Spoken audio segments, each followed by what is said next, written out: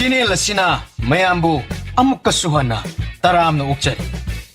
Channel asibu nungsibirabadi wari khak taraga thokpiki. Adom madongi mamal yamlabu kubi sing aduna subscribe amadi notification bell icon adada git launa amuktang nambira.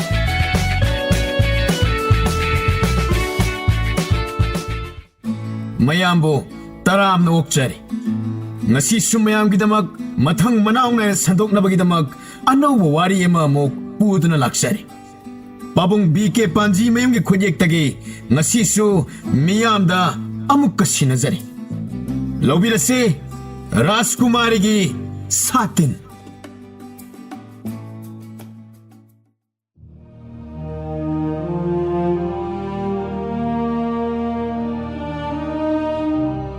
Thai na mamangay da.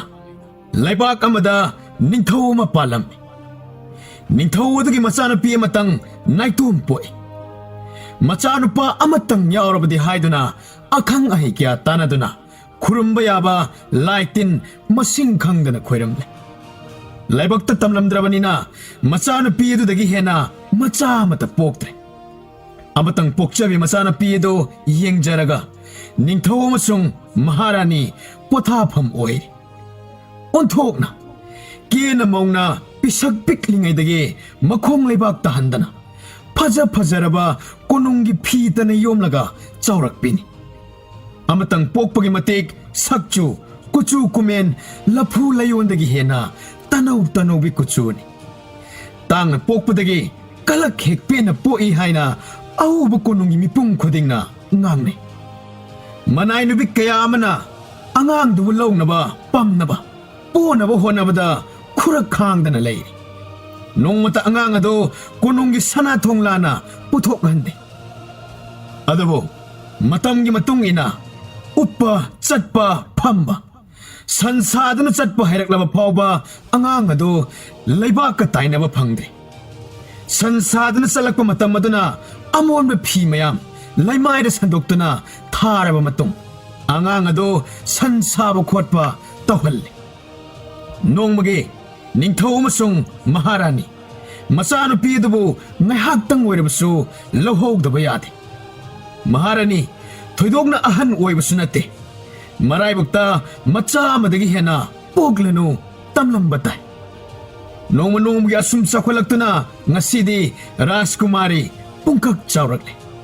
kochien ba tanabi sanaba konung manunggi manai masen singi macha masu kayaga manai nubi kyana kochen senaraduna numidang wairam khuding nomagi tawdaba yadraba mathaw oi konung manunggi mi singna mayum da angang adugi wari tamba natana misam amana angang adugi masak uba phangnadri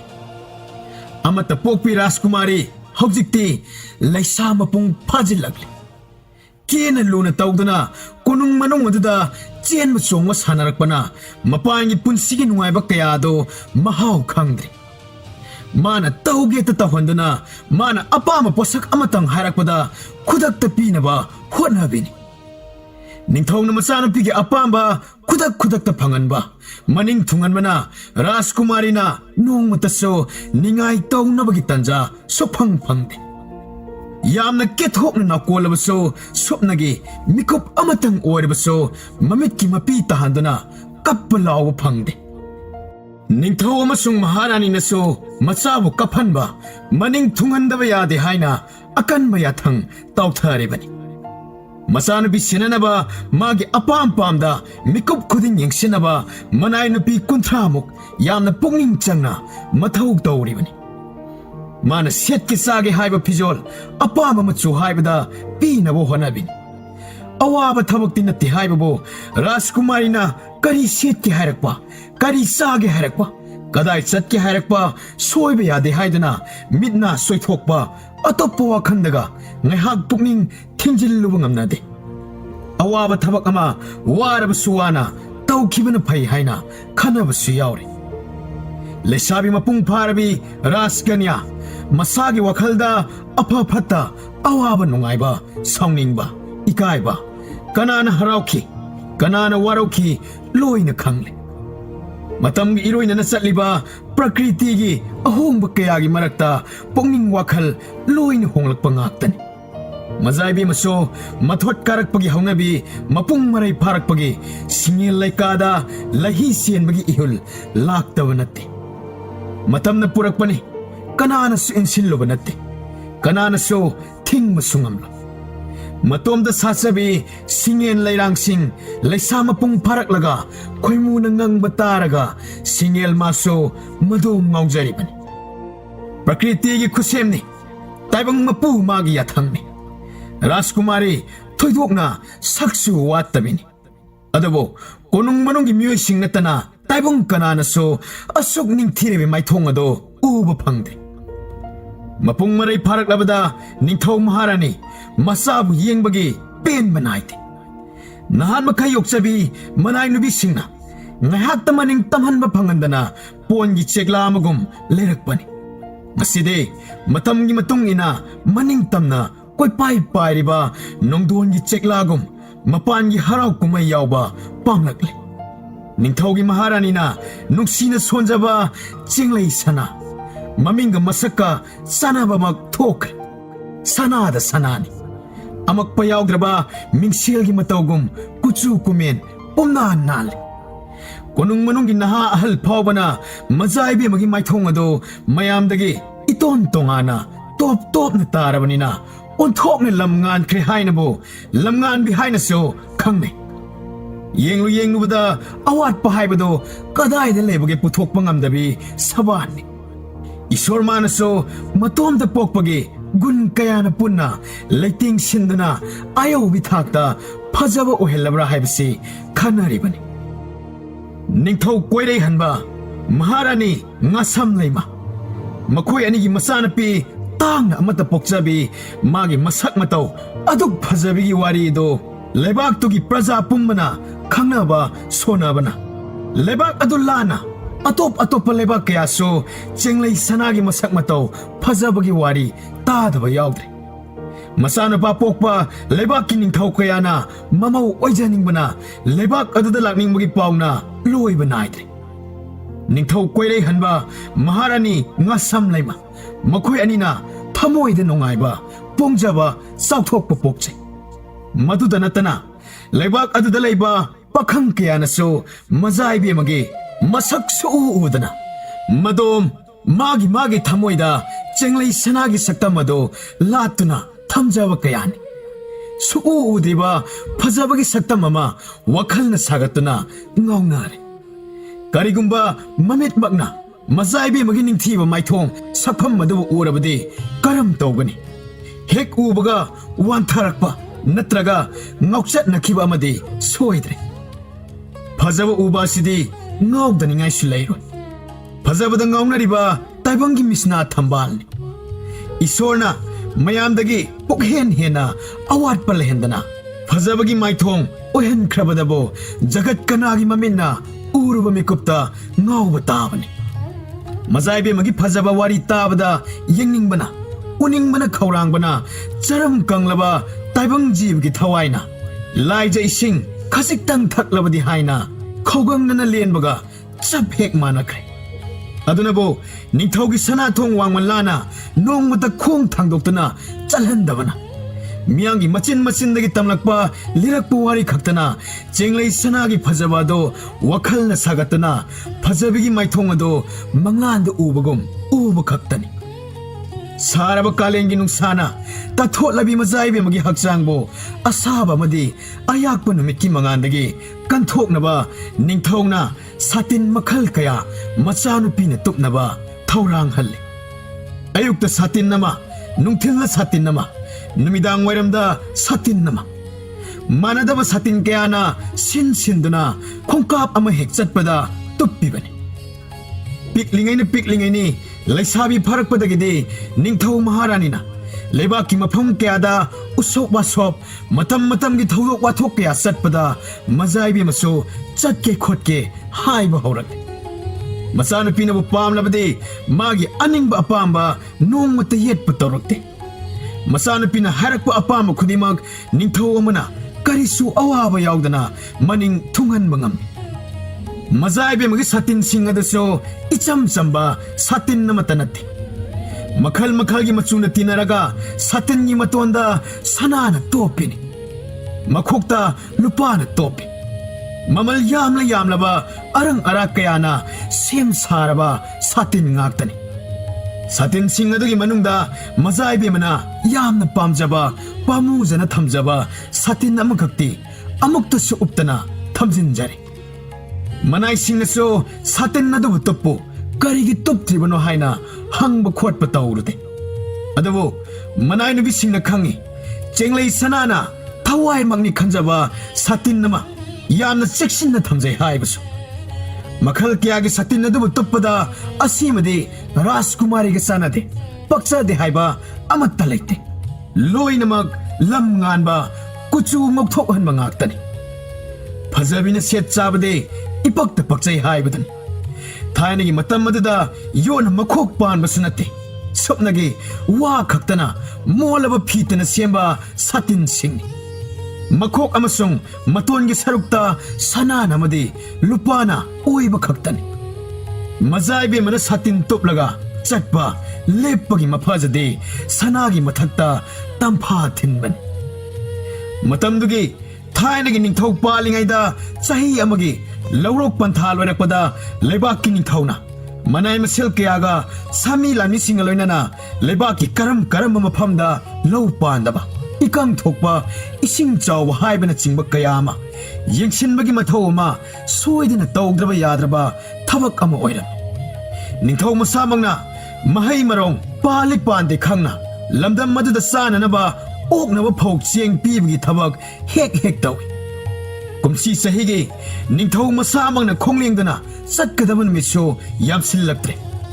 ꯍꯟꯗꯛꯇꯤ ꯃꯖꯥꯏꯕꯦꯝ ꯑꯗꯨ ꯃꯄꯥꯕꯨꯡꯗ ꯃꯍꯥꯛꯁꯨ ꯂꯩꯕꯥꯛ ꯁꯤꯟꯕ ꯊꯨꯡꯅ ꯆꯠꯄꯒꯤ ꯈꯣꯡꯆꯠ ꯑꯗꯨꯕꯨ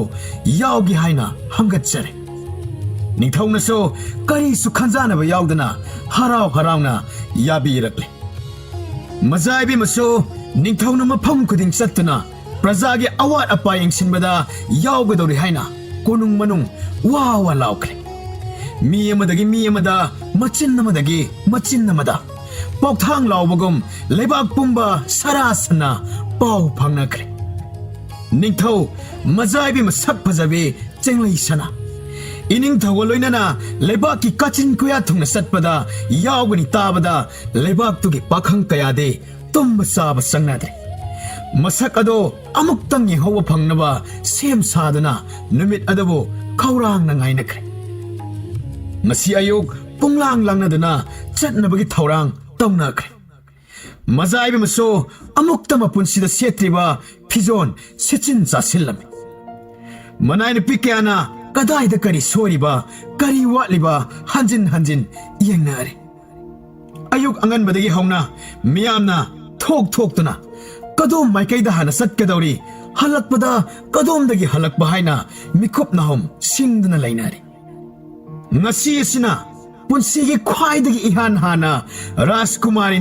konungi mapanda makhong thangdokpa numit oigadoribani numit aduda rajkumari yamna pamjaba pamujana thamjarakpa satin adu puthoktuna tupnaba thaurang tawkhre ningthogi manai masen kyana mang thadana sana thong hangduna mari khongsan ba horakle akhanna thamlakpa satin adu khandoktuna राजकुमारी दोलाई मथक्ता गांथोइदना मपानगी संसार अदु येंगनिंगबगे ममित कुप्तबा मखै तथक पे मिसना अनीदना कोइलै लैना येंगलदना सनाथोंग वांगमा लालकले राजकुमारी येंगहौनबा मी क्याना खुनिंग कांगदना येंगनारे दोलाई मथक्ता सतिन तुप्तुना मपानगी संसार येंगले पुंगनिंग चन कोइलै लैदना युमकै पुखरी खोंबान सासन कया इनौ नौना पुंसीगी उदबनिना नुंगाइजब पोइ नपी अंगांग अहल खाक्तना राजकुमारीदा मित थमनारे मपुकनिंगदा सोनारे खनारे फजबगी मपा लैते संसार सिदा राजकुमारी सिदगी हेना फजबे अतोप कनामा लैरोय हाइना अयेंग सिंगी मिफम राजकुमारीदा थमले खंगमनते राजकुमारी सो मपुन सिगी मपान थोलक तबगे नान मखै उजिबा मी ꯄꯣꯠ ꯂꯝꯃꯤꯠ ꯇꯨꯃꯤꯠ ꯌꯦꯡꯍꯧꯅꯕ ꯍꯣꯠꯅꯔꯤ꯫ ꯄꯥꯈꯪ ꯑꯣꯏꯕ ꯏꯟꯈꯠꯂꯛꯄ ꯀꯌꯥꯗꯤ ꯃꯇꯨꯡ ꯏꯟꯅꯗꯨꯅ ꯂꯥꯛꯄꯁꯨ ꯌꯥꯎꯔꯤ꯫ ꯑꯎꯕ ꯈꯨꯗꯤꯡꯃꯛ ꯃꯇꯤꯟ ꯌꯣꯠꯁꯤꯟꯕ ꯀꯥꯎꯅꯔꯕꯅꯤ꯫ ꯔꯥꯖꯀꯨꯃꯥꯔꯤ ꯌꯦꯡꯅꯕ ꯍꯣꯠꯅꯕꯗ ꯌꯨꯝ ꯌꯨꯝꯒꯤ ꯊꯕꯛ ꯀꯌꯥ ꯁꯤꯠꯅꯔꯕꯅꯤ꯫ ꯌꯦꯡꯅꯤꯡꯏ ꯍꯥꯏꯗꯨꯅ ꯅꯨꯃꯤꯠ ꯆꯨꯞꯄ ꯃꯇꯨꯡ ꯏꯟꯅꯗꯨꯅ ꯆꯠꯄꯁꯨ ꯌꯥꯗꯕꯅꯤꯅ ꯈꯔ ꯈꯔ ꯊꯥꯞꯇꯛꯅ ꯌꯦꯡꯍꯧꯔꯒ ꯂꯩꯊꯍꯧꯕ ꯅꯠꯇꯅ ꯎꯄꯥꯏ ꯂꯩꯇꯦ꯫ ꯅꯍꯥꯟ ꯃꯈꯩꯗꯤ ꯑꯃꯨꯛꯇ ꯑꯁꯨꯝꯅ ꯁꯣꯔꯣꯛꯇ ꯃꯤꯅ ꯀ꯭ꯔꯤꯛ ꯀ꯭ꯔꯤꯛ ꯏꯅꯗꯕꯅꯤ꯫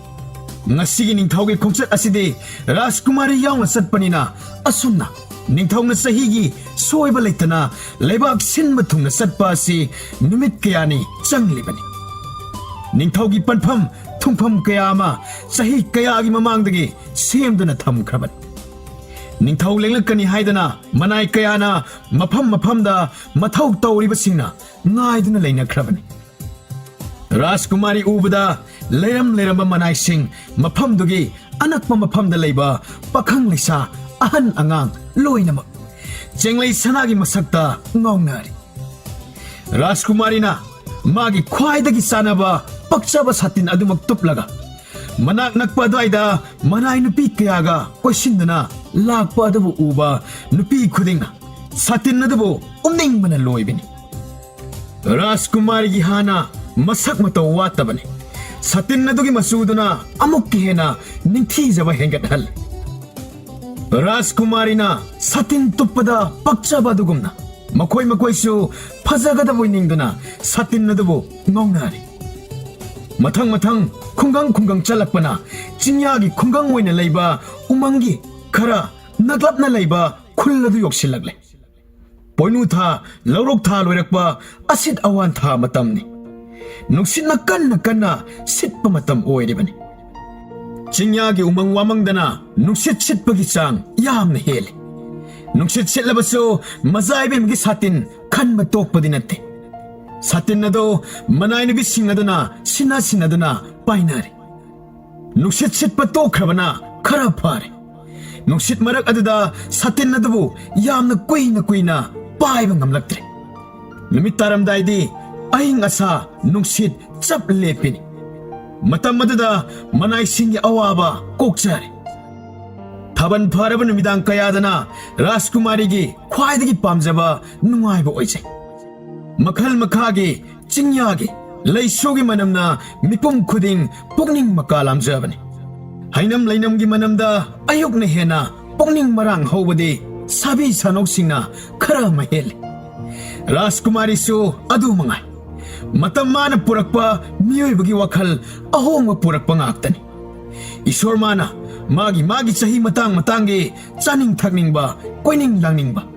ꯏꯔꯥꯡ ꯏꯊꯛ ꯃꯇꯝꯒꯤ ꯑꯍꯣꯡꯕ ꯄꯨꯔꯛꯂꯤꯕꯅꯤ꯫ ꯂꯦꯡꯂꯤ ꯄꯥꯜꯂꯤꯕ ꯖꯤꯕ ꯍꯧꯔꯤꯕ ꯎꯄꯥꯜ ꯋꯥꯄꯥꯜ ꯃꯇꯝ ꯅꯥꯏꯅ ꯈꯣꯡꯆꯠ ꯀꯥꯏꯗꯅ ꯂꯩꯔꯥꯡ ꯂꯩꯁꯥ ꯇꯝꯍꯟꯕ ꯎꯄꯥꯜ ꯑꯗꯨꯗ ꯃꯅꯥ ꯀꯪꯍꯟꯕ ꯑꯁꯨꯝꯅ ꯑꯅꯧꯕ ꯃꯌꯣꯟ ꯆꯣꯡꯍꯟꯕ ꯃꯄꯨ ꯃꯥꯒꯤ ꯊꯧꯗꯥꯡ ꯉꯥꯛꯇꯅꯤ꯫ ꯅꯨꯡꯁꯤꯕ ꯂꯩꯅꯝꯅ ꯏꯟꯈꯠꯂꯛꯄ ꯃꯈꯣꯏꯒꯤ ꯃꯁꯥꯗ ꯅꯨꯡꯁꯤꯕ ꯑꯏꯪꯕ ꯂꯩꯅꯝꯅ ꯌꯩꯕꯗ ꯍꯦꯗꯣꯏ ꯃꯊꯣꯏ ꯀꯥꯍꯜꯂꯤ꯫ ꯃꯁꯤ ꯇꯥꯏꯕꯪꯒꯤ ꯆꯠꯅꯕꯤꯅꯤ꯫ ꯀꯅꯥꯅ ꯍꯥꯏꯅꯔꯨꯕ ꯀꯅꯥꯅꯁꯨ ꯆꯤꯔꯣꯜ ꯇꯧꯔꯨꯗꯅ ꯃꯁꯥ ꯃꯇꯣꯝꯇ ꯄꯨꯛ ꯂꯥꯝꯂꯕ ꯀꯥꯟꯗ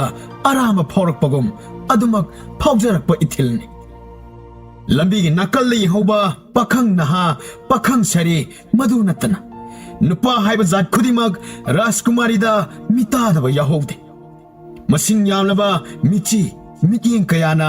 ꯔꯥꯖꯀꯨꯃꯥꯔꯤꯒꯤ ꯊꯃꯣꯏꯗ ꯀꯔꯤꯅꯣ ꯍꯥꯏꯕ ꯈꯪꯗꯅ ꯋꯥꯈꯜꯗ ꯏꯔꯥꯡ ꯂꯥꯡꯍꯟꯕ ꯄꯣꯛꯍꯜꯂꯤꯕꯅꯤ꯫ ꯃꯗꯨꯅ ꯃꯖꯥꯏꯕꯦꯝꯃꯗ ꯑꯅꯧꯕ ꯋꯥꯈꯜ ꯃꯊꯦꯜ ꯑꯃꯒꯤ ꯃꯍꯥꯎ ꯄꯤꯔꯛꯂꯦ꯫ ꯋꯥꯈꯜ ꯇꯔꯪ ꯆꯠꯂꯛꯏ꯫ ꯃꯁꯥ ꯃꯇꯣꯝꯇ ꯃꯣꯟꯗ꯭ꯔꯪ ꯆꯨꯔꯛꯏ꯫ ꯀꯣꯅꯨꯡꯗ ꯅꯍꯥꯟ ꯃꯈꯩ ꯂꯩꯔꯝꯕ ꯑꯗꯨ ꯃꯐꯝ ꯈꯨꯗꯤꯡ ꯀꯣꯏꯅ ꯆꯠꯂꯕ ꯀꯥꯟꯗ ꯄꯨꯡꯈꯦꯠ ꯈꯦꯠꯅꯕ ꯍꯔꯥꯎ ꯇꯨꯖꯨꯡꯕ ꯋꯥꯈꯜ ꯏꯇꯥꯎ ꯇꯥꯎꯕ ꯇꯌꯥꯡ ꯇꯁꯣꯏꯕ ꯍꯛꯆꯥꯡ ꯀꯌꯥꯠ ꯈꯨꯗꯤꯡꯃꯛ ꯏꯅꯧ ꯅꯧꯈꯠꯂꯛꯄꯒꯨꯝ ꯇꯧꯔꯛꯈꯤ꯫ ꯑꯁꯨꯝ ꯃꯊꯪ ꯈꯨꯜ ꯑꯃꯗꯒꯤ ꯈꯨꯜ ꯑꯃꯗ ꯂꯥꯟꯗꯨꯅ ꯑꯍꯤꯡ ꯑꯃ ꯑꯅꯤ ꯄꯟꯗꯨꯅ ꯂꯩꯕꯥꯛꯀꯤ ꯀꯥꯆꯤꯟ ꯀꯣꯌꯥ ꯊꯨꯡꯅ ꯆꯠꯂꯛꯂꯤ꯫ ꯑꯁꯤꯠ ꯑꯋꯥꯟ ꯊꯥ ꯑꯣꯏꯕꯅ ꯅꯨꯡꯁꯤꯠ ꯁꯤꯠꯄꯒꯤ ꯆꯥꯡ ꯑꯁꯨꯝ ꯍꯦꯟꯒꯠꯂꯛꯈꯤ꯫ ꯅꯤꯡꯊꯧꯒꯤ ꯄꯦ ꯄꯥꯏꯔꯛꯄ ꯃꯍꯥꯔꯥꯅꯤꯒꯤ ꯄꯦ ꯄꯥꯏꯔꯛꯄ ꯃꯅꯥꯏꯁꯤꯡꯅ ꯁꯦꯝꯖꯤꯟꯕꯒ ꯂꯣꯏꯁꯤꯟꯕꯒ ꯁꯦꯒꯥꯏꯕ ꯌꯥꯎꯔꯝꯕꯅ ꯑꯃ ꯑꯃꯨꯛ ꯁꯤꯟꯕ ꯇꯠꯇꯅ ꯇꯧꯖꯔꯤ ꯅꯣꯡ ꯌꯥꯎꯗꯅ ꯑꯃꯨꯛ ꯅꯨꯃꯤꯗꯥꯡ ꯋꯥꯏꯔꯝꯗ ꯁꯤꯜꯂꯛꯄ ꯅꯣꯡꯂꯩ ꯅꯨꯡꯁꯤꯠꯀꯤ ꯁꯥꯍꯨꯝꯗ ꯅꯤꯡꯊꯧ ꯑꯃꯗꯤ ꯃꯥꯒ ꯂꯥꯛꯃꯤꯟꯅꯕ ꯃꯅꯥꯏꯁꯤꯡ ꯂꯣꯏꯅ ꯑꯋꯥꯕ ꯃꯥꯌꯣꯛꯅꯔꯤ ꯑꯃꯔꯣꯝꯗ ꯆꯤꯡꯌꯥ ꯇꯝꯌꯥꯒꯤ ꯑꯁꯦꯡꯕ ꯎꯃꯪꯁꯤꯡꯗ ꯃꯩꯍꯧ ꯂꯥꯡꯄꯣꯛ ꯊꯣꯛꯂꯛꯀꯗ꯭ꯔꯥ ꯍꯥꯏꯗꯨꯅ ꯄ꯭ꯔꯖꯥꯁꯤꯡ ꯈꯨꯟꯖꯥꯁꯤꯡ ꯃꯤꯄꯥꯏꯅꯔꯤ ꯑꯌꯨꯛ ꯅꯨꯡꯊꯤꯟꯗ ꯅꯨꯡꯁꯥ ꯌꯥꯛꯅ ꯁꯥꯔꯕꯁꯨ ꯅꯨꯡꯊꯤꯜ ꯅꯨꯃꯤꯗꯥꯡ ꯋꯥꯏꯔꯝꯗꯗꯤ ꯑꯀꯟꯕ ꯅꯨꯡꯁꯤꯠ ꯁꯤꯠꯄꯅ ꯎꯁꯥ ꯋꯥꯁꯥ ꯇꯦꯛꯄꯒꯤ ꯃꯈꯣꯜꯅ ꯌꯨꯝꯀꯩ ꯁꯣꯛꯀꯗ꯭ꯔꯥ ꯍꯥꯏꯅ ꯁꯨꯃꯥꯡꯗ ꯆꯦꯟꯊꯣꯛꯅꯔꯤ ꯅꯤꯡꯊꯧꯒꯤ ꯆꯠꯀꯗꯕ ꯈꯣꯡꯆꯠ ꯂꯣꯏꯁꯤꯜꯂꯛꯂꯦ ꯄ꯭ꯔꯖꯥ ꯄꯨꯝꯕ ꯏꯅꯤꯡꯊꯧꯅ ꯂꯝꯗꯝ ꯑꯗꯨꯒꯤ ꯑꯋꯥꯠꯄ ꯈꯨꯗꯣꯡꯆꯥꯗꯕ ꯂꯝꯕꯤ ꯄꯨꯈ꯭ꯔꯤ ꯇꯨꯔꯦꯟ ꯌꯦꯡꯁꯤꯟꯕꯤꯔꯝꯕ ꯑꯁꯤꯅ ꯅꯣꯡꯃꯗꯤ ꯁꯣꯏꯗꯅ ꯂꯝꯕꯤ ꯁꯦꯝꯕꯤꯔꯛꯀꯅꯤ ꯍꯥꯏꯅ ꯅꯨꯡꯉꯥꯏꯕ ꯍꯥꯏꯕꯗꯨ ꯑꯣꯏꯈ꯭ꯔꯦ ꯑꯁꯨꯝꯅ ꯂꯩꯕꯥꯛ ꯁꯤꯟꯕ ꯊꯨꯡꯅ ꯀꯣꯏꯅ ꯆꯠꯂꯕ ꯃꯇꯨꯡꯗ ꯀꯣꯅꯨꯡꯗ ꯑꯃꯨꯛ ꯍꯟꯅꯕꯒꯤ ꯊꯧꯔꯥꯡ ꯇꯧꯔꯛꯂꯦ ꯃꯅꯥꯏꯁꯤꯡꯅ ꯅꯤꯡꯊꯧꯗ ꯍꯪꯒꯠꯆꯔꯦ ꯏꯅꯤꯡꯊꯧ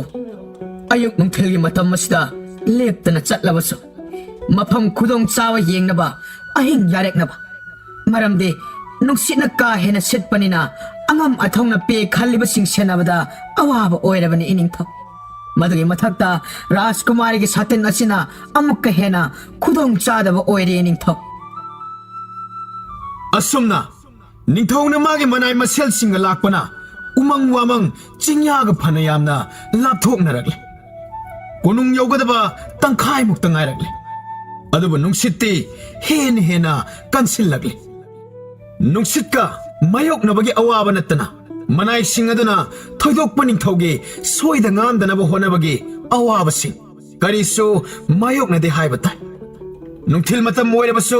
ꯅꯨꯡꯁꯤꯠꯇꯤ ꯂꯦꯞꯇꯅ ꯁꯤꯠꯂꯤ ꯌꯥꯝꯅ ꯀꯟꯕ ꯑꯣꯏꯗ꯭ꯔꯕꯁꯨ ꯈꯜꯂꯤꯕ ꯄꯦ ꯁꯥꯇꯤꯟ ꯌꯥꯝꯅ ꯆꯦꯛꯁꯤꯟꯅ ꯁꯣꯏꯈꯤꯅꯤ ꯍꯥꯏꯗꯨꯅ ꯁꯦꯟꯅꯕꯅꯤꯅ ꯑꯋꯥꯕ ꯑꯃ ꯑꯣꯏꯔꯦ ꯅꯤꯡꯊꯧ ꯀꯣꯅꯨꯡꯗ ꯍꯜꯂꯛꯂꯤ ꯍꯥꯏꯕꯒꯤ ꯄꯥꯎ ꯇꯥꯕꯗ ꯃꯤꯄꯨꯝ ꯈꯨꯗꯤꯡ ꯃꯥꯒꯤ ꯂꯩꯔꯛꯇ ꯂꯦꯞꯇꯨꯅ ꯌꯦꯡꯍꯧꯅꯕ ꯎꯍꯧꯅꯕ ꯉꯥꯏꯅꯔꯤ ꯔꯥꯖꯀꯨꯃꯥꯔꯤꯒꯤ ꯃꯁꯝ ꯃꯥꯏꯀꯩ ꯁꯂꯥꯏ ꯈꯪꯗꯅ ꯍꯨꯝꯗꯣꯛꯄꯤꯔꯤ ꯀꯌꯥꯗꯤ ꯐꯖꯔꯦ ꯁꯝꯂꯥꯡꯁꯤꯡ ꯑꯗꯨꯅ ꯃꯥꯏꯊꯣꯡ ꯑꯗꯨꯕꯨꯈꯔ ꯈꯨꯝꯖꯤꯟ ꯈꯔ ꯍꯥꯡꯗꯣꯛ ꯌꯦꯡꯕꯒꯤ ꯄꯦꯟꯕ ꯂꯩꯇ꯭ꯔꯦ ꯃꯥꯏꯊꯣꯡ ꯊꯝꯕꯥꯜꯅ ꯁꯝꯂꯥꯡꯂꯛꯇ ꯃꯀꯥ ꯐꯟꯅ ꯁꯥꯠꯄꯒꯨꯝ ꯄꯥꯈꯪ ꯀꯌꯥꯒꯤ ꯊꯃꯣꯏ ꯄꯨꯡꯉꯥꯎ ꯉꯥꯎꯅꯈ꯭ꯔꯦ ꯈꯜꯂꯤꯕ ꯁꯥꯇꯤꯟ ꯑꯗꯨꯅ ꯐꯖꯔꯤꯕ ꯁꯥꯇꯤꯟ ꯑꯗꯨꯗꯒꯤ ꯊꯛꯇꯣꯛꯂꯛꯄ ꯃꯉꯥꯜ ꯑꯗꯨꯅ ꯉꯧꯔꯣꯛ ꯉꯧꯔꯕ ꯀꯨꯆꯨ ꯑꯗꯨꯗ ꯑꯉꯛꯄ ꯁꯨꯝꯍꯠꯅꯕꯒꯤ ꯀꯨꯆꯨ ꯑꯣꯏꯈ꯭ꯔꯦ ꯑꯍꯜ ꯑꯣꯏꯔꯕ ꯍꯅꯨꯕ ꯍꯅꯨꯕꯤ ꯐꯥꯎꯕꯅ ꯃꯆꯥ ꯃꯃꯧ ꯑꯣꯏꯖꯅꯤꯡꯕꯅ ꯋꯥꯈꯜꯗ ꯀꯂꯛꯅꯔꯤ ꯅꯍꯥ ꯄꯥꯈꯪꯁꯤꯡꯅ ꯃꯥꯒꯤ ꯑꯣꯏꯖꯕ ꯐꯪꯖꯔꯕꯗꯤ ꯍꯥꯏꯕ ꯋꯥꯈꯜ ꯑꯁꯤꯗ ꯂꯦꯞꯅ ꯃꯪꯂꯥꯛꯅꯔꯤ ꯔꯥꯖꯀꯨꯃꯥꯔꯤ ꯑꯃꯁꯨꯡ ꯃꯃꯥꯟꯅꯕꯤꯁꯤꯡꯅ ꯔꯥꯖꯀꯨꯃꯥꯔꯤꯒꯤ ꯁꯥꯇꯤꯟ ꯑꯗꯨꯒꯨꯝꯕ ꯑꯃꯇꯪ ꯇꯨꯞꯆꯔꯕꯗꯤ ꯐꯖꯕ ꯆꯤꯡꯂꯧ ꯍꯦꯟꯕꯤ ꯑꯣꯏꯒꯅꯤ ꯈꯟꯖꯔꯤ ꯁꯦꯠꯂꯤ ꯆꯥꯔꯤꯕ ꯐꯤꯖꯣꯜ ꯆꯣꯏꯖꯥꯏꯅꯔꯤꯕ ꯁꯝꯂꯥꯡ ꯃꯔꯛꯇ ꯄꯨꯛꯅꯤꯡ ꯍꯨꯗꯕ ꯇꯥꯏꯕꯪ ꯀꯅꯥꯁꯨ ꯌꯥꯎꯔꯝꯂꯔꯣꯏ ꯑꯁꯨꯝ ꯂꯥꯛꯄꯅ ꯆꯤꯡꯗꯨꯝ ꯃꯌꯥꯏ ꯑꯣꯏꯔꯞ ꯇꯧꯅ ꯆꯥꯎꯕ ꯃꯊꯛꯇ ꯈꯨꯟꯗꯥꯕ ꯆꯤꯡꯗꯨꯝ ꯈꯨꯟ ꯍꯥꯏꯅ ꯈꯪꯅꯕ ꯈꯨꯜ ꯑꯗꯨ ꯌꯧꯔꯦ ꯌꯥꯝꯅ ꯋꯥꯡꯕ ꯆꯤꯡ ꯅꯠꯇ꯭ꯔꯕꯁꯨ ꯂꯩꯃꯥꯏꯗꯒꯤ खरा वांखꯠꯂꯕꯅꯤना नुंसितकी सापुना खरा हेन सिल्ली उफुल वाइफुना मिटना फिरोल मथोंग मरम खंगनबा अमत्त नत्रे संध्या ओइरकपदा राजकुमारी इरु माइथनबा मनाई खरगा पुखरी खरा नानबा अमा थीरगा इरुजरे राजकुमारी ने इरुजरिङैदा मनाई नुपी अमना सातिल अदुबु पाइदुना इरुजबा लोइरकपा ngaire खंगौदे मरम नायना सिटपा अकन नोंगलै अमना चिंगदुम खुल्लदबो फुक्तुना पोखिबसि मंगा कन्न सिलखि अकन नुंसिनी खरा थुना लोइसिलसि हाइनरिङै तंजा अदुदा राजकुमारी की सतिन पाइरिबा मनाय नुबी अदुगी मखुत्तगी सतिन अदुबु नांथोकिदुना नोंगलै नुंसितना हुमदुना पोख्रे सतिन पाइख्रे पुमलांग लांगनि सतिन अदु लैबाक मखादा पाइखिबा नते नोंथक्ता वांगना हुंगत्तुना कन्न पाइख्रे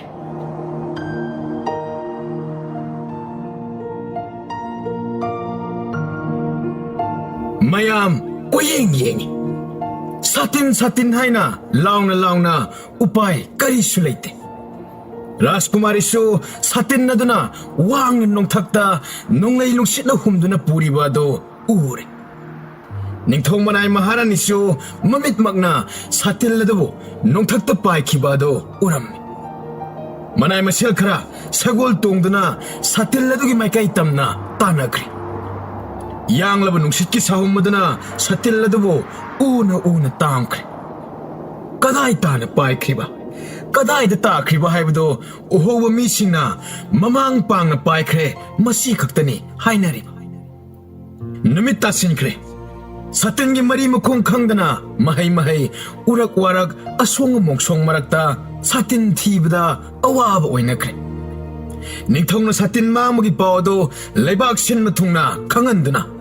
라스쿠마리기 사틴니 이닝 타우라 신노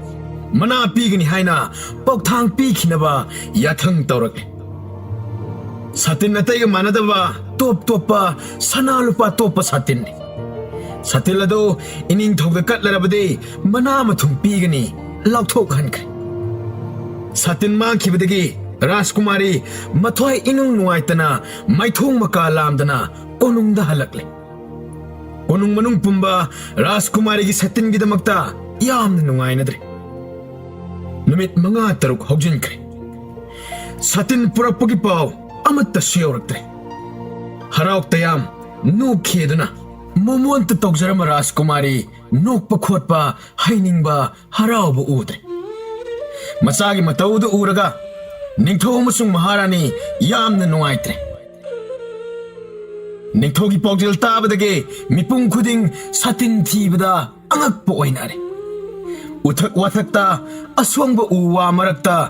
changduna satin thinari kananasu satil ladubu phangba ngamdre ningthawna apaw maibi kaudana satil ladugi likhun maikai min laukhibra losinduna thamkhibra haina yenghanduna satil ladubu phangba ngamnaba thawrang kanna tawri maibi na haiba matung inade satil ladu tekta kaidana kanana sulaudana lairi haina haibasu yauribani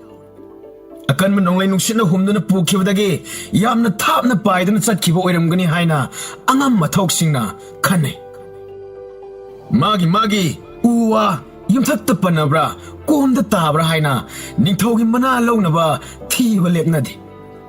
chathok khutokpa thabak sufamda lambi chatpada satingi wakhal ngaktan Aujik lebak adada lairiba nupi angang ahansingi wakhal asi masimakni asuna thame helaba phawba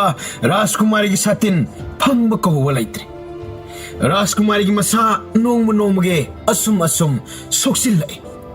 manai nupi singna maharani da Raskumari gi oiriba phibam adu khanghallammi maharani macha nupi bo tattana themjari Nangbu satin dugi na thwai nungai taba tawribro chaba thakpa tumba ningthi na taw nangi pabungi mathwai nungai khiroi na tom ta pokpan isana wakhal nungai tabado na pabungi wakhal da phawhan gumsi satin duga sahap manaba inau no ba satin ama sahalaga loiri satin amata nate madudagi henba hazaba satin kaya isagi sahangani mangri ba satin dudi nangna numit kaya ni sutukre hauzik inaw na ahan ba satin kaya makhal masugi leiteng haptuna sanalupa toptuna sahangi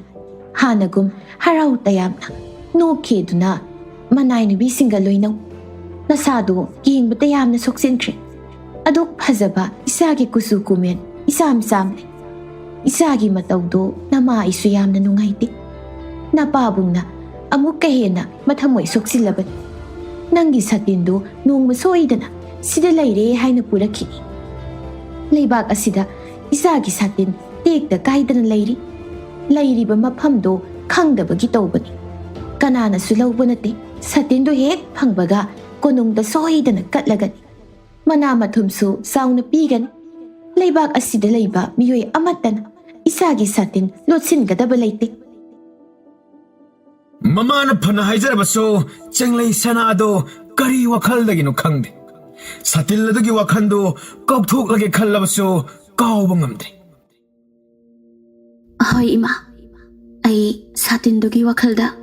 ꯅꯨꯡꯉꯥꯏꯇꯕ ꯇꯧꯔꯔꯣꯏ꯫ ꯑꯅꯧꯕ ꯁꯥꯇꯤꯟ ꯀꯌꯥ ꯂꯩꯔꯤ, ꯍꯦꯟꯅ ꯐꯖꯕ, ꯍꯦꯟꯅ ꯃꯃꯜ ꯇꯥꯡꯕ꯫ ꯑꯋꯥꯠꯄ ꯂꯩꯇ꯭ꯔꯕ ꯅꯤꯡꯊꯧ ꯑꯃꯒꯤ ꯃꯆꯥꯅꯨꯄꯤꯅ ꯀꯔꯤ ꯑꯋꯥꯠꯄ ꯂꯩꯔꯣꯅꯤ? ꯏꯁꯥꯅ ꯄꯥꯝꯕ ꯄꯣꯠ ꯆꯩ, ꯑꯆꯥ ꯑꯊꯛ ꯑꯩ ꯂꯣꯏꯅ ꯐꯪꯍꯟꯕ ꯉꯝ꯫ ꯃꯥꯡꯈ꯭ꯔꯤꯕ ꯁꯥꯇꯤꯟ ꯑꯗꯣ ꯑꯐꯕ ꯀꯩꯁꯨ ꯑꯣꯏꯔꯔꯣꯏ꯫ ꯅꯣꯡꯂꯩ ꯅꯨꯡꯁꯤꯠꯅ ꯍꯨꯝꯂꯨꯔꯕ ꯐꯤꯔꯣꯜ ꯀꯅꯥꯅꯁꯨ ꯈꯨꯟꯖꯤꯟꯗꯨꯅ ꯁꯤꯖꯤꯟꯅꯗꯕꯅꯤ꯫ ꯃꯥꯏꯕ ꯃꯥꯏꯕꯤꯅ ꯍꯥꯏꯕꯅꯤ, ꯅꯣꯡꯂꯩ ꯅꯨꯡꯁꯤꯠꯀꯤ ꯆꯍꯨꯝ ꯐꯪꯂꯕ ꯄꯣꯠ ꯆꯩ ꯐꯤ ꯏꯃꯨꯡꯗ ꯑꯃꯨꯛ ꯍꯟꯅ ꯄꯨꯁꯤꯟꯕ ꯇꯧꯍꯩꯗꯦ ꯍꯥꯏꯗꯅ꯫ ꯅꯣꯡꯂꯩ ꯅꯨꯡꯁꯤꯠ ꯍꯥꯏꯕꯁꯦ ꯏꯆꯝ ꯆꯝꯅ ꯁꯤꯠꯄ ꯅꯨꯡꯁꯤꯠ ꯅꯠꯇꯦ, ꯂꯥꯏꯒꯤ ꯑꯀꯟꯕ ꯆꯍꯨꯝꯒ ꯂꯣꯏꯅꯕꯅꯤ꯫ ꯎꯔꯨ ꯎꯔꯨ ꯂꯩꯁꯤꯟꯗꯨꯅ ꯑꯇꯤꯌꯥ ꯄꯥꯛꯅ ꯄꯨꯈꯠꯄ ꯉꯝꯕ ꯅꯨꯡꯁꯤꯠ ꯈꯨꯁꯤꯠꯅꯤꯗ꯫ ꯃꯁꯦ ꯄꯥꯛꯅ ꯌꯥꯎꯕꯁꯨ ꯅꯠꯇꯦ꯫ ꯏꯁꯥꯒꯤ ꯁꯥꯇꯤꯟ ꯑꯗꯣ ꯏꯆꯝ ꯆꯝꯕ ꯑꯁꯤꯠ ꯑꯋꯥꯟꯊꯥꯒꯤ ꯅꯨꯡꯁꯤꯠ ꯅꯠꯇꯦ, ꯏꯁꯣꯔꯒꯤ ꯆꯍꯨꯝ ꯌꯥꯎꯕ ꯅꯨꯡꯁꯤꯠꯅꯤ꯫ ꯁꯥꯇꯤꯟ ꯑꯗꯣ ꯌꯥꯝꯅ ꯋꯥꯡꯅ ꯃꯁꯛ ꯎꯗꯨꯅ ꯄꯥꯏꯈ꯭ꯔꯦ ꯍꯥꯏꯅꯔꯦꯗ꯫ ꯃꯗꯨꯕꯨ ꯑꯐꯕ ꯈꯨꯗꯝ ꯑꯣꯏꯕ ꯌꯥꯏ, ꯑꯣꯏꯗꯕ ꯌꯥꯏ, ꯑꯩꯈꯣꯏꯒꯤ ꯇꯥꯏꯕꯪꯄꯥꯟ ꯑꯁꯤꯗꯗꯤ꯫ ꯑꯗꯨꯕꯨ ꯀꯔꯤꯒꯨꯝꯕ ꯅꯣꯡꯂꯩ ꯅꯨꯡꯁꯤꯠꯅ ꯄꯨꯔꯨꯔꯤꯕ ꯐꯤ, ꯏꯅꯐꯤ, ꯐꯅꯦꯛ, ꯈꯨꯗꯩ, ꯐꯩꯖꯣꯝꯅꯆꯤꯡꯕ ꯑꯃꯨꯛ ꯍꯟꯅ ꯂꯧꯁꯤꯟꯗꯨꯅ ꯁꯦꯠ ꯆꯥꯕ ꯇꯧꯍꯩꯅꯗꯦ꯫ ꯐꯤꯔꯣꯟꯗ ꯅꯠꯇꯅ ꯇꯥꯏꯕꯪ ꯊꯋꯥꯏ ꯄꯥꯟꯕ ꯃꯤꯑꯣꯏꯕ ꯐꯥꯎꯕ ꯅꯣꯡꯂꯩ ꯅꯨꯡꯁꯤꯠꯅ ꯍꯨꯝꯗꯨꯅ ꯄꯨꯅꯔꯤꯕꯅꯤ꯫ ꯃꯗꯨꯗ ꯐꯥꯎꯕ ꯃꯤꯁꯛ ꯑꯗꯨ ꯒ꯭ꯌꯥꯟ ꯇꯥꯗꯅ ꯋꯥꯡꯅ ꯄꯨꯈꯠꯂꯒ ꯃꯐꯝ ꯑꯃꯗ ꯊꯅꯝꯕ ꯌꯥꯎꯏꯁꯨ ꯍꯥꯏꯅꯔꯤꯕꯅꯤ꯫ ꯅꯣꯡꯂꯩ ꯅꯨꯡꯁꯤꯠꯅ ꯍꯨꯝꯂꯨꯔꯕ ꯃꯤꯁꯛ ꯑꯗꯣ ꯂꯥꯏꯒꯤ ꯆꯥꯃꯤꯟ ꯐꯪꯂꯕ, ꯂꯥꯏꯒꯤ ꯁꯛꯇꯤ ꯆꯦꯜꯂꯕ ꯃꯤꯑꯣꯏꯕ ꯑꯣꯏꯔꯕꯁꯨ ꯂꯥꯏꯒꯤ ꯃꯒꯨꯟ ꯆꯦꯜꯂꯕ ꯃꯤꯁꯛ ꯑꯃ ꯑꯣꯏ ꯍꯥꯏꯅꯔꯤꯕꯅꯤ꯫ ꯂꯥꯏꯒꯤ ꯆꯥꯃꯤꯜ ꯐꯪꯂꯕ ꯅꯣꯡꯂꯩꯗ ꯄꯨꯔꯨꯔꯕ ꯐꯤꯔꯣꯜ ꯇꯥꯏꯕꯪ ꯊꯋꯥꯏ ꯄꯥꯟꯕ ꯐꯥꯎꯕ ꯃꯩ ꯑꯣꯛꯇꯨꯅ ꯂꯥꯏꯔꯣꯟ ꯇꯤꯔꯣꯟ ꯇꯧꯔꯗꯨꯅ ꯄꯨꯟꯁꯤ ꯅꯨꯡꯁꯥꯡꯅꯕ ꯇꯧꯅꯔꯤꯕꯅꯤ꯫ ꯅꯣꯡꯂꯩꯅ ꯄꯨꯔꯨꯔꯕ ꯄꯣꯠ ꯆꯩ ꯑꯩꯒꯤꯅꯤ ꯍꯥꯏꯅ ꯂꯧꯁꯤꯟꯗꯨꯅ ꯁꯤꯖꯤꯟꯅꯗꯦ꯫ ꯏꯆꯥꯒꯤ ꯁꯥꯇꯤꯟ ꯑꯗꯣ ꯅꯣꯡꯂꯩ ꯅꯨꯡꯁꯤꯠꯅ ꯍꯨꯝꯕ ꯁꯣꯏꯗꯅ ꯑꯣꯏꯒꯅꯤ꯫ ꯅꯠꯇ꯭ꯔꯒꯕꯨ ꯂꯩꯄꯥꯛ ꯑꯁꯤꯒꯤ ꯃꯤꯑꯣꯏ ꯀꯌꯥꯅ ꯅꯤꯡꯊꯧ ꯑꯩꯒꯤ ꯃꯅꯥ ꯃꯊꯨꯝ ꯐꯪꯅꯅꯕ ꯌꯥꯝꯅ ꯆꯦꯛꯁꯤꯟꯅ ꯊꯤꯅꯔꯕ ꯐꯥꯎꯕ ꯐꯪꯕ ꯉꯝꯗ꯭ꯔꯤꯕ ꯑꯁꯤꯅꯤ꯫ ꯂꯥꯏꯅ ꯄꯨꯈꯤꯕꯅꯤ, ꯂꯥꯏꯅ ꯂꯣꯠꯈꯤꯕꯅꯤ꯫ ꯃꯁꯦ ꯏꯆꯝ ꯆꯝꯕ ꯅꯣꯡꯂꯩ ꯅꯠꯇꯦ꯫ ꯁꯥꯇꯤꯟ ꯑꯗꯨꯕꯨ ꯀꯔꯤꯒꯨꯝꯕ ꯐꯪꯕ ꯊꯣꯛꯂꯕꯁꯨ ꯇꯔꯥꯏ ꯇꯔꯥꯏꯅ ꯍꯦꯛꯇ ꯂꯧꯁꯤꯟꯕ ꯑꯩꯈꯣꯏꯅ ꯌꯥꯔꯣꯏ꯫ ꯇꯧꯐꯝ ꯊꯣꯛꯄ ꯂꯩꯋꯥ ꯇꯤꯟꯋꯥ ꯃꯥꯏꯕ ꯃꯥꯏꯕꯤꯅ ꯁꯣꯟꯗꯨꯅ ꯂꯥꯏꯒꯤ ꯆꯥꯃꯤꯜ ꯐꯪꯗꯅꯕ ꯇꯧꯒꯗꯧꯔꯤꯕꯅꯤ꯫ ꯃꯄꯥꯕꯨꯡꯒꯤ ꯋꯥꯔꯤꯁꯨ ꯇꯥꯔꯦ, ꯃꯃꯥꯒꯤ ꯋꯥꯔꯤꯁꯨ ꯇꯥꯔꯦ꯫ ꯔꯥꯖꯀꯨꯃꯥꯔꯤ ꯃꯁꯥ ꯃꯇꯣꯝꯇ ꯈꯜꯂꯤ꯫ ꯏꯃꯥ ꯄꯥꯕꯨꯡꯅ ꯍꯥꯏꯔꯤꯕꯁꯤꯡ ꯑꯁꯦ ꯑꯆꯨꯝꯕ ꯉꯥꯛꯇꯅꯤ꯫ ꯑꯗꯨꯒ ꯀꯔꯤꯒꯤꯅꯣ ꯑꯩꯅ ꯋꯥꯐꯝ ꯄꯨꯝꯕ ꯆꯨꯝꯂꯦ ꯍꯥꯏꯕ ꯈꯪꯂꯕ ꯐꯥꯎꯕ ꯁꯥꯇꯤꯟꯗꯨꯒꯤ ꯋꯥꯈꯜꯗ ꯍꯟꯖꯤꯟ ꯍꯟꯖꯤꯟ ꯈꯟꯗꯨꯅ ꯂꯩꯔꯤꯕꯁꯦ? ꯃꯥꯡꯈ꯭ꯔꯤꯕ ꯁꯥꯇꯤꯟ ꯑꯗꯨꯗꯒꯤ ꯍꯦꯟꯕ ꯁꯥꯇꯤꯟ 4-5 ꯁꯥꯍꯜꯂꯤ꯫ ꯁꯥꯇꯤꯟ ꯑꯃꯒꯤꯗꯃꯛꯇ ꯄ꯭ꯔꯖꯥꯁꯤꯡꯒꯤ ꯑꯃꯗꯤ ꯑꯉꯝ ꯑꯊꯧꯁꯤꯡꯒꯤ ꯃꯃꯥꯡꯗ ꯔꯥꯖꯀꯨꯃꯥꯔꯤꯅ ꯃꯁꯥ ꯉꯝꯗꯅ ꯆꯥꯕ ꯊꯛꯄ ꯇꯨꯝꯕ ꯌꯥꯗꯦ ꯍꯥꯏꯕꯁꯤ ꯇꯥꯕꯗ ꯌꯥꯝꯅ ꯏꯀꯥꯏꯅꯤꯡꯉꯥꯏ ꯑꯣꯏꯔꯤꯕꯅꯤ꯫ ꯃꯁꯤ ꯄꯨꯝꯕ ꯈꯪꯅ ꯈꯪꯅ ꯑꯩꯅ ꯋꯥꯈꯜ ꯑꯁꯦ ꯍꯣꯡꯗꯣꯛꯅꯕ, ꯊꯩꯗꯣꯛꯅꯕ ꯍꯣꯠꯅꯕ ꯉꯝꯗ꯭ꯔꯤ꯫ ꯃꯁꯤꯅ ꯀꯔꯤ ꯃꯔꯝꯒꯤꯅꯣ? ꯔꯥꯖꯀꯨꯃꯥꯔꯤ ꯃꯇꯣꯝꯇ ꯋꯥꯈꯜ ꯆꯃꯝꯅꯤ꯫ ꯂꯩꯕꯥꯛ ꯄꯨꯝꯕꯒꯤ ꯄ꯭ꯔꯖꯥ, ꯅꯨꯄꯤ ꯑꯉꯥꯡ, ꯑꯍꯜ, ꯄꯥꯈꯪ ꯂꯩꯁꯥꯕꯤ ꯄꯨꯝꯕꯅ ꯉꯥꯡꯅꯩ꯫ ꯀꯌꯥꯝ ꯃꯒꯨꯟ ꯂꯩꯕ ꯁꯥꯇꯤꯟꯅꯣꯅꯦ? ꯑꯁꯨꯛ ꯌꯥꯝꯅ ꯃꯥꯡꯕ ꯌꯥꯗꯦ ꯍꯥꯏꯕꯒꯨꯝ ꯅꯤꯡꯊꯧꯅ ꯃꯇꯝ ꯀꯥꯏꯊꯣꯛꯇꯨꯅ ꯃꯅꯥ ꯃꯊꯨꯝ ꯄꯤꯒꯅꯤꯗꯅ ꯂꯥꯎꯊꯣꯛꯂꯤꯕ ꯁꯥꯇꯤꯟ ꯑꯗꯨꯗ ꯁꯅꯥ ꯂꯨꯄꯥ ꯀꯌꯥꯝ ꯌꯥꯎꯔꯕ? ꯅꯠꯇ꯭ꯔꯒ ꯁꯥꯇꯤꯟ ꯑꯗꯨ ꯍꯤ ꯌꯥꯏ ꯆꯦꯟꯕ ꯁꯥꯇꯤꯟ ꯑꯃ ꯑꯣꯏꯕ ꯖꯥꯠꯂꯥ? ꯃꯁꯤꯅꯤ ꯃꯤꯄꯨꯝ ꯈꯨꯗꯤꯡꯅ ꯈꯟꯅꯔꯤꯕ, ꯉꯥꯡꯅꯔꯤꯕ꯫ ꯑꯗꯨꯕꯨ ꯁꯥꯇꯤꯟ ꯊꯤꯕꯒꯤ ꯊꯕꯛꯇꯤ ꯑꯃꯠꯇ ꯇꯣꯛꯄ ꯂꯩꯇꯦ꯫ ꯃꯅꯥ ꯃꯊꯨꯝ ꯐꯪꯅꯤꯡꯕꯗꯤ ꯂꯥꯏꯔꯗꯅ ꯁꯥꯇꯤꯟ ꯑꯗꯨ ꯃꯈꯨꯠꯅ ꯄꯥꯏꯗꯨꯅ ꯑꯃꯨꯛꯇꯪ ꯌꯦꯡꯅꯤꯡꯕꯒꯤ ꯋꯥꯈꯜꯁꯨ ꯄꯣꯛꯅꯔꯤꯕꯅꯤ꯫ ꯁꯥꯇꯤꯟꯒꯤ ꯋꯥꯈꯜꯗꯒꯤ ꯔꯥꯖꯀꯨꯃꯥꯔꯤ ꯑꯅꯥꯕ ꯑꯃꯒꯨꯝ ꯇꯧꯗꯨꯅ ꯂꯩꯔꯦ꯫ ꯆꯥꯕ ꯊꯛꯄ ꯇꯨꯝꯕ ꯌꯥꯗꯅ ꯐꯤꯕꯝ ꯁꯣꯛꯅ ꯂꯩꯔꯦ ꯍꯥꯏꯕꯒꯤ ꯄꯥꯎꯁꯤꯡ ꯑꯗꯨꯁꯨ ꯃꯊꯪ ꯃꯊꯪ ꯁꯟꯗꯣꯛꯅꯈꯤꯗꯨꯅ ꯇꯥꯗꯕ ꯈꯪꯗꯕ ꯌꯥꯎꯗ꯭ꯔꯦ꯫ ꯂꯨꯔꯤꯕꯗꯤ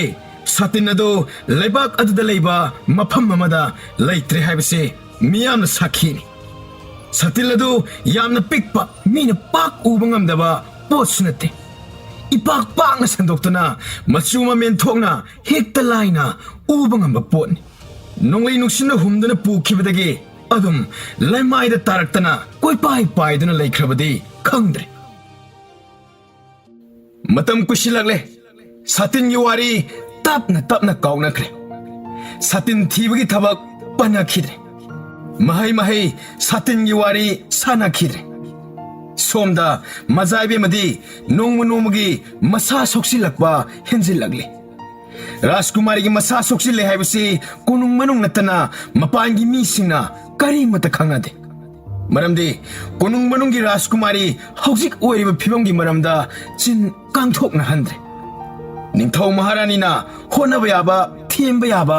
ꯚꯥꯞ ꯇꯥꯍꯟꯕ ꯌꯥꯕ ꯑꯔꯣꯏꯕꯤꯗ ꯍꯣꯠꯅꯔꯤꯕꯅꯤ ꯃꯖꯥꯏꯕꯦꯝꯃꯒꯤ ꯃꯁꯥ ꯏꯐ ꯐꯒꯠꯄ ꯉꯝꯗ꯭ꯔꯦ ꯔꯥꯖꯀꯨꯃꯥꯔꯤ ꯃꯁꯥꯃꯛꯅꯁꯨ ꯑꯁꯨꯝꯅ ꯍꯥꯏꯔꯤ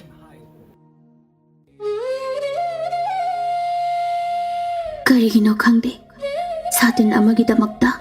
ꯑꯩꯅ ꯑꯁꯨꯛ ꯌꯥꯝꯅ ꯊꯃꯣꯏ ꯁꯣꯟꯊꯔꯤꯕ ꯀꯥꯎꯊꯣꯛꯄ ꯉꯝꯗ꯭ꯔꯤꯕ ꯑꯩꯁꯦ ꯇꯁꯦꯡꯅ ꯑꯉꯥꯎꯕꯤ ꯑꯃ ꯑꯣꯏꯔꯕ꯭ꯔꯥ ꯂꯝꯂꯩ ꯃꯥꯑꯣꯛꯅꯕꯒꯨꯝ ꯑꯩꯒꯤ ꯋꯥꯈꯜ ꯄꯨꯛꯅꯤꯡ ꯏꯆꯣꯏ ꯆꯣꯏꯔꯤꯕ ꯑꯩꯒꯤ ꯁꯥꯇꯤꯟ ꯅꯥꯎꯊꯛꯇ ꯄꯥꯏꯗꯨꯅ ꯆꯠꯈ꯭ꯔꯦ ꯍꯦꯛ ꯇꯥꯕꯗ ꯏꯄꯥ ꯄꯥꯈꯠꯄ ꯍꯨꯃꯥꯡ ꯑꯅꯞꯄꯤ ꯀꯥꯕ ꯐꯨꯡ ꯂꯥꯎꯕ ꯑꯃ ꯐꯥꯎꯈꯤ ꯁꯥꯇꯤꯟꯒꯤ ꯋꯥꯈꯜ ꯑꯁꯤ ꯀꯥꯎꯊꯣꯛꯄ ꯉꯝꯅꯕ ꯑꯩꯕꯨ ꯑꯈꯪ ꯑꯍꯩꯁꯤꯡꯅ ꯊꯧ ꯇꯧꯍꯟꯕꯤꯔꯣ ꯍꯥꯏꯅ ꯏꯃꯥ ꯄꯥꯕꯨꯡꯗ ꯍꯪꯒꯠꯂꯁꯤꯔꯥ ꯑꯁꯨꯝꯅ ꯃꯃꯥ ꯄꯥꯕꯨꯡꯗ ꯍꯪꯒꯠꯆꯔꯦ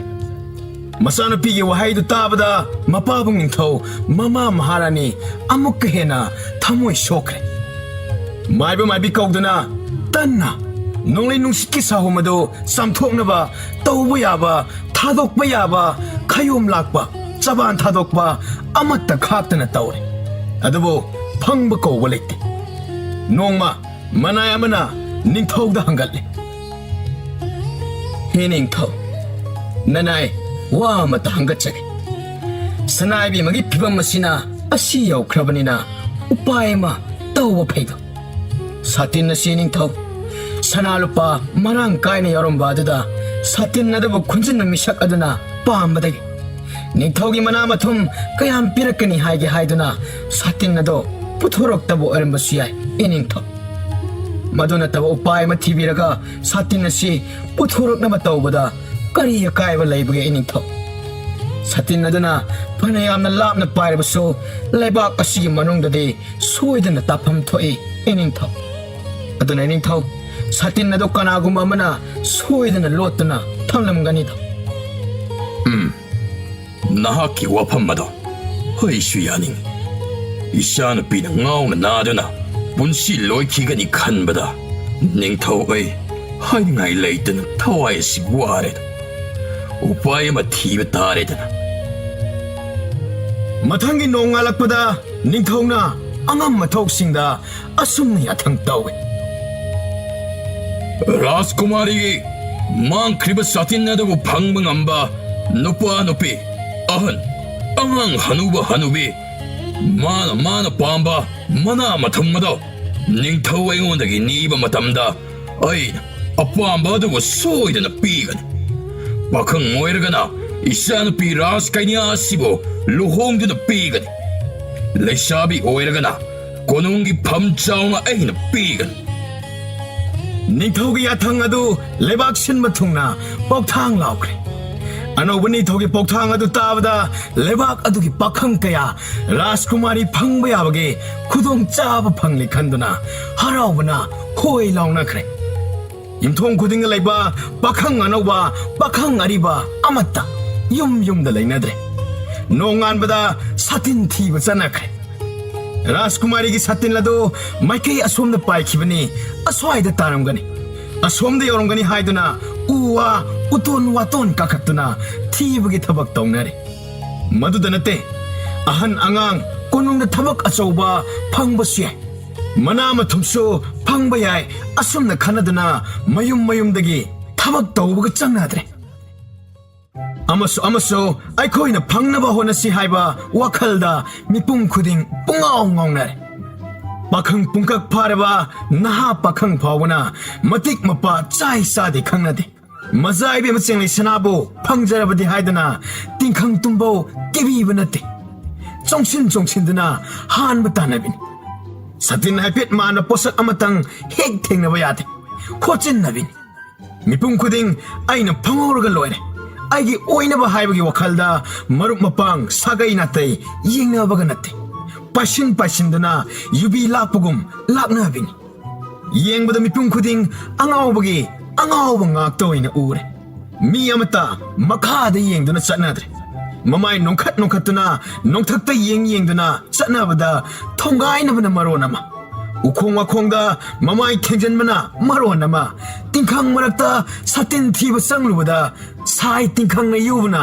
ꯃꯈꯣꯡ ꯊꯥꯡꯕ ꯌꯥꯗꯕ ꯀꯥꯡꯕꯨ ꯑꯃ ꯂꯩꯕꯥꯛꯇꯨꯗ ꯇꯧꯔꯤꯕ ꯃꯑꯣꯡꯁꯤꯡ ꯑꯣꯟꯊꯣꯛꯄ ꯃꯑꯣꯡ ꯑꯃꯅꯤ ꯃꯅꯥ ꯄꯨꯡꯕ ꯋꯥꯡꯂꯕ ꯎꯊꯛꯇ ꯁꯥꯇꯤꯟ ꯃꯥꯟꯕ ꯎꯏ ꯍꯥꯏꯗꯨꯅ ꯀꯥꯔꯨꯕꯗ ꯇꯥꯔꯛꯇꯨꯅ ꯃꯈꯣꯡ ꯇꯦꯛꯄꯁꯨ ꯌꯥꯎꯅꯔꯦ ꯁꯥꯇꯤꯟ ꯊꯤꯕꯒꯤ ꯊꯕꯛꯁꯤ ꯆꯠꯅꯕꯤ ꯑꯣꯏꯅ ꯀꯅꯥꯅꯁꯨ ꯏꯀꯥꯏ ꯍꯪꯒꯣꯏꯅꯗ꯭ꯔꯦ ꯃꯔꯨꯞ ꯃꯄꯥꯡ ꯁꯥꯒꯩ ꯅꯥꯇꯩ ꯑꯃꯒ ꯎꯅꯕ ꯐꯪꯅꯗ꯭ꯔꯦ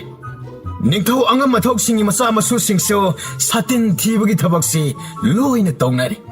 ꯅꯤꯡꯊꯧ ꯌꯥꯊꯪꯅꯤ ꯍꯤꯛꯇꯣꯛꯄ ꯌꯥꯕ ꯅꯠꯇꯦ ꯁꯥꯇꯤꯟ ꯑꯗꯨꯕꯨ ꯅꯤꯡꯊꯧꯗ ꯍꯦꯛ ꯀꯠꯂꯔꯕꯗ ꯃꯥꯒꯤ ꯐꯪꯐꯝ ꯊꯣꯛꯄ ꯃꯅꯥ ꯐꯪꯕ ꯍꯥꯏꯕꯁꯤ ꯁꯣꯏꯗ꯭ꯔꯕꯅꯤ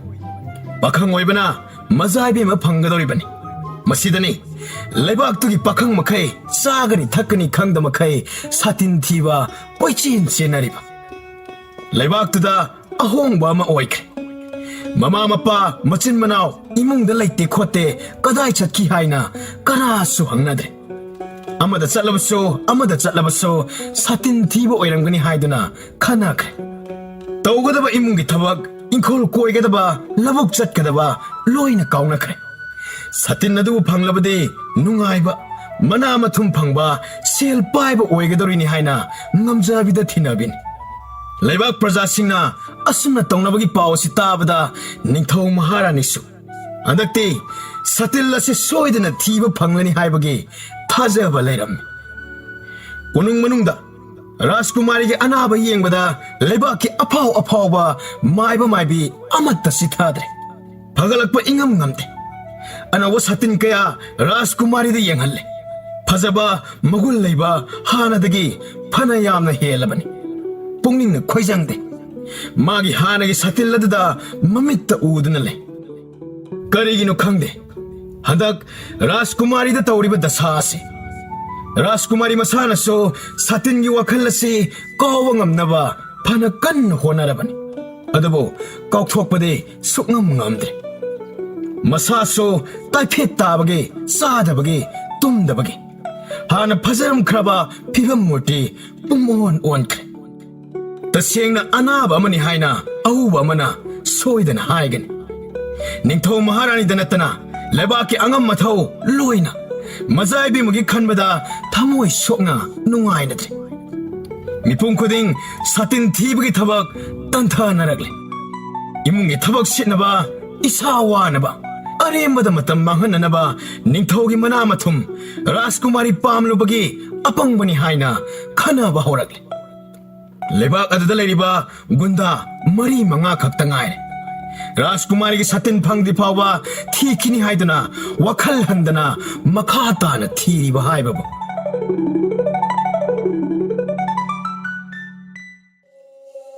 ꯁꯇꯤꯜ ꯊꯤꯕꯗ ꯂꯩꯕꯥꯛꯀꯤ ꯉꯝꯈꯩ ꯈꯝ ꯊꯦꯡꯂꯦ ꯂꯝꯗꯝ ꯑꯗꯨꯒꯤ ꯉꯝꯈꯩ ꯑꯔꯣꯏꯕ ꯆꯤꯡꯈꯩ ꯄꯥꯡꯕꯗ ꯎꯃꯪ ꯑꯆꯧꯕ ꯑꯃ ꯂꯩꯔꯤ ꯎꯃꯪ ꯑꯗꯨ ꯃꯉꯥꯏꯔꯦ ꯆꯪꯕ ꯉꯝꯅꯗ꯭ꯔꯤꯕ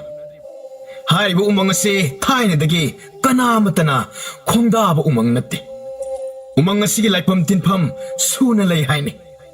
ꯀꯅꯥꯒꯨꯝꯕ ꯃꯤꯁꯛ ꯑꯃꯠꯇ ꯎꯃꯪ ꯑꯁꯤꯒꯤ ꯃꯅꯥꯛ ꯅꯛꯁꯤꯟꯅ ꯂꯧ ꯎꯕ ꯉꯥ ꯐꯥꯕ ꯁꯤꯡ ꯆꯟꯕ ꯇꯧꯅꯗꯦ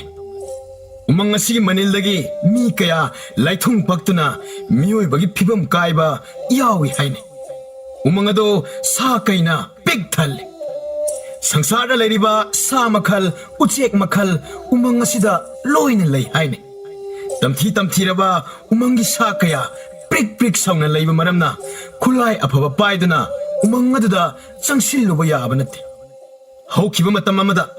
ꯂꯩꯕꯥꯛ ꯑꯗꯨꯗ ꯄꯥꯜꯂꯝꯕ ꯅꯤꯡꯊꯧ ꯑꯃꯅ ꯎꯃꯪ ꯑꯁꯤꯒꯤ ꯃꯒꯨꯟ ꯄꯥꯎ ꯐꯪꯕꯗꯒꯤ ꯊꯥꯡ ꯇꯦꯟ ꯇꯥ ꯄꯥꯏꯕ ꯃꯅꯥꯏ ꯀꯌꯥ ꯊꯥꯖꯤꯟꯗꯨꯅ ꯎꯃꯪꯗꯨꯅ ꯇꯥꯏꯕꯪ ꯃꯤꯑꯣꯏꯕꯅ ꯆꯪꯗꯨꯅ ꯎ ꯋꯥ ꯍꯩ ꯔꯥ ꯍꯦꯛꯅꯕꯒꯤ ꯌꯥꯅꯅꯕꯒꯤ ꯎꯄꯥꯏ ꯇꯧꯈꯤ ꯍꯥꯏꯅꯤ ꯑꯗꯨꯕꯨ ꯅꯤꯡꯊꯧꯒꯤ ꯃꯅꯥꯏꯁꯤꯡ ꯑꯃꯠꯇ ꯍꯤꯡꯅ ꯍꯜꯂꯛꯈꯤꯗꯦ ꯍꯤꯡꯅ ꯍꯜꯂꯛꯂꯕꯁꯨ ꯋꯥꯌꯣꯡ ꯆꯥꯗꯦ ꯃꯇꯝ ꯈꯔ ꯅꯥꯔꯝꯂꯒ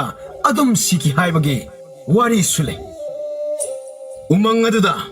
ꯄꯤꯁꯛ ꯄꯤꯛꯂꯤꯉꯩꯗꯒꯤ ꯃꯃꯥ ꯃꯄꯥꯅ ꯁꯤꯔꯁꯅꯨ ꯍꯥꯏꯗꯅ ꯍꯨꯟꯗꯣꯛꯄꯤꯔꯝꯂꯕ ꯑꯉꯥꯡ ꯑꯃꯈꯛꯇꯤ ꯁꯥ ꯀꯩꯒꯤ ꯃꯔꯛ ꯑꯗꯨꯗ ꯌꯥꯝꯅ ꯋꯥꯅ ꯁꯤꯡꯉꯝꯗꯅ ꯍꯤꯡꯂꯛꯈꯤ ꯄꯣꯛꯄꯒ ꯍꯨꯟꯗꯣꯛꯄꯤꯔꯝꯂꯕ ꯑꯉꯥꯡ ꯑꯗꯣ ꯁꯥ ꯀꯩꯅ ꯆꯥꯕꯤꯕꯒꯤ ꯃꯍꯨꯠꯇ ꯑꯉꯥꯡ ꯑꯗꯨꯕꯨ ꯄꯤꯖ ꯄꯤꯊꯛ ꯇꯧꯗꯨꯅ ꯃꯊꯥꯅꯨꯡꯗ ꯃꯆꯥꯒꯨꯝ ꯀꯣꯟꯕꯤꯗꯨꯅ ꯌꯥꯝꯅ ꯅꯨꯡꯁꯤꯅ ꯌꯣꯛꯂꯛꯈꯤꯕ ꯑꯉꯥꯡ ꯑꯃꯈꯛꯅꯤ ꯁꯥ ꯃꯈꯜ ꯑꯃꯠꯇꯅ ꯄꯤꯛꯂꯤꯕ ꯑꯉꯥꯡ ꯑꯗꯣ ꯇꯥꯏꯕꯪ ꯃꯤꯑꯣꯏꯕꯅꯤ ꯍꯥꯏꯕ ꯈꯪꯂꯕꯁꯨ ꯃꯈꯣꯏꯒꯤ ꯃꯕꯨꯛꯇꯒꯤ ꯇꯥꯕ ꯃꯆꯥꯒꯨꯝ ꯌꯥꯝꯅ ꯅꯨꯡꯁꯤꯅ ꯀꯔꯤꯁꯨ ꯁꯣꯛꯍꯟꯗꯅ ꯌꯣꯛꯂꯛꯈꯤ ꯁꯥ ꯃꯈꯜ ꯀꯌꯥꯒꯤ ꯈꯣꯝ ꯊꯛꯇꯨꯅ ꯑꯉꯥꯡ ꯑꯗꯣ ꯅꯣꯏ ꯄꯦꯟꯅ ꯆꯥꯎꯔꯛꯄꯅꯤ ꯆꯥꯕ ꯍꯩꯔꯛꯄ ꯃꯇꯝꯗ ꯃꯒꯨꯟ ꯂꯩꯔꯕ ꯍꯩ ꯃꯈꯜ ꯀꯌా ꯄꯤꯖꯗꯨꯅ ꯃꯄꯥꯡꯒꯜ ꯃꯊꯧꯅꯥ ꯂꯩꯅ ꯂꯩꯅꯥ ꯇꯤꯟꯅꯥ ꯆꯪꯗꯅ ꯎꯃꯪ ꯃꯅꯨꯡꯗ ꯁꯥ ꯃꯈꯜ ꯀꯌꯥꯒꯤ ꯃꯅꯪꯒꯟꯗ ꯇꯣꯡꯗꯨꯅ ꯁꯥꯟꯅꯔꯛꯏ ꯎꯔꯤ ꯋꯥꯔꯤ ꯌꯥꯟꯕ ꯎ ꯀꯥꯕ ꯆꯣꯡꯕ ꯐꯟꯕ ꯇꯥꯏꯕꯪ ꯃꯤꯑꯣꯏꯕꯅ ꯇꯧꯕ ꯉꯝꯗꯕ ꯉꯥꯛꯇꯅꯤ ꯃꯥꯅ ꯇꯧꯔꯤꯕ ꯁꯥꯁꯤꯡꯅ ꯆꯣꯡꯕ ꯍꯨꯟꯕ ꯆꯦꯟꯕ ꯎꯔꯒ ꯑꯉꯥꯡ ꯑꯗꯨꯅ ꯃꯇꯧ ꯇꯝꯗꯨꯅ ꯂꯣꯏꯅ ꯍꯩꯔꯦ ꯆꯣꯡꯂꯦ ꯃꯤꯅꯤ ꯍꯥꯏꯖꯕꯇ ꯉꯥꯏꯔꯦ ꯃꯤꯒꯤ ꯃꯇꯧ ꯅꯠꯇ꯭ꯔꯦ ꯇꯥꯏꯕꯪ ꯃꯤꯒꯤ ꯃꯤꯔꯣꯜ ꯇꯥꯔꯛꯇ꯭ꯔꯕ ꯁꯥ ꯀꯩꯒꯤ ꯃꯈꯣꯜ ꯈꯣꯡꯕ ꯉꯥꯛꯇꯅꯤ ꯇꯥꯔꯛꯂꯤꯕ ꯑꯉꯥꯡ ꯑꯗꯨꯁꯨ ꯁꯥ ꯃꯈꯜ ꯀꯌꯥꯒꯤ ꯃꯔꯣꯟ ꯂꯣꯏꯅ ꯈꯪꯂꯦ ꯈꯪꯗ꯭ꯔꯤꯕ ꯍꯥꯏꯕꯕꯨ ꯇꯥꯏꯕꯪ ꯃꯤꯔꯣꯜ ꯃꯁꯤꯗ ꯃꯉꯥꯏꯔꯦ ꯇꯥꯏꯕꯪ ꯄꯥꯟꯕꯒꯤ ꯃꯤꯁꯤꯡꯅ ꯃꯃꯥꯅ ꯍꯦꯛ ꯄꯣꯛꯄꯗꯒꯤ ꯏꯃꯥ ꯏꯄꯥ ꯍꯥꯏꯅ ꯀꯧꯕ ꯉꯥꯡꯕ ꯁꯛꯄ ꯍꯩꯔꯛꯄꯒꯨꯝ ꯑꯉꯥꯡ ꯑꯗꯨꯅ ꯁꯥ ꯃꯈꯜ ꯈꯨꯗꯤꯡꯒꯤ ꯃꯔꯣꯜ ꯁꯨꯅ ꯈꯪꯕ ꯉꯝꯂꯦ ꯁꯥꯁꯤꯡꯅ ꯀꯧꯅꯕ ꯃꯔꯣꯟꯗ ꯋꯥꯔꯤ ꯁꯥꯟꯅꯕ ꯑꯗꯣ ꯑꯉꯥꯡ ꯑꯗꯨꯅ ꯅꯨꯡꯇꯤꯒꯤ ꯇꯥꯔꯒ ꯈꯪꯕ ꯉꯝꯂꯦ ꯑꯉꯥꯡ ꯑꯗꯨꯅ ꯋꯥꯔꯤ ꯁꯥꯟꯅꯕꯗ ꯂꯣꯟ ꯐꯥꯎꯅꯗꯕ ꯁꯥ ꯑꯃꯠꯇ ꯂꯩꯇ꯭ꯔꯦ ꯍꯥꯏꯕ ꯌꯥꯔꯦ ꯑꯗꯨꯕꯨ ꯅꯣꯡꯊꯛꯇ ꯄꯥꯏꯗꯨꯅ ꯁꯥꯟꯅꯕ ꯎꯊꯛꯇ ꯃꯀꯣꯟ ꯁꯥꯗꯨꯅ ꯍꯤꯡꯂꯤꯕ ꯎꯆꯦꯛꯁꯤꯡꯒꯤ ꯃꯔꯣꯜ ꯃꯉꯥꯏꯔꯦ ꯀꯌꯥ ꯈꯪꯗ꯭ꯔꯤꯕ ꯍꯪꯉꯣꯏꯅ ꯎꯆꯤꯅ ꯂꯤꯟꯅ ꯀꯥꯎꯖꯦꯡꯅ ꯀꯔꯤ ꯀꯔꯤ ꯍꯥꯏꯅꯔꯤ ꯀꯔꯤꯒꯤ ꯁꯥꯎꯅꯔꯤ ꯑꯁꯤꯅꯆꯤꯡꯕ ꯐꯅ ꯌꯥꯝꯅ ꯈꯪꯕ ꯉꯝꯂꯦ ꯑꯉꯥꯡ ꯑꯁꯤꯅ ꯎꯃꯪ ꯃꯅꯨꯡꯗꯒꯤ ꯊꯣꯔꯛꯇꯨꯅ ꯈꯨꯜ ꯂꯩꯀꯥꯏꯗ ꯊꯦꯡꯅꯕ ꯃꯤꯁꯛ ꯑꯃꯁꯨꯡ ꯋꯥꯔꯤ ꯁꯥꯟꯅꯕ ꯈꯣꯠꯅꯕ ꯑꯣꯏꯊꯣꯛꯂꯔꯣꯏ ꯎꯃꯪꯒꯤ ꯄꯨꯟꯁꯤꯗ ꯁꯥꯡꯅ ꯂꯦꯜꯂꯛꯂꯕꯅꯤꯅ ꯎꯃꯪ ꯑꯗꯨꯗ ꯍꯨꯟꯗꯣꯛꯄꯤꯔꯝꯂꯕ ꯃꯔꯥꯏꯕꯛ ꯊꯤꯔꯕ ꯃꯃꯥ ꯃꯄꯥꯅ ꯅꯀꯣꯟꯕꯤꯗ꯭ꯔꯕ ꯑꯉꯥꯡ ꯑꯗꯨ ꯍꯧꯖꯤꯛꯇꯤ ꯄꯥꯈꯪ ꯁꯔꯦꯞ ꯐꯥꯔꯦ ꯃꯍꯥꯛ ꯃꯁꯥꯒꯤ ꯐꯤꯕꯝ ꯇꯥꯏꯕꯪ ꯃꯤꯒꯤ ꯐꯤꯕꯝ ꯃꯨꯔꯇꯤ ꯑꯣꯏꯔꯕꯁꯨ ꯃꯍꯥꯛꯀꯤ ꯋꯥꯈꯜ ꯒ꯭ꯌꯥꯟ ꯁꯥꯒ ꯆꯞ ꯃꯥꯟꯅꯩ ꯁꯥꯁꯤꯡꯁꯤ ꯇꯥꯏꯕꯪ ꯃꯤꯑꯣꯏꯕꯅ ꯌꯥꯝꯅ ꯁꯥꯊꯤꯕ ꯆꯥꯒꯦ ꯍꯥꯠꯀꯦ ꯈꯣꯠꯀꯦ ꯍꯥꯏꯕ ꯁꯥꯁꯤꯡ ꯆꯥꯕ ꯖꯤꯕꯅꯤ ꯍꯥꯏꯅ ꯂꯧꯅꯩ ꯑꯃꯁꯨꯡ ꯀꯤꯅꯩ ꯃꯤꯔꯣꯟ ꯊꯣꯛꯇꯕ ꯖꯤꯕꯁꯤꯡꯕꯨ ꯑꯃꯅ ꯑꯃꯒꯤ ꯃꯔꯛꯇ ꯋꯥꯔꯤ ꯁꯥꯟꯅꯗꯕꯅ ꯍꯥꯏꯕꯗꯤ ꯀꯔꯤ ꯍꯥꯏꯕꯅꯣ ꯍꯥꯏꯕ ꯐꯣꯡꯗꯣꯛꯅꯕꯒꯤ ꯎꯄꯥꯏ ꯂꯩꯇꯕꯗꯒꯤ ꯍꯪꯒꯣꯏꯕ ꯇꯨꯒꯠꯆꯕ ꯑꯀꯤꯕ ꯄꯣꯛꯅꯕꯒꯤ ꯋꯥꯅꯤ ꯃꯗꯨꯃꯛꯇꯤ ꯅꯠꯇꯦ ꯁꯥꯁꯤꯡꯁꯨ ꯇꯥꯏꯕꯪ ꯃꯤꯑꯣꯏꯕ ꯑꯃꯗꯒꯤ ꯍꯦꯟꯅ ꯃꯤꯅꯨꯡꯁꯤ ꯂꯩꯕ ꯄꯤꯖ ꯄꯤꯊꯛ ꯐꯖꯕ ꯃꯇꯦꯡ ꯄꯥꯡꯕ ꯀꯞꯄ ꯋꯥꯕ ꯅꯣꯛꯄ ꯂꯣꯏꯅ ꯍꯩꯕ ꯖꯥꯠꯅꯤ ꯇꯥꯏꯕꯪ ꯃꯄꯨꯅ ꯖꯤꯕ ꯈꯨꯗꯤꯡꯃꯛꯀꯤ ꯇꯥꯏꯕꯪ ꯃꯤꯒꯤ ꯋꯥꯈꯜꯗꯒꯤ ꯍꯟꯊꯗꯅ ꯃꯤꯅꯨꯡꯁꯤ ꯂꯩꯕ ꯈꯥꯡꯕ ꯀꯟꯕ ꯑꯋꯥꯕ ꯅꯨꯡꯉꯥꯏꯕ ꯑꯃꯠꯇ ꯁꯤꯊꯗꯅ ꯃꯈꯣꯏꯒꯤ ꯃꯁꯥꯗ ꯆꯦꯜꯍꯜꯂꯦ ꯃꯥꯒꯤ ꯖꯥꯠꯀꯤ ꯃꯔꯣꯜ ꯉꯥꯡꯍꯜꯂꯝꯕꯒꯤ ꯋꯥꯇꯅꯤ ꯑꯩꯈꯣꯏꯅ ꯁꯥ ꯀꯩꯒꯤ ꯖꯤꯕꯁꯤꯡꯒꯤ ꯃꯔꯛꯇ ꯆꯤꯛꯅꯕ ꯋꯥꯏꯅꯕ ꯑꯉꯝ ꯇꯥꯟꯅꯕꯒꯤ ꯑꯣꯟꯁꯤꯟꯅꯗꯨꯅ ꯐꯨꯅꯕꯅꯤ ꯃꯈꯣꯏꯒꯤ ꯃꯁꯥꯗ ꯑꯣꯏꯖꯕ ꯊꯤꯕ ꯃꯂꯣꯝ ꯇꯧꯕ ꯑꯃꯅ ꯑꯃꯕꯨ ꯀꯂꯛꯅꯕꯒꯤ ꯋꯥꯈꯜ ꯌꯥꯎꯗꯦ ꯃꯤꯑꯣꯏꯕ ꯑꯣꯏꯖꯔꯕꯁꯨ ꯄꯥꯈꯪ ꯃꯥꯗꯤ ꯂꯩꯔꯤꯕ ꯁꯥꯁꯤꯡꯅ ꯃꯈꯣꯏꯒ ꯆꯞ ꯃꯥꯟꯅꯅ ꯎꯔꯦ ꯁꯥꯁꯤꯡꯒ ꯂꯣꯟ ꯐꯥꯎꯅꯔꯦ ꯃꯐꯤ ꯃꯔꯣꯜ ꯁꯦꯠꯄ ꯆꯥꯕ ꯇꯧꯗꯦ 마부 삐삭 삐ꯛ나 혼독람마다 염람바 피 마사도 망하이레 마나 셋리바 하이바부 사싱금나 마투 반다바니나 우나 와나나 염신드나 닝탐 깔렌 캉망암나바 빠캉아드나 셈제 농 쫓다나바 농아이나 tumna 힙나바 셈드나 상라바 punsi에도 렐락레 아시행바 아떼익바 하우라바 하이문 파라바 하이싱 싸드나 나다 옅드나 punsi 렌바 ngam자락바 빠캉 빠글라바 우기 마나싱 따신나드나 눅사기 마디 농드기 ngakthoknaba makalgi upaini thiriba matangni matungina asit awantha amuk lagle uwasing phere haiba makai silakpa nungsina uton waton tektharakpa sa makai asong among song marakta chensinnari pakhang maso magi lepham madu tasinduna uwa telakbado soktanaba honari pung kaya chumna akan manuksit ado suglep-leptana sidkre numit taramdayda nuksit taptharakle ngahaki matungda nuksit ado punglep-lepkre pakhang ado magi lepham madudagi thoraktuna laphu ikara heghawnaba laphu hawba mafam maduda lae laphu gi lala ton maraktagi phajakhraba rajkumari gi satin ado sad paithare pakhang ado khangprek khangi phan chongthoi pomlang langba satin gi makho matol ado ubada ngai hak ngakchane sangsinduna khunna sokadaba pungningda chingnaba phawi munna yengi amukta punsida udribanina karinu haini yeng laphu pambida amuk yengi masibo laphoi pambi asidagi kilakpa manara thaurira laphu pami singadada adagumba mana panbra haiduna koyeng yeng madugu manaba amatta panba ude yengda yenglage haiduna tapna satin makhok adabu paiduna yeng lum launa thangatlaga satin gi manung mapan pakhang aduna yeng oh masidi ai hipam mathakta thamlabade yamna kanaragani haiduna satilado ningthina makok mapa yenglaga ningthina phochille nuksitna humbada paithoktanaba uri wari tawduna chetna punchinkre numidangda uwadagi tarakpa ligla matum mamata mamaida tarakpa laitre masidi yamna phare haina khanjaram nongalakpada nungsa thorakpa matamdudasu magi hipam adu nungsa sadre nong tarbasu yamna cholara laina pibani laina ai tumpham lepham ase nungai hannanaba pirakpa soidan oigani khanjaram satilladagi thaktoklakpa mangalado machu gi phajaraba mangalama oihel angakpa posakni isona semba oiramgani masidi aibu nungaina pothanaba nong surabasu cholara nungsa sarabasu maida yairar isonangse jibagi awaba loina uba ngambani masi khandana pakhang aduna isorbo pungningda chetna ningje umangi punsida sangsargi sanalupa senthom kari sukhang manate satilado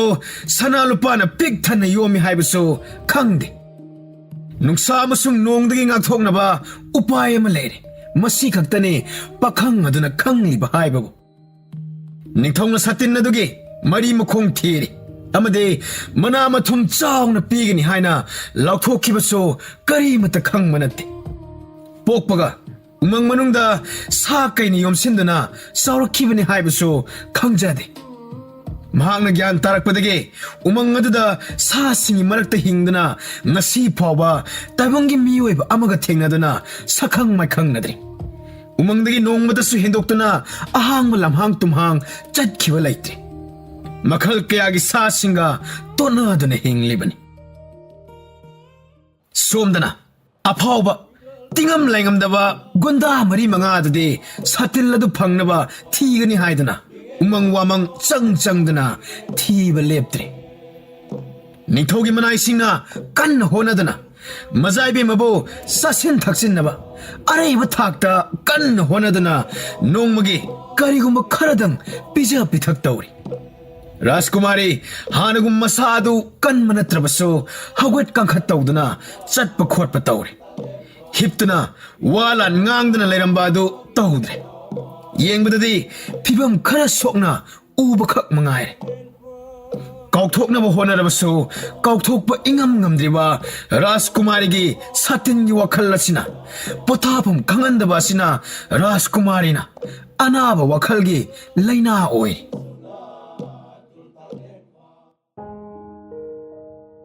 ꯀꯔꯤꯁꯨ ꯂꯩꯇ꯭ꯔꯕ ꯁꯥꯇꯤꯟ ꯑꯗꯨꯅ ꯑꯩꯒꯤ ꯄꯨꯟꯁꯤꯕꯨ ꯆꯥꯅꯤꯡ ꯇꯥꯅ ꯍꯤꯡꯍꯟꯕ ꯉꯝꯗ꯭ꯔꯤ. ꯀꯔꯝꯕ ꯃꯍꯤ ꯃꯌꯥꯏ ꯀꯟꯕ ꯁꯥꯇꯤꯟ ꯑꯣꯏꯗꯨꯅ ꯑꯩꯒꯤ ꯊꯋꯥꯏ ꯑꯁꯤꯅ ꯄꯦꯟꯊꯣꯛꯄ ꯉꯝꯗ꯭ꯔꯤꯕꯅꯣ? ꯁꯥꯇꯤꯟ ꯑꯁꯤꯅ ꯃꯔꯝ ꯑꯣꯏꯗꯨꯅ ꯑꯩꯒꯤ ꯄꯨꯟꯁꯤꯕꯨ ꯊꯤꯝꯁꯤꯡꯅꯕ ꯑꯣꯏꯅ ꯊꯣꯛꯂꯤ.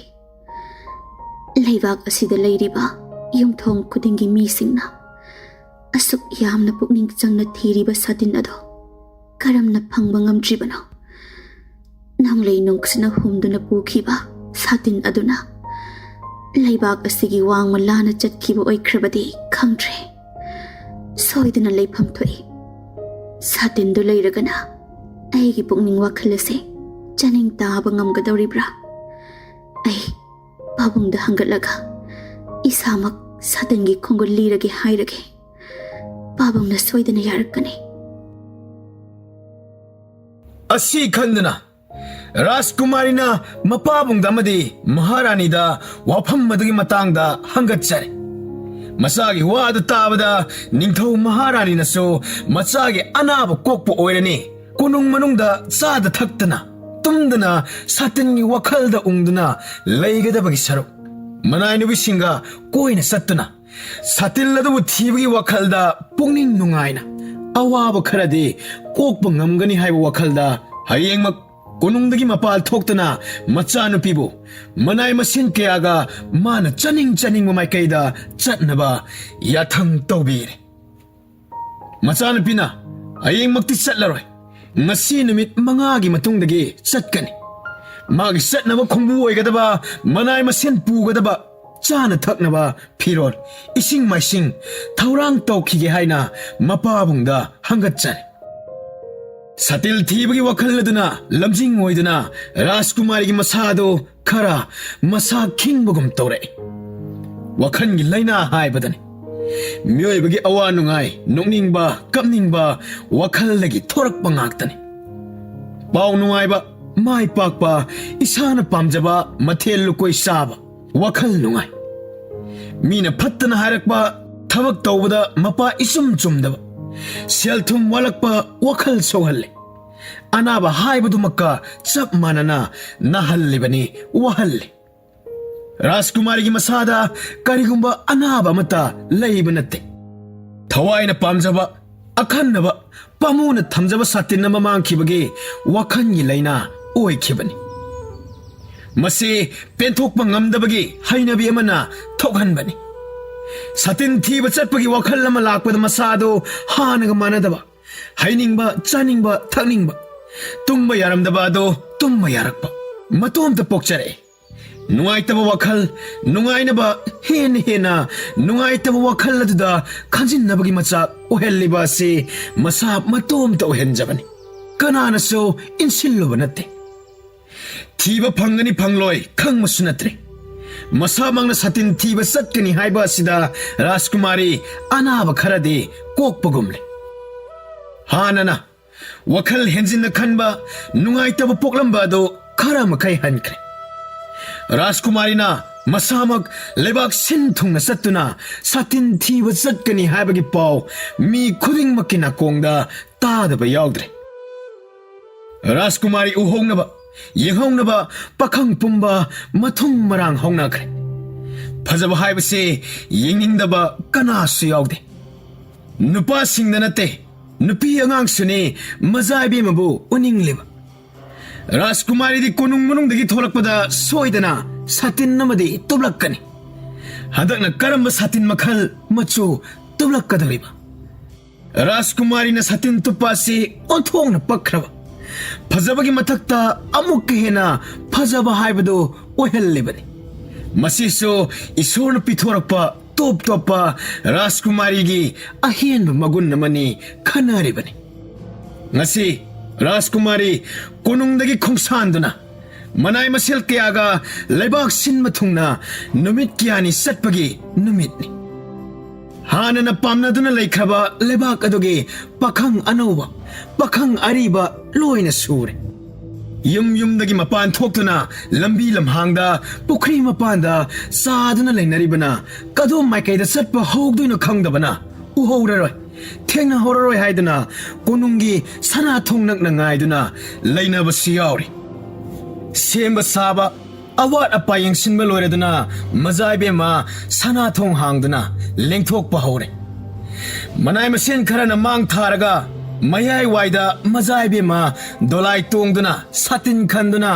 loinabi manai nupi singa loinana khonglengba horakle mazaibe ma thorakle haiduna mangak thangkhatnaduna yengnariba mayamado amagi makhongda amana netpa insinnaba thengainabana angakpani adubu khong nele inthu narakle haibagi warauba saungnaba leinade Rajkumari uhuraga loire haiduna makhong i thokla phawba saungnaba sangde masak isam samthokpagum tawraga Rajkumari gi maithong ado anoba saglon ama pubagum henadum miyamna taksi sonare singel lerang oina leisa tamba oirabade pungning huna sumat palainam selamgadaba manba Rajkumari gi maithong hairiba masak asidi mittanada pisum khajai kanglabaso phajaba sinban loina pungaw ngawnare Rajkumari gi maikaiso satin humdana pukhiba maikai adudani sena thajaba thamliba ayuk angan madagi chalakpa khongchat aduna numidang oira phawba chatpa lepte sagol dolai tongduna chatpa oirabaso masa loina sokthanare ahing nongyai yoromda adwaida mafam chaba lamthung amada numidang lenaba sem saba hore mayam magi tumpham semdana honaba yaba honari manai nupi kharana mazaibe magi hanaba mathe lukoi langli mazaibe magi tauba yaba thaurang loiraga manai nubi singso chana thaknaba sem sanakre nungairaba Rajkumari gi satin thibagi khongchatni haiba tare asumna kharangana Rajkumari na satin thibagi wakhalsi khalam labade masado ka hena soksin lamdaba yabani mayam punglang langduna chamin thaminaduna anoba punsima phangba sida Rajkumari wakhal pukning nungairakle chaba thakba phajana yare tumba mapung phare ningthauna manai sagol tongma tharaktuna machanupigi I pau loba tharakli manai singna Rajkumari gi maithong makalamba masa tekhatna haraukte yamna lehoba singado mama maharani masung ningthauda pau tamladuna ningthau maharani awaba chinta tawba kharadi kokcharam taibang miyoiba singase ayambana wakhal gi laina loina naba ngaktani Ishan isabu wahalle laina pokhalle tumma chaba yahante pothahante masi pumbase wakhallagi thokpa ngaktan hai ishan piesina nungaibu wakhal nungaina lehui tabada hai khoi pummas nungairi basi kaya thuna awaba nungaibu mangkre satinna du phangdaba ishan pi nungairaga loy miyoibagi nungaiba awawa haiba se wakhal dai sagatlaga pumnamak thokan mangaktan asum Rajkumari na manai singaloina na nongmagi lakpana konungdagi phana thapna lakli satin thibagi thabaksu leppanate adubu yamna kupsinna praja singna thiriba adugumna thibadi natte chaurakpani uthak wathak napi asong marakta sangduna thinari Rajkumari na haiba takpa maikei hongduna chatpa lepte lebaki ngamkhai loisilakadore satin de phangdri mazaibe ma mapabungi lamge pankhai khajik tangai redo loina sinba thongna chatkigani ꯃꯥꯏꯀꯩꯁꯦ ꯁꯣꯏꯗꯅ ꯆꯨꯝꯒꯅꯤ ꯉꯝꯈꯩ ꯂꯥꯜꯂꯕꯁꯨ ꯂꯥꯟꯕ ꯇꯥꯔꯦ ꯑꯩꯒꯤ ꯄꯨꯛꯅꯤꯡꯗ ꯊꯥꯖꯕ ꯑꯃ ꯂꯩꯔꯤ ꯁꯅꯥꯏꯕꯦꯝꯃꯒꯤ ꯑꯄꯥꯝꯕ ꯑꯗꯨ ꯅꯅꯥꯏ ꯑꯩꯈꯣꯏꯁꯨ ꯑꯗꯨꯝ ꯄꯥꯝꯖꯩ 사틴 ꯊꯤꯕꯒꯤ ꯊꯕꯛꯁꯤꯡ ꯃꯅꯥꯏ ꯃꯁꯤꯟꯁꯤꯡ ꯑꯇꯟꯕ ꯍꯥꯏꯅꯤꯡꯗꯕ ꯌꯥꯎꯗꯦ ꯐꯅꯗꯨꯝ ꯅꯨꯡꯉꯥꯏꯔꯦ ꯆꯥꯕ ꯊꯛꯄꯗꯒꯤ ꯂꯝꯇꯨ ꯌꯦꯡꯕꯗꯒꯤ ꯑꯐꯥ ꯑꯄꯨꯟꯒꯨꯝ ꯀꯣꯅꯨꯡ ꯃꯅꯨꯡꯗꯒꯤ ꯍꯦꯟꯗꯕ ꯑꯗꯣ ꯑꯁꯦꯡꯕ ꯅꯨꯡꯁꯤꯠ ꯅꯨꯡꯁꯥ ꯐꯪꯗꯨꯅ ꯅꯨꯡꯉꯥꯏꯕ ꯊꯣꯏꯅ ꯐꯪꯂꯦ ꯑꯁꯨꯝꯅ ꯑꯃꯨꯛꯇ ꯀꯣꯅꯨꯡꯒꯤ ꯊꯣꯡꯒꯥꯜ ꯂꯥꯟꯗꯨꯅ ꯀꯣꯏꯕ ꯆꯠꯄ ꯐꯪꯗꯕꯅꯤꯅ ꯆꯠꯂꯤꯕ ꯃꯌꯥꯝ ꯂꯣꯏꯅ ꯑꯄꯦꯟꯕ ꯍꯥꯏꯕꯗꯨ ꯑꯣꯏꯔꯦ ꯅꯨꯡꯉꯥꯏꯕ ꯈꯣꯡꯆꯠ ꯑꯗꯨꯒꯤ ꯄꯟꯊꯨꯡꯐꯝ ꯐꯪꯗ꯭ꯔꯕꯁꯨ ꯍꯟꯅꯤꯡꯕꯒꯤ ꯋꯥꯈꯜ ꯄꯣꯛꯇ꯭ꯔꯤ ꯔꯥꯖꯀꯨꯃꯥꯔꯤ ꯍꯥꯟꯅꯒꯨꯝ ꯃꯁꯥ ꯃꯎ ꯇꯤꯡ ꯇꯤꯡ ꯂꯥꯎꯅ ꯆꯪꯈꯣꯟꯅ ꯑꯅꯥꯕꯒꯤ ꯐꯤꯕꯝ ꯂꯣꯏꯅ ꯃꯥꯡꯈ꯭ꯔꯦ ꯁꯣꯝꯗ ꯅꯤꯡꯊꯧ ꯃꯍꯥꯔꯥꯅꯤꯅ ꯋꯥꯖꯕ ꯍꯥꯏꯕꯕꯨ ꯁꯥꯇꯤꯟ ꯊꯤꯕ ꯆꯠꯈꯤꯕ ꯑꯗꯣ ꯁꯥꯇꯤꯟ ꯐꯪꯂꯛꯇ꯭ꯔꯕꯗꯤ ꯍꯥꯟꯅꯒꯨꯝ ꯃꯁꯥꯗꯨ ꯑꯃꯨꯛ ꯉꯝꯂꯛꯇ꯭ꯔꯕꯗꯤ ꯍꯥꯏꯅ ꯅꯨꯡꯁꯥ ꯊꯤꯖꯔꯤ ꯔꯥꯖꯀꯨꯃꯥꯔꯤ ꯂꯩꯇꯕꯗ ꯆꯥꯎꯔꯕ ꯀꯣꯅꯨꯡ ꯑꯗꯣ ꯏꯍꯥꯡ ꯍꯥꯡꯕꯒꯨꯝ ꯇꯧꯔꯦ ꯑꯃꯗ ꯄꯣꯛꯆꯕꯤ ꯃꯆꯥꯅꯨꯄꯤ ꯑꯗꯣ ꯅꯨꯃꯤꯠ ꯈꯔ ꯎꯗꯕꯗ ꯅꯤꯡꯊꯧ ꯃꯍꯥꯔꯥꯅꯤ ꯄꯨꯛꯅꯤꯡ ꯂꯩꯇꯥꯕ ꯐꯪꯗ꯭ꯔꯦ ꯀꯗꯥꯏ ꯇꯥꯅ ꯆꯠꯈ꯭ꯔꯕ ꯀꯩꯗꯧꯉꯩ ꯍꯜꯂꯛꯀꯗꯕ ꯍꯥꯏꯅ ꯅꯨꯡꯅꯥꯡꯕꯒꯤ ꯋꯥꯗꯤ ꯂꯩꯇꯦ ꯃꯔꯝꯗꯤ ꯃꯅꯥꯏ ꯃꯁꯦꯟ ꯀꯌꯥꯅ ꯆꯥꯅ ꯊꯛꯅꯕ ꯃꯔꯥꯡ ꯀꯥꯏꯅ ꯄꯨꯗꯨꯅ ꯆꯠꯈꯤꯕꯅꯤꯅ ꯅꯣꯡꯃꯒꯤ ꯅꯤꯡꯊꯧ ꯃꯅꯥꯏ ꯑꯃ ꯑꯅꯤꯅ ꯁꯒꯣꯜ ꯇꯣꯡꯗꯨꯅ ꯔꯥꯖꯀꯨꯃꯥꯔꯤꯒꯤ ꯑꯁꯣꯏ ꯑꯉꯥꯝ ꯊꯣꯛꯄ ꯑꯋꯥꯠ ꯑꯄꯥ ꯌꯥꯎꯕ ꯀꯗꯣꯝ ꯃꯥꯏꯀꯩ ꯄꯥꯡꯂꯤꯕ ꯀꯔꯤ ꯂꯝꯗꯝ ꯌꯧꯔꯕ ꯍꯥꯏꯕꯅꯆꯤꯡꯕ ꯀꯨꯞꯅ ꯄꯥꯎ ꯂꯧꯔꯦ ꯃꯆꯥꯅꯨꯄꯤꯒꯤ ꯍꯛꯆꯥꯡꯒꯤ ꯐꯤꯕꯝ ꯀꯔꯤꯁꯨ ꯑꯀꯥꯏꯕ ꯂꯩꯇ꯭ꯔꯦ ꯌꯥꯝꯅ ꯐꯒꯠꯂꯦ ꯍꯥꯏꯕꯗꯨ ꯇꯥꯕꯗ ꯅꯤꯡꯊꯧ ꯑꯃꯨꯛꯀ ꯍꯦꯟꯅ ꯅꯨꯡꯉꯥꯏꯕ ꯑꯗꯨ ꯑꯣꯏꯈ꯭ꯔꯦ ꯀꯔꯤꯒꯨꯝꯕ ꯏꯆꯥꯅꯨꯄꯤꯅ ꯁꯥꯇꯤꯟ ꯊꯤꯔꯨꯅꯤ ꯍꯥꯏꯅ ꯆꯠꯈ꯭ꯔꯤꯕꯁꯦ ꯁꯥꯇꯤꯟꯗꯨ ꯐꯪꯗꯕ ꯊꯣꯛꯂꯕꯗꯤ ꯀꯣꯅꯨꯡꯗ ꯍꯜꯂꯛꯂꯒ ꯃꯍꯧꯁꯥꯒꯨꯝ ꯐꯃꯨꯡꯗ ꯍꯤꯞꯇꯨꯅ ꯑꯅꯥꯕ ꯑꯣꯏꯗꯨꯅ ꯂꯩꯈ꯭ꯔꯕꯗꯤ ꯀꯝꯗꯧꯕ ꯍꯧꯖꯤꯛꯄꯨꯗꯤ ꯁꯥꯇꯤꯟ ꯐꯪꯅꯤ ꯍꯥꯏꯕꯒꯤ ꯋꯥꯈꯜꯗ ꯅꯨꯡꯉꯥꯏꯅ ꯃꯅꯥꯏ ꯃꯁꯦꯟꯁꯤꯡꯒ ꯆꯠꯈ꯭ꯔꯦ ꯊꯣꯛꯑꯕ ꯂꯥꯛꯀꯅꯤ ꯌꯥꯝꯅ ꯈꯟꯖꯤꯜꯂꯨꯅꯨ ꯃꯍꯥꯔꯥꯅꯤ ꯃꯍꯥꯛ ꯃꯄꯨꯡ ꯃꯔꯦꯞꯁꯨ ꯐꯥꯔꯦ ꯃꯌꯨꯝ ꯄꯥꯟꯕ ꯌꯥꯔꯕꯅꯤ ꯃꯇꯤꯛ ꯆꯥꯕ ꯕꯔ ꯑꯃ ꯊꯤꯔꯒ ꯂꯨꯍꯣꯡꯕꯤꯔꯒ ꯃꯔꯥꯏꯅ ꯌꯨꯝꯕꯥꯟꯕꯒꯤ ꯂꯝꯕꯤꯗ ꯈꯣꯡꯗꯥꯈꯤꯕꯗꯒꯤ ꯁꯥꯇꯤꯜ ꯑꯗꯨꯒꯤ ꯋꯥꯔꯤ ꯑꯗꯨꯕꯨ ꯃꯔꯥꯏꯅ ꯀꯥꯎꯖꯈꯤꯒꯅꯤꯗ ꯑꯗꯨꯅ ꯍꯟꯇꯛ ꯁꯥꯇꯤꯟ ꯊꯤꯕ ꯆꯠꯈ꯭ꯔꯤꯕ ꯈꯣꯡꯆꯠ ꯑꯁꯦ ꯃꯁꯤꯕꯨ ꯍꯦꯛ ꯍꯜꯂꯛꯄꯒ ꯃꯇꯝ ꯁꯥꯡꯊꯗꯅ ꯂꯨꯍꯣꯡꯕꯤꯅꯕ ꯇꯧꯔꯁꯤ ꯃꯁꯤꯅ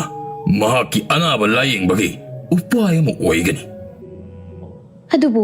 ꯏꯆꯥꯅꯨꯄꯤꯒꯤ ꯃꯇꯤꯛ ꯆꯥꯕ ꯕꯣꯔꯗꯤ ꯀꯗꯥꯏꯗꯒꯤ ꯀꯔꯝꯅ ꯊꯤꯒꯅꯤ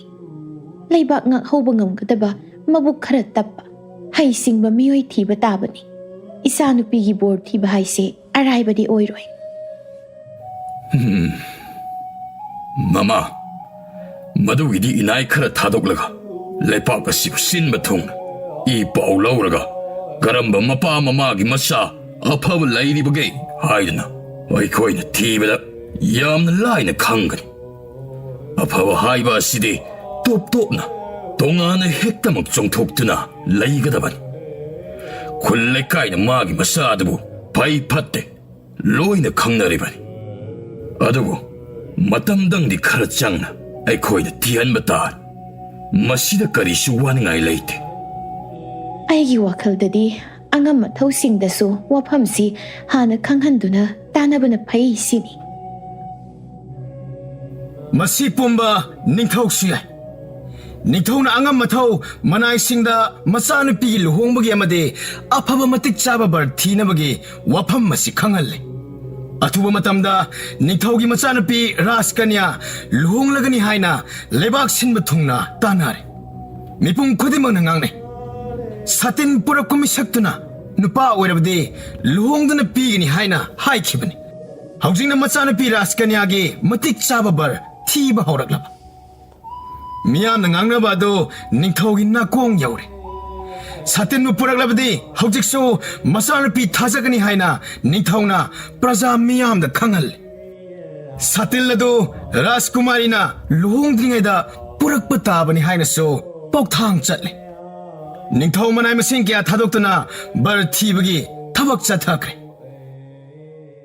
ꯁꯣꯝꯗ राजकुमारी सातिन थीबगी थबक चथारी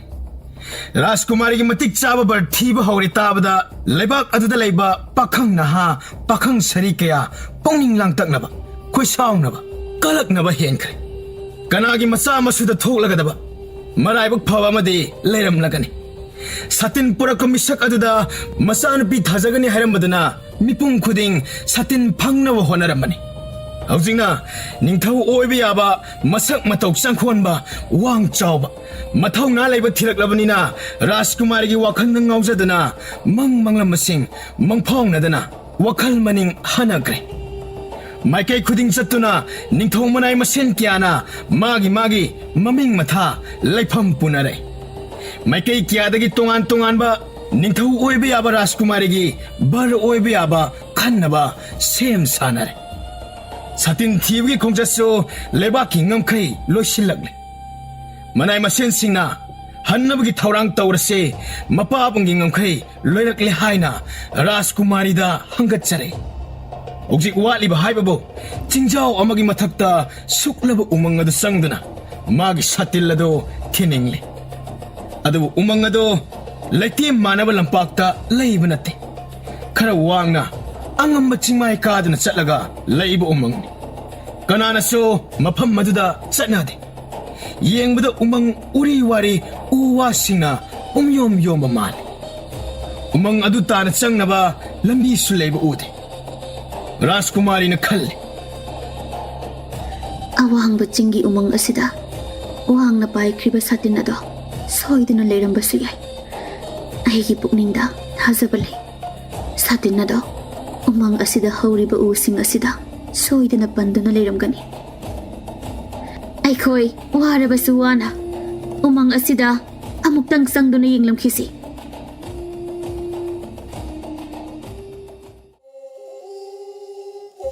Manai singa umang adu hek ubada aki tujungba mapoi karam sa kai lerangani haibsu khangbanate kadom na karga karam na umang manung changani sahin chaba sa kaya yomduna lerangani tabang minu umang asida chalamgani haibsu thajade panayamna thapi uche oya amadi sa kaya nil khongbugi makhona nakongda nilbugum tawi umang aduda Mai ondana, mai non katuna yengbada akibagi ihun ama pawre. Sanai bima umang asisang bada karelo na token hanna batauksi asa thaksu marang karaktre salan chatpa nupa thauna phaba kayana mang thaduna lamjing gada basunate aikhoi loina umang asida ponsi mang basu Umang asi konungdagi Anak pamapamda laybasu nate Asuk yam na lagle Ahigi pukningda Umang asi sangdana hangadaba ase Laitafong khanglaroy Umang asina Aibu lakho iyeng lakho haina ko bugum tawri Warabasu wana ikoy ngam na bahot na batari Umang asidang sanglam laga halasi Satin do phangba phangdaba Satin aduna paikiba mai kaisu Umang asiga mapa chapchana thoi Asi haiduna Chinyada sagol dolai samu dolai loina thanamle Leba kattuna chingaduda soida ngamdana amukhana mayum maikai pangjage haina thawniduna umangaduda changnaba angamma chingmaido kaba horakle songlaba narak aduda usawasa thang yanduna haidoktuna mari chingmaido kaba hore Ngamga ngambane lambina leitabane mahai wabana huai launare asung marak aduda khong thangduna chatpa ado lin kari kara thenaduna chiktuna sigadra haina pakhatpana mipum khuding mihun nyaunadre Rajkumari di kari suna sungbide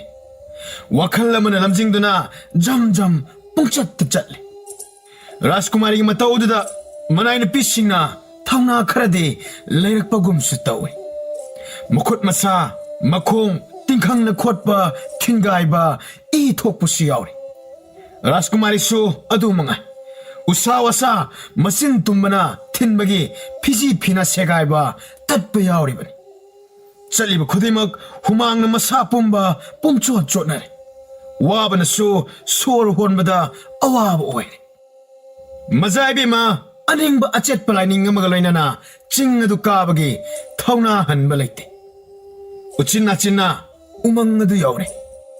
ꯎꯔꯤ ꯋꯥꯔꯤꯅ ꯆꯪꯐꯝꯒ ꯂꯩꯕ ꯅꯠꯇꯦ ꯎꯔꯤ ꯋꯥꯔꯤꯗꯨ ꯐꯣꯏꯗꯠꯄ ꯍꯣꯠꯅꯔꯤ ꯄꯥꯛꯊꯗꯨꯅ ꯆꯪꯕ ꯌꯥꯕ ꯑꯃꯗꯤ ꯃꯌꯥꯝ ꯆꯪꯗꯨꯅ ꯍꯣꯠꯅꯕꯗꯒꯤ ꯎꯃꯪ ꯑꯗꯨꯒꯤ ꯃꯅꯨꯡ ꯆꯪꯂꯦ ꯇꯥꯏꯕꯪ ꯃꯤ ꯃꯌꯥꯝ ꯃꯔꯤ ꯃꯔꯤ ꯆꯪꯂꯛꯄ ꯑꯗꯨ ꯎꯕꯗ ꯁꯥ ꯃꯌꯥꯝ ꯑꯗꯨ ꯇꯤꯡꯉꯛ ꯇꯤꯡꯉꯛ ꯌꯦꯡꯗꯨꯅ ꯂꯩꯅꯔꯤ ꯃꯈꯜ ꯀꯌꯥꯒꯤ ꯁꯥ ꯀꯌꯥꯅ ꯁꯧ ꯁꯥꯉꯩ ꯂꯩꯔꯝꯕ ꯎꯕꯗ ꯀꯤꯕꯅ ꯃꯤꯍꯨꯜ ꯈꯞꯅꯔꯤ ꯃꯆꯥꯏꯕꯦꯝꯃ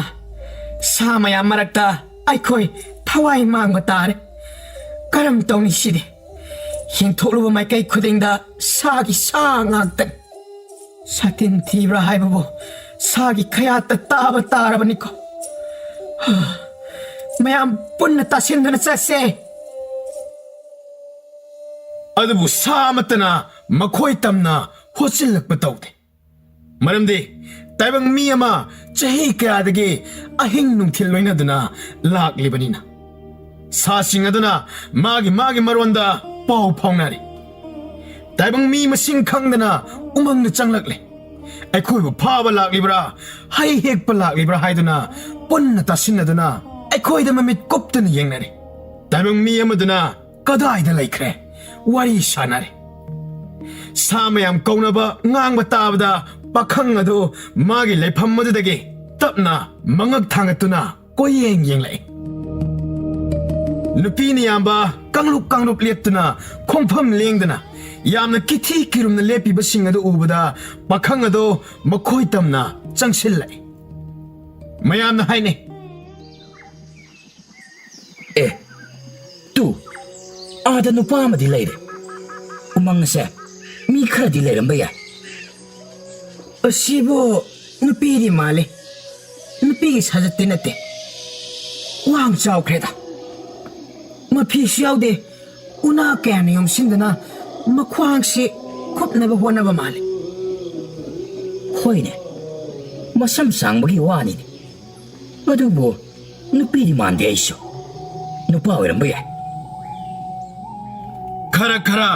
ꯑꯁꯨꯝ ꯅꯛꯁꯤꯜꯂꯛꯏ ꯃꯌꯥꯝ ꯑꯗꯨꯗ ꯃꯃꯤꯠ ꯀꯨꯞꯇꯅ ꯌꯦꯡꯉꯤ ꯃꯌꯥꯝ ꯄꯨꯛꯅꯤꯡ ꯈꯔ ꯆꯥꯎꯈꯠꯂꯤ ꯃꯉꯣꯟꯗ ꯆꯪꯁꯤꯟꯗꯨꯅ ꯅꯪꯕꯨ ꯅꯨꯄꯥꯔ ꯅꯨꯄꯤꯔ ꯎꯃꯪ ꯑꯁꯤꯗ ꯃꯤ ꯀꯌꯥꯝ ꯂꯩꯕꯒꯦ ꯍꯪꯉꯤ ꯄꯥꯎꯈꯨꯝ ꯑꯃꯠꯇ ꯄꯤꯔꯛꯇꯦ ꯌꯦꯡꯕꯗꯃꯛ ꯌꯦꯡꯉꯤ ꯃꯁꯤꯕꯨ ꯃꯅꯥ ꯄꯪꯕ꯭ꯔꯥ ꯅꯠꯇ꯭ꯔꯒ ꯃꯔꯣꯟ ꯊꯣꯛꯇꯕ꯭ꯔꯥ ꯍꯥꯏꯅ ꯅꯨꯄꯤꯁꯤꯡ ꯑꯗꯨꯅ ꯃꯆꯤꯟ ꯈꯨꯝꯗꯨꯅ ꯅꯣꯛꯄ ꯑꯗꯣ ꯄꯥꯈꯪꯗꯨꯅ ꯊꯧꯋꯥ ꯁꯥꯕꯤꯗꯦ ꯄꯥꯈꯪ ꯑꯗꯨꯅ ꯃꯤꯌꯥꯝ ꯑꯗꯨꯒꯤ ꯃꯅꯥꯛꯇ ꯆꯪꯁꯤꯟꯈꯤꯕꯗ ꯁꯥ ꯃꯈꯩꯁꯨ ꯂꯦꯞꯇꯨꯅ ꯌꯦꯡꯅꯔꯤ ꯀꯔꯤꯅꯣ ꯍꯪꯂꯤꯕ ꯍꯥꯏꯕꯗꯨ ꯄꯥꯈꯪ ꯑꯗꯨꯅ ꯀꯔꯤꯁꯨ ꯈꯪꯗꯦ ꯂꯥꯛꯂꯤꯕꯁꯤꯡ ꯑꯗꯨ ꯃꯥꯒꯨꯝꯕ ꯉꯥꯛꯇꯅꯤ ꯍꯥꯏꯕꯗꯤ ꯈꯪꯉꯤ ꯁꯥꯒꯤ ꯃꯔꯣꯟꯗꯒꯤ ꯍꯦꯟꯅ ꯈꯪꯗ꯭ꯔꯕ ꯄꯥꯈꯪ ꯑꯗꯨ ꯄꯥꯎꯈꯨꯝ ꯄꯤꯕ ꯉꯝꯗ꯭ꯔꯦ ꯀꯩꯗꯧꯕ ꯂꯥꯛꯂꯤꯕꯅꯣ ꯍꯥꯏꯅ ꯁꯥꯒꯤ ꯃꯔꯣꯟꯗ ꯍꯪꯂꯤ ꯃꯌꯥꯝ ꯉꯛꯂꯤ ꯀꯔꯤꯅꯣ ꯁꯥ ꯁꯟꯒꯨꯝ ꯈꯣꯡꯂꯤꯕ ꯑꯁꯤꯕꯨ ꯁꯥꯅ ꯑꯣꯟꯕ꯭ꯔꯥ ꯁꯥꯅ ꯄꯣꯛꯄ꯭ꯔꯥ ꯇꯥꯏꯕꯪ ꯃꯤꯔꯣꯜ ꯈꯪꯗꯕꯁꯨ ꯃꯥꯜꯂꯤ ꯀꯔꯝꯕ ꯁꯥꯒꯤ ꯃꯆꯥ ꯑꯣꯏꯕꯖꯥꯠꯅꯣ ꯃꯅꯥ ꯄꯪꯕꯁꯨ ꯃꯥꯜꯂꯤ ꯔꯥꯖꯀꯨꯃꯥꯔꯤꯅ ꯄꯥꯈꯪ ꯑꯗꯨꯒꯤ ꯃꯅꯥꯛ ꯅꯛꯁꯤꯟꯅ ꯆꯪꯁꯤꯟꯗꯨꯅ ꯃꯨꯟꯅ ꯌꯦꯡꯂꯒ ꯍꯥꯏ ꯎꯃꯪ ꯑꯁꯤꯗ ꯅꯪꯒꯤ ꯅꯌꯨꯝ ꯂꯩꯕ꯭ꯔꯥ ꯑꯩꯈꯣꯏꯅ ꯂꯥꯛꯂꯤꯕ ꯑꯁꯦ ꯃꯔꯝ ꯑꯃꯒꯤꯅꯤ ꯀꯔꯤ ꯍꯥꯏꯔꯤꯕꯅꯣ ꯍꯥꯏꯕ ꯈꯪꯗꯕꯅꯤꯅ ꯄꯥꯈꯪ ꯑꯗꯨ ꯄꯥꯎꯈꯨꯝ ꯑꯃꯠꯇ ꯄꯤꯔꯛꯇꯦ ꯁꯥ ꯃꯌꯥꯝ ꯇꯨꯃꯤꯟ ꯂꯦꯞꯇꯨꯅ ꯂꯩꯕ ꯑꯗꯨꯗ ꯄꯥꯈꯪ ꯑꯗꯨꯅ ꯀꯔꯤꯅꯣ ꯑꯃ ꯃꯔꯣꯜ ꯂꯣꯜꯂꯛꯈꯤ ꯁꯥꯁꯤꯡ ꯑꯗꯨ ꯃꯥꯒꯤ ꯇꯧꯒꯗꯕ ꯇꯧꯅꯈꯤ ꯀꯔꯤꯅꯣ ꯍꯥꯏꯕ ꯈꯪꯗꯕ ꯃꯔꯣꯟ ꯑꯃ ꯂꯣꯜꯂꯤꯕꯅꯤꯅ ꯃꯔꯣꯟ ꯊꯣꯛꯇꯕꯗꯤ ꯅꯠꯇ꯭ꯔꯦ ꯍꯥꯏꯕ ꯑꯗꯨ ꯈꯪꯉꯤ ꯎꯅꯥ ꯋꯥꯅꯅ ꯀꯨꯞꯁꯤꯜꯂꯤꯕ ꯍꯛꯆꯥꯡ ꯑꯗꯨ ꯌꯦꯡꯕ ꯅꯨꯡꯉꯥꯏꯇꯦ ꯍꯥꯏꯗꯨꯅ ꯔꯥꯖꯀꯨꯃꯥꯔꯤꯅ ꯐꯤꯔꯣꯜ ꯑꯃ ꯑꯅꯤ ꯄꯥꯈꯪ ꯑꯗꯨꯗ ꯄꯤꯅꯕ ꯍꯥꯏꯔꯤ ꯃꯅꯥꯏ ꯑꯃꯅ ꯐꯤ 2-3 ꯄꯤ ꯄꯥꯈꯪ ꯑꯗꯨ ꯂꯧꯗꯦ ꯍꯣꯏ ꯃꯥꯏꯁꯨ ꯍꯥꯏꯗꯦ ꯄꯥꯈꯪ ꯑꯗꯨꯒꯤ ꯃꯇꯧ ꯑꯗꯨꯗ ꯔꯥꯖꯀꯨꯃꯥꯔꯤ ꯉꯛꯆꯥꯅꯤ ꯅꯪꯒꯤ ꯂꯩꯐꯝ ꯌꯨꯝ ꯀꯗꯥꯏ imong manunggi mina kaday. Fidu lawsilo. Una wanado setlaga leibado nungaite. Kari hairibano haiba khangdabana tingak yengduna lay. Manay nupi ani humna pi ama ani na masado chawyet yesille. Aduga una wanagi makon singado jingthoe. Kudai setpagi mawongda sem sabiri. I pau phaunadabana wari watai sanaba iya yadre. Wang chauraba saban muti fajaraba pakhang aduda lagliba nupi sing amasung Rajkumari mitpham hongnade. Asuk changkholaba misak amana umang asida una wana setuna hingliba asina kari maramgino haina makhoi masel hangnai. Wa sungangang hauriba hai pambida prap kakhatki. Fajaba hai amunba kya hektuna puraktuna nupi sing aduda pire. He apangba Rajkumari da hana piyo. Masi lebak asigi ningthaugi machan pini. Makut thinduna tae. Hari basing ado karimbata khangdrabanina pakhang ado thawwa sade. Manay na piya mana makut paiduna singlaga Rajkumari gi manak tamna pusille. Hai singdu Rajkumari da piyu haina makut paiduna chingsille. Maron thok taba natraga mana panglibra haibsu khangde. Lakliba mayam ado uthaktagi hai leising hekning mana loere. Anem da paliba usingi usadagi hai heknaba honabasu yaure. Rajkumari gi manak nakna koina inariba satin paibiduna. Rajkumari na satpa khudingi koina inaba ubada pakhang ado wakhal amadi khalle. Satin ado ubada mana magi tumpham lepham mathakta thamliba pot aduga manaba aduda magi show asiga sap manaba amalai utki haidana Rajkumari gi khudang tap paidana chingdana pai. Manay ni pi mayam pungak ngakne khara mana phak nogli. Maron thokte mana pangi haibadani phajabadi khangini masa. Soidre Rajkumari pakhang asina phawrani. Yaya. Ningthaugi masan pigi bar oibaso matik chagan. Hera, kadaydagi noda. Maronsu thoktaba manasu pangmanupa asidabo Rajkumari na karisu yarakloida. Ningthau maharani ni supam. Hainari ngaida pakhang aduna umang manungda makhut ado sukha thadoktana chingdana pusinki. Nusa tiba ma poktana manay nupi sing haugdana siendana Rajkumari gi matung ine. Manay nupi sing na wakhal seran turan khalaktuna Rajkumari gi makhut oido paiduna yali. Rajkumari na manay nupi sing da kari maramgi sing libano haibido khangnabagi makhut ado yalakkanu haina hai. Manung hanjina sumasum changselle. Uri wari na pungkoi ko sinba nung sina sangdanaba mafam ama siamlaga magi pothapam tumpham siamlaga leramba adu ubada pungang ngai. Pakhang adugi hipam pothapam gi mathakta makhut thinduna satil adu yenghalle.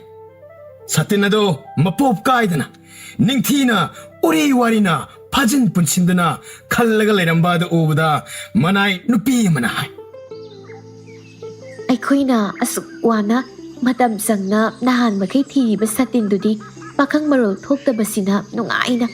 ꯃꯥꯒꯤ ꯂꯩꯐꯝ ꯑꯣꯏꯅꯕ ꯁꯦꯝ ꯂꯩꯔꯝꯃꯦꯅꯦ. ꯃꯆꯥꯏꯕꯦꯝꯃ ꯁꯥꯇꯤꯟ ꯄꯨꯔꯛꯄ ꯃꯤꯁꯛꯇ ꯏꯅꯤꯡꯊꯧꯅ ꯁꯅꯥ ꯂꯨꯄꯥ ꯄꯤꯅꯤ ꯍꯥꯏꯅ ꯂꯥꯎꯊꯣꯛꯈ꯭ꯔꯕꯅꯤ. ꯄꯥꯈꯪ ꯑꯣꯏꯔꯒꯅ ꯃꯆꯥꯏꯕꯦꯝꯃ ꯊꯥꯖꯒꯅꯤ ꯍꯥꯏꯈꯤꯕꯅꯤ.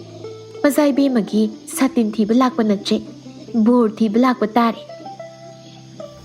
Satil adu ubada Rajkumari wakhal mathum marang hokre. Leibak sinba thungna pauzinduna satin thihanbada phangdraba matungda aigi satin asidi umang asida pakhang asina nungsa amadi nong khanduna leiramle. Mafam adu hek yawbaga pakhang aduna Rajkumari gi khudang adu tapna thadoklaga satin aduda khudhombina thille. Kadaidagi satin no nangna kadaidagi phangi satin asi thiba laklibani. Pakhang aduna haiba thoktabanina makhutna ingit tawdana tae उथक्ता पलंबने आइन लौथबनी हाइना मखुत मसाना इंगित तौरे हाय सातिन सी मजाइबे मगिनी अखोइना पुखिबा तारे करी हाइरिबनो हाइबा खंगदबनिना मंगक हाइरे करी पुबा यारोय हाइबा नंग इनिंगथौगी सेरा कीद्रा हा निंगथौगी सेरा कीद्रो सातिन असी हौजिमक लौथरो पखंग अदु खंगनबा मखुत मसा तौदना थिन ताक तौरे राजकुमारी न हाय लेजसनो मसाना कोनुंगदा थिंजरकनी मागी मनादो पाबुंगना सोइदेना पीगनी मजाइबे महक मसा लाक्तुना सातिन असी इनिंगथौदा कटलबसु नति माना नुंगाइना सिजिनदुना लेरगा होय माय हाइदना लेरिबनी मादी मियाम प्रजा मदी निंगथौ कोनुंग मनुंग वाहनबगी सनाइबे मबु अनाबु ओयहनबगी मतिक चाबा दंदीबु पीबा याय उमंग असिदा सगोल तोंगबा पाउजेनबसिंग चंगबसु नते चिंथक असिदा ताइबंग जीव कनासु चंगब नते मारोल थोएसु खंगदे मना पंगेसु खंगदे मानदे करमना खंगलुगनी लुरिबदी अखोइगा मागा लोन फाउनबा ngamdriba asini मियोइबा कयागी मवंग मतौदा उनसी हिंगबसु नते फिरोल सेट चाबसु खंगदे सा मयाम असिगा करमना मतम करम्बा कांदगी लेरकलिबनो हाइबसु खंगदे पाबुंगी याथंग मतुंग इन्ना महाकु मना अमदी फंगनबा चुमे फंगनी थाजरुद्रबा सातिन असे ngasidi mapok kaidana mana seksina thambiramle उमंगदा लैबा माना करमना कोनुंग ताना लाक्तुना इनिंगथौदा सातिन असी कटलगनी अदुगी सरुक सातिन असी पुदुना सत्ख्रसी पिफम थोकपा मना अदो मनाई थारक्तुना पाखंग असिदे पिजरनी हौजिक सातिन असी उरिङैदा पुख्रसी इनिंगथौनसु हराउजरनी राजकुमारी मसाना सातिन थीरेबा कांदा सातिन फंगले हाइना प्रजा मयामनसु खंगजरनी मधु यादे सातिन असिदी अइना थेंगनरकबा नते पाखंग असिना खंजिनदुना चेतना थमलंबने माबु सना कोनुंगदा अमुक्तंग ओइरबसु यौहंदुना पाबुंगदगी मागी फंगफम थोकपा मना फंगनगनी इनिंगथौगी याथंग मतुंग इन्नदी सातिन असी फंगले हाइदुना इनिंगथौदा कटलबा मिसक्तुदा सना लुपा पीगनी अदुगा मना पाखंग ओइरगना मजाइबे मबु पाखंग अदुदा मना ओइना चाहौना लुहोंदुना पीगनी हाइखिबनी पाखंग असी सनाइबे मगी बोरोइबा ताबनी मरोल थोक्तबा मना पंगबा मयुमसु लेतबा कनागी मसानो हाइबसु खंगदबा नुपा अमबु राजकुमारीना मागी बोर ओइगदौरिबा असिदी अखोइगुंबा अमना लेरगा चानागदबनी पाबुंगी याथंग ngaktaba yade पाबुंगी अपांबदो मसा आइना इनबताई माफी मरोल थोंद्रबा उना वानाना पिजेट लेतेंग ओइबा नुपा अमदबु लेबाकी निंगथौगी मसानुपी राजकुमारी अमना मागी पुंसीगी मरुप ओइबा मियामना नोकनरकनी मधु आइगी मोट नते पाबुंगी अपांबने आइना सातिन असिगी वखलदा तुम्बा चाबा यादना अनाबा ओइरिङै मतमदा पाबुंगना सातिन अदुबु पुरकपा मिसक अदुदा मागी फंगफम थोकपा सना लुपा हिरामनी मुक्ता पीगनी हाइना लाउथोखी पाखंग ओइरबदी इचानुपी फावबा लुहोंगदुना पीगनी हाइखिबनी ओ खंगले सनाइबे मसी सातिन पामलक्ट्रे पाखंग असी ओइना पामलकले पाबुंगी निंगबा थोंगनबना आइगी निंगबा थोंगबने फजबा अथीबा लाइरे इना खुनबा माफी सेतबा सेतबा उना वना सेतबा सेतबा पाबुंगी याथंग ngakani सातिन असिसु यामना फजख्रबा अतांगबनी राजकुमारी नसु यामना पामुना थमजबनी सातिन असिगी हक्तक्तगी लाइना ओइख्रिबनी अदुगा सातिन असिसु खुनचिनदुना यामना चेक्सिनना थमलमलिबा पाखंग असिसु मसक मता वाते चुंग फिराल साइ येंगबदा तुंगबु सुंगी इशोरसे लैदि लैबजानी ओंथोकना मसु ताना उमंग मनुंगदा सनाइबे मगी सातिनसी पुसिलमीदा नोंग्लै नुंसित मासु ओंथोकना हैना वांगना पुखत्तुना उमंग असि तमना पुरमी मराइबक फबी मपोकने निंगथौकोलदा चावरे केना मौना योगले हेक येंगबदा नुपी ओइबा इखोइना तिन चुंबा साबान मवंग ताबा राशि चदुम यावबा अमा हेक फंगजदौरी कलकपदी नते nghaujabane marol thokera thoigera mana panggera panglagera asigumba pakhang amabu phanglabadi naungalaga thauriyalaga sirasu yare ꯃꯈꯣꯏ ꯃꯌꯥꯝꯅ ꯅꯣꯛꯄ ꯑꯗꯨꯅ ꯎꯃꯪ ꯃꯅꯨꯡꯗ ꯂꯩꯕ ꯖꯤꯕ ꯃꯌꯥꯝ ꯑꯗꯨ ꯑꯃꯨꯛꯇ ꯊꯦꯡꯅꯗ꯭ꯔꯤꯕꯅꯤꯅ ꯚꯥꯞ ꯃꯦꯟ ꯇꯥꯗꯅ ꯀꯣꯏꯌꯦꯡ ꯌꯦꯡꯅꯤ ꯃꯌꯥꯝꯅ ꯉꯥꯡ ꯁꯛꯄ ꯑꯗꯨ ꯇꯥꯗꯦ ꯔꯥꯖꯀꯨꯃꯥꯔꯤ ꯄꯥꯈꯪ ꯑꯗꯨꯗ ꯁꯪꯇ꯭ꯔꯤꯛ ꯌꯦꯡꯂꯒ ꯃꯤꯠꯐꯝ ꯍꯣꯡꯗ ꯃꯈꯩ ꯃꯇꯤꯟ ꯌꯣꯠꯁꯤꯟꯒꯅꯤ ꯈꯪꯗ꯭ꯔꯦ ꯆꯥꯅꯤꯡꯕꯅ ꯃꯇꯤꯟ ꯆꯣꯏ ꯍꯥꯏꯕꯗꯨ ꯍꯦꯛ ꯊꯣꯛꯂꯦ ꯑꯗꯨꯗꯤ ꯃꯆꯥꯏꯕꯦꯝꯃ ꯑꯩꯈꯣꯏ ꯍꯟꯅꯕ ꯇꯧꯁꯤ ꯏꯅꯤꯡꯊꯧꯗ ꯄꯥꯎ ꯄꯤꯔꯨꯁꯤ ꯅꯨꯡꯉꯥꯏꯕ ꯄꯥꯎꯁꯤ ꯄꯨꯔꯒ ꯁꯅꯥꯏꯕꯦꯝꯃꯁꯨ ꯋꯥꯈꯜ ꯅꯨꯡꯉꯥꯏꯅ ꯍꯟꯈ꯭ꯔꯁꯤ ꯁꯥꯇꯤꯟ ꯐꯪꯂꯦ ꯂꯝ ꯀꯣꯏꯕꯁꯨ ꯐꯪꯂꯦ ꯂꯝꯃꯤꯠ ꯇꯨꯃꯤꯠ ꯆꯤꯡꯄꯥꯠ ꯀꯌꯥ ꯎꯖꯕ ꯐꯪꯂꯦ ꯎꯃꯪ ꯃꯅꯨꯡꯒꯤ ꯃꯈꯜ ꯀꯌꯥꯒꯤ ꯁꯥ ꯎꯆꯦꯛ ꯃꯈꯜ ꯁꯨꯅ ꯂꯣꯏꯅ ꯎꯔꯦ ꯃꯅꯥꯏ ꯑꯩꯈꯣꯏꯁꯨ ꯁꯥꯇꯤꯟ ꯐꯪꯅꯕ ꯊꯤꯕꯗ ꯁꯔꯨꯛ ꯌꯥꯕꯒꯤ ꯏꯅꯤꯡꯊꯧꯅ ꯆꯥꯎꯕ ꯆꯥꯎꯗꯕ ꯃꯅꯥ ꯈꯔꯗꯤ ꯄꯤꯍꯟꯕꯤꯌꯨꯀꯣ ꯑꯩꯈꯣꯏ ꯑꯁꯨꯝ ꯀꯣꯅꯨꯡ ꯊꯥꯗꯣꯛꯇꯨꯅ ꯆꯠꯄꯁꯦ ꯄ꯭ꯔꯖꯥ ꯃꯤꯌꯥꯝꯒꯤ ꯃꯃꯥꯡꯗ ꯐꯖꯔꯣꯏ ꯄꯥꯕꯨꯡꯅ ꯑꯌꯥꯕ ꯄꯤꯔꯒ ꯂꯥꯛꯈꯤꯕ ꯈꯣꯡꯆꯠꯅꯤ ꯁꯥꯇꯤꯟ ꯑꯁꯤ ꯊꯤꯕ ꯐꯪꯅꯕ ꯅꯨꯃꯤꯠ ꯀꯌꯥ ꯍꯣꯠꯅꯗꯨꯅ ꯃꯥꯒꯤ ꯂꯩꯖꯕꯤ ꯊꯥꯗꯨꯅ ꯑꯌꯨꯛ ꯅꯨꯡꯗꯥꯡ ꯈꯪꯅꯈꯤꯗ꯭ꯔꯕꯅꯤ ꯀꯅꯥꯅꯁꯨ ꯁꯥꯇꯤꯟ ꯑꯁꯤꯒꯤ ꯃꯔꯤ ꯃꯈꯣꯡ ꯈꯪꯅꯗ꯭ꯔꯕꯗ ꯑꯩ ꯏꯁꯥꯅ ꯊꯤꯕ ꯂꯥꯛꯂꯤꯕꯅꯤ ꯄꯨꯝꯅꯃꯛ ꯑꯆꯨꯝꯕ ꯋꯥꯐꯝꯅꯤ ꯀꯅꯥ ꯑꯃꯠꯇꯅ ꯎꯃꯪ ꯑꯁꯤꯗ ꯆꯪꯁꯤꯟꯗꯨꯅ ꯊꯤꯔꯨꯕ ꯂꯩꯇ꯭ꯔꯕꯅꯤꯅ ꯁꯥꯇꯤꯟ ꯑꯁꯦ ꯐꯪꯕ ꯉꯝꯈꯤꯗꯕꯅꯤ ꯅꯅꯥ ꯑꯩꯈꯣꯏ ꯄꯨꯝꯃꯁꯨ ꯃꯖꯥꯏꯕꯦꯝꯃꯗ ꯎꯃꯪ ꯑꯁꯤ ꯆꯪꯗꯅ ꯍꯜꯂꯁꯤ ꯍꯥꯏꯔꯤꯕꯗꯨꯅꯤ ꯁꯅꯥꯏꯕꯦꯝꯃꯅ ꯌꯥꯗꯗꯨꯅ ꯎꯃꯪ ꯑꯁꯤꯗ ꯆꯪꯂꯛꯈꯤꯕꯅꯤ ꯁꯅꯥꯏꯕꯦꯝꯃꯅ ꯍꯥꯏꯕ ꯏꯂꯝꯗ꯭ꯔꯕꯗꯤ ꯎꯃꯪ ꯑꯁꯤꯗ ꯆꯪꯗꯅ ꯍꯜꯂꯝꯕꯁꯨ ꯌꯥꯏ ꯁꯥꯇꯤꯟ ꯐꯪꯂꯣꯏ ꯅꯨꯃꯤꯠ ꯀꯌꯥꯅꯤ ꯋꯥꯅ ꯆꯠꯄꯒꯤ ꯀꯥꯟꯅꯕ ꯐꯪꯗꯅ ꯋꯥꯔꯒ ꯇꯣꯛꯂꯒꯅꯤ ꯉꯁꯤꯗꯤ ꯔꯥꯖꯀꯨꯃꯥꯔꯤ ꯏꯁꯥꯃꯛꯅ ꯁꯥꯇꯤꯜ ꯑꯁꯤ ꯐꯪꯂꯦ ꯅꯨꯡꯉꯥꯏꯅ ꯍꯟꯈ꯭ꯔꯁꯤ ꯃꯅꯥ ꯐꯪꯒꯗꯕꯁꯨ ꯁꯅꯥꯏꯕꯦꯝꯃꯅꯤ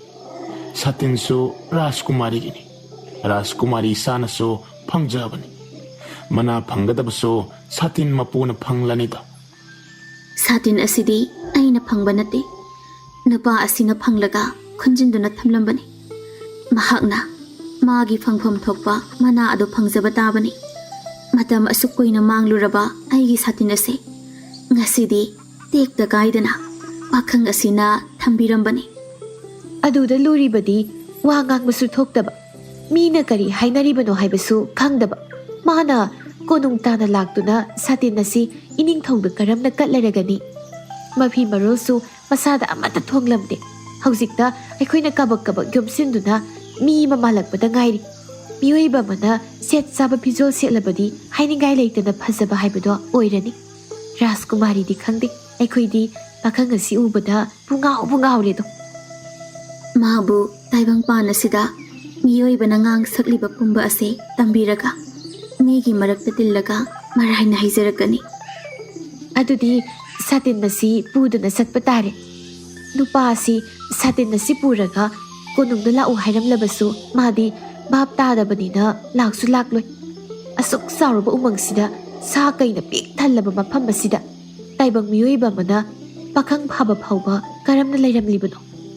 ꯀꯅꯥꯅ ꯍꯨꯟꯗꯣꯛꯄꯤꯔꯝꯂꯤꯕ ꯃꯃꯥ ꯃꯄꯥꯅ ꯀꯅꯥꯅꯣ ꯀꯔꯤ ꯂꯝꯗꯒꯤꯅꯣ ꯀꯔꯤꯝꯇ ꯈꯪꯗꯦ ꯁꯥꯁꯤꯡꯒ ꯃꯔꯣꯜ ꯐꯥꯎꯅꯕꯁꯨ ꯃꯥꯜꯂꯤ ꯉꯁꯥꯏ ꯁꯥꯅ ꯈꯣꯡꯕꯒꯨꯝ ꯈꯣꯡꯈꯤ ꯁꯥ ꯃꯌꯥꯝ ꯇꯨꯃꯤꯟ ꯇꯨꯃꯤꯟ ꯍꯟꯗꯣꯛꯅꯈꯤ ꯀꯔꯝꯕ ꯁꯥ ꯃꯈꯜ ꯑꯃꯅ ꯃꯤꯑꯣꯏꯕ ꯑꯃ ꯑꯣꯏꯅ ꯄꯣꯛꯂꯤꯕꯅꯣ ꯃꯁꯤꯁꯨ ꯑꯉꯛꯄ ꯑꯃꯅꯤ ꯐꯔꯦ ꯃꯤꯅ ꯄꯣꯛꯄ ꯑꯣꯏꯒꯦꯔꯥ ꯁꯥ ꯃꯈꯜ ꯑꯃꯅ ꯄꯣꯛꯄ ꯑꯣꯏꯒꯦꯔꯥ ꯁꯥꯇꯤꯟ ꯑꯁꯤꯒꯤꯗꯃꯛꯇ ꯃꯅꯥ ꯐꯪꯂꯕꯗꯤ ꯄꯥꯈꯪ ꯃꯥꯅ ꯐꯪꯐꯝ ꯊꯣꯛꯏ ꯐꯅꯤ ꯔꯥꯖꯀꯨꯃꯥꯔꯤ ꯌꯥꯊꯪ ꯃꯇꯨꯡ ꯏꯟꯅ ꯅꯅꯥꯏ ꯑꯩꯈꯣꯏꯁꯨ ꯅꯤꯡꯕ ꯊꯨꯡꯅꯕ ꯇꯧꯖꯒꯦ ꯁꯥꯇꯤꯟ ꯐꯪꯕ ꯐꯪꯗꯕ ꯃꯅꯤ ꯃꯇꯨꯝ ꯑꯃ ꯐꯪꯂꯗꯕꯨ ꯂꯝ ꯂꯥꯞꯅ ꯂꯥꯛꯇꯨꯅ ꯋꯥꯅ ꯆꯤꯡ ꯀꯥꯗꯨꯅ ꯂꯥꯛꯄꯒꯤ ꯃꯍꯨꯠ ꯃꯥꯡꯗ꯭ꯔꯦ ꯀꯔꯤꯅꯣ ꯃꯍꯨꯠ ꯃꯥꯡꯗ꯭ꯔꯦ ꯍꯥꯏꯔꯤꯗꯨꯕꯣ ꯅꯈꯣꯏꯁꯤꯡꯁꯦ ꯀꯣꯆꯤ ꯏꯊꯥꯡ ꯊꯥꯡꯕ ꯋꯥ ꯉꯥꯛꯇ ꯉꯥꯡꯉꯤꯀꯣ ꯃꯆꯥꯏꯕꯦꯝꯃ ꯑꯩꯈꯣꯏ ꯅꯥꯏꯖꯕꯗꯤ ꯋꯥꯅ ꯂꯥꯛꯆꯔꯕꯁꯨ ꯑꯋꯥꯡꯕꯁꯤꯡꯁꯤ ꯀꯥꯖꯔꯕꯁꯨ ꯍꯩ ꯂꯩ ꯍꯦꯛꯇꯨꯅ ꯄꯦꯟꯅ ꯆꯥ ꯊꯛꯄꯁꯨ ꯐꯪꯂꯦ ꯁꯥ ꯀꯩꯒꯤ ꯎꯃꯪꯁꯨ ꯎꯕ ꯐꯪꯂꯦ ꯃꯆꯥꯏꯕꯦꯝꯃꯒꯤ ꯊꯋꯥꯏꯅ ꯈꯟꯖꯕ ꯁꯥꯇꯤꯟꯁꯨ ꯂꯩꯔꯝꯂꯦ ꯍꯥꯏꯖꯕꯅꯤ ꯑꯗꯣ ꯃꯆꯥꯏꯕꯦꯝꯃ ꯑꯩꯈꯣꯏꯁꯤ ꯌꯥꯈꯤꯔꯣꯏꯗ꯭ꯔꯥ ꯑꯩꯈꯣꯏ ꯍꯜꯂꯁꯤ ꯀꯣꯅꯨꯡ ꯍꯦꯛ ꯌꯧꯕꯒ ꯄꯥꯕꯨꯡꯗ ꯋꯥꯔꯝ ꯄꯨꯝꯕ ꯇꯝꯂꯨꯔꯁꯤ ꯄꯥꯈꯪ ꯑꯁꯤꯒꯤ ꯃꯅꯥꯛꯇ ꯗꯣꯂꯥꯏ ꯊꯧꯕ ꯅꯈꯣꯏ ꯅꯨꯄꯥ ꯑꯅꯤ ꯑꯍꯨꯝꯗꯤ ꯊꯅꯝꯕ ꯇꯥꯔꯦ꯫ ꯀꯔꯤꯅꯣ ꯇꯥꯛꯄꯤꯔꯤꯕꯗꯨꯕꯨ ꯃꯖꯥꯏꯕꯦꯝꯃ? ꯀꯣꯅꯨꯡꯗ ꯄꯨꯟꯅ ꯍꯟꯈ꯭ꯔꯒ ꯃꯇꯨꯡ ꯇꯥꯕꯗꯨ ꯈꯟꯅꯕꯅ ꯐꯩ ꯍꯥꯏꯅ ꯈꯜꯂꯤ꯫ ꯃꯗꯨ ꯌꯥꯗꯦ꯫ ꯎꯃꯪꯗ ꯃꯈꯣꯏ ꯑꯃ ꯑꯅꯤ ꯊꯅꯝꯗꯕ ꯌꯥꯗꯦ꯫ ꯁꯅꯥꯏꯕꯦꯝꯃ, ꯁꯥꯇꯤꯟꯁꯤ ꯀꯅꯥꯃꯠꯇꯅ ꯎꯃꯪ ꯑꯁꯤꯗ ꯆꯪꯗꯨꯅ ꯂꯧꯕ ꯃꯇꯤꯛ ꯅꯠꯇꯦ꯫ ꯁꯥꯇꯤꯟ ꯃꯥꯡꯂꯣꯏ꯫ ꯁꯥꯇꯤꯟꯗꯤ ꯃꯥꯡꯈ꯭ꯔꯕꯁꯨ ꯌꯥꯔꯦ꯫ ꯁꯥꯇꯤꯟ ꯁꯦꯟꯅꯔꯤꯕ ꯅꯨꯄꯥ ꯑꯁꯤꯅꯤ ꯍꯧꯖꯤꯛ ꯃꯔꯨ ꯑꯣꯏꯔꯤꯕ ꯑꯁꯤ꯫ ꯅꯈꯣꯏꯁꯨ ꯋꯥꯈꯜ ꯈꯟꯕ ꯋꯥꯠꯂꯤꯀꯣ? ꯐꯔꯦ, ꯗꯣꯂꯥꯏ ꯄꯥꯕ ꯑꯃꯅꯤ ꯃꯖꯥꯏꯕꯦꯝꯃꯅ ꯌꯥꯊꯪ ꯇꯧꯕꯤꯔꯣ꯫ ꯑꯩꯈꯣꯏ ꯀꯣꯅꯨꯡꯗ ꯍꯜꯂꯁꯤ꯫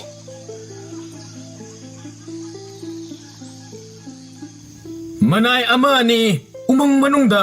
ꯂꯦꯡꯗꯅ ꯂꯩꯔꯝꯅꯕ ꯌꯥꯊꯪ ꯇꯧꯔꯦ꯫ ꯃꯈꯣꯏꯅ ꯆꯥꯅ ꯊꯛꯅꯕ ꯁꯨꯅ ꯊꯝꯕꯤꯔꯝꯂꯦ꯫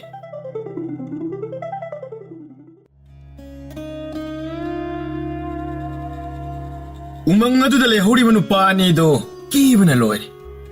ꯑꯗꯨꯕꯨ ꯔꯥꯖꯀꯨꯃꯥꯔꯤꯅ ꯍꯥꯏꯕ ꯄꯨꯝꯕ ꯍꯤꯛꯇꯣꯛꯄ ꯌꯥꯗꯕꯅꯤꯅ ꯇꯟꯅ ꯇꯟꯅ ꯂꯩꯍꯧꯔꯦ꯫ ꯁꯥꯀꯩꯒꯤ ꯎꯃꯪ ꯑꯣꯏꯖꯔꯕꯁꯨ ꯍꯤꯡꯁꯥ ꯇꯧꯔꯛꯄꯒꯤ ꯃꯑꯣꯡꯗꯤ ꯎꯗꯦ꯫ ꯄꯥꯈꯪ ꯑꯗꯨꯅ ꯍꯥꯏꯕ ꯈꯨꯗꯤꯡ ꯁꯥꯁꯤꯡ ꯑꯗꯨ ꯂꯣꯏꯅ ꯏꯜꯂꯤ꯫ ꯔꯥꯖꯀꯨꯃꯥꯔꯤ ꯑꯃꯁꯨꯡ ꯃꯍꯥꯛꯀꯤ ꯈꯣꯡꯕꯨ ꯆꯤꯡꯗꯒꯤ ꯀꯨꯝꯊꯕ ꯍꯧꯔꯦ꯫ ꯄꯥꯈꯪ ꯑꯗꯨꯅ ꯊꯧ ꯏꯁꯥ ꯁꯥꯗꯅ ꯃꯥꯅ ꯇꯧꯒꯗꯕ ꯍꯩ ꯍꯦꯛꯄ, ꯁꯤꯡ ꯊꯤꯕ,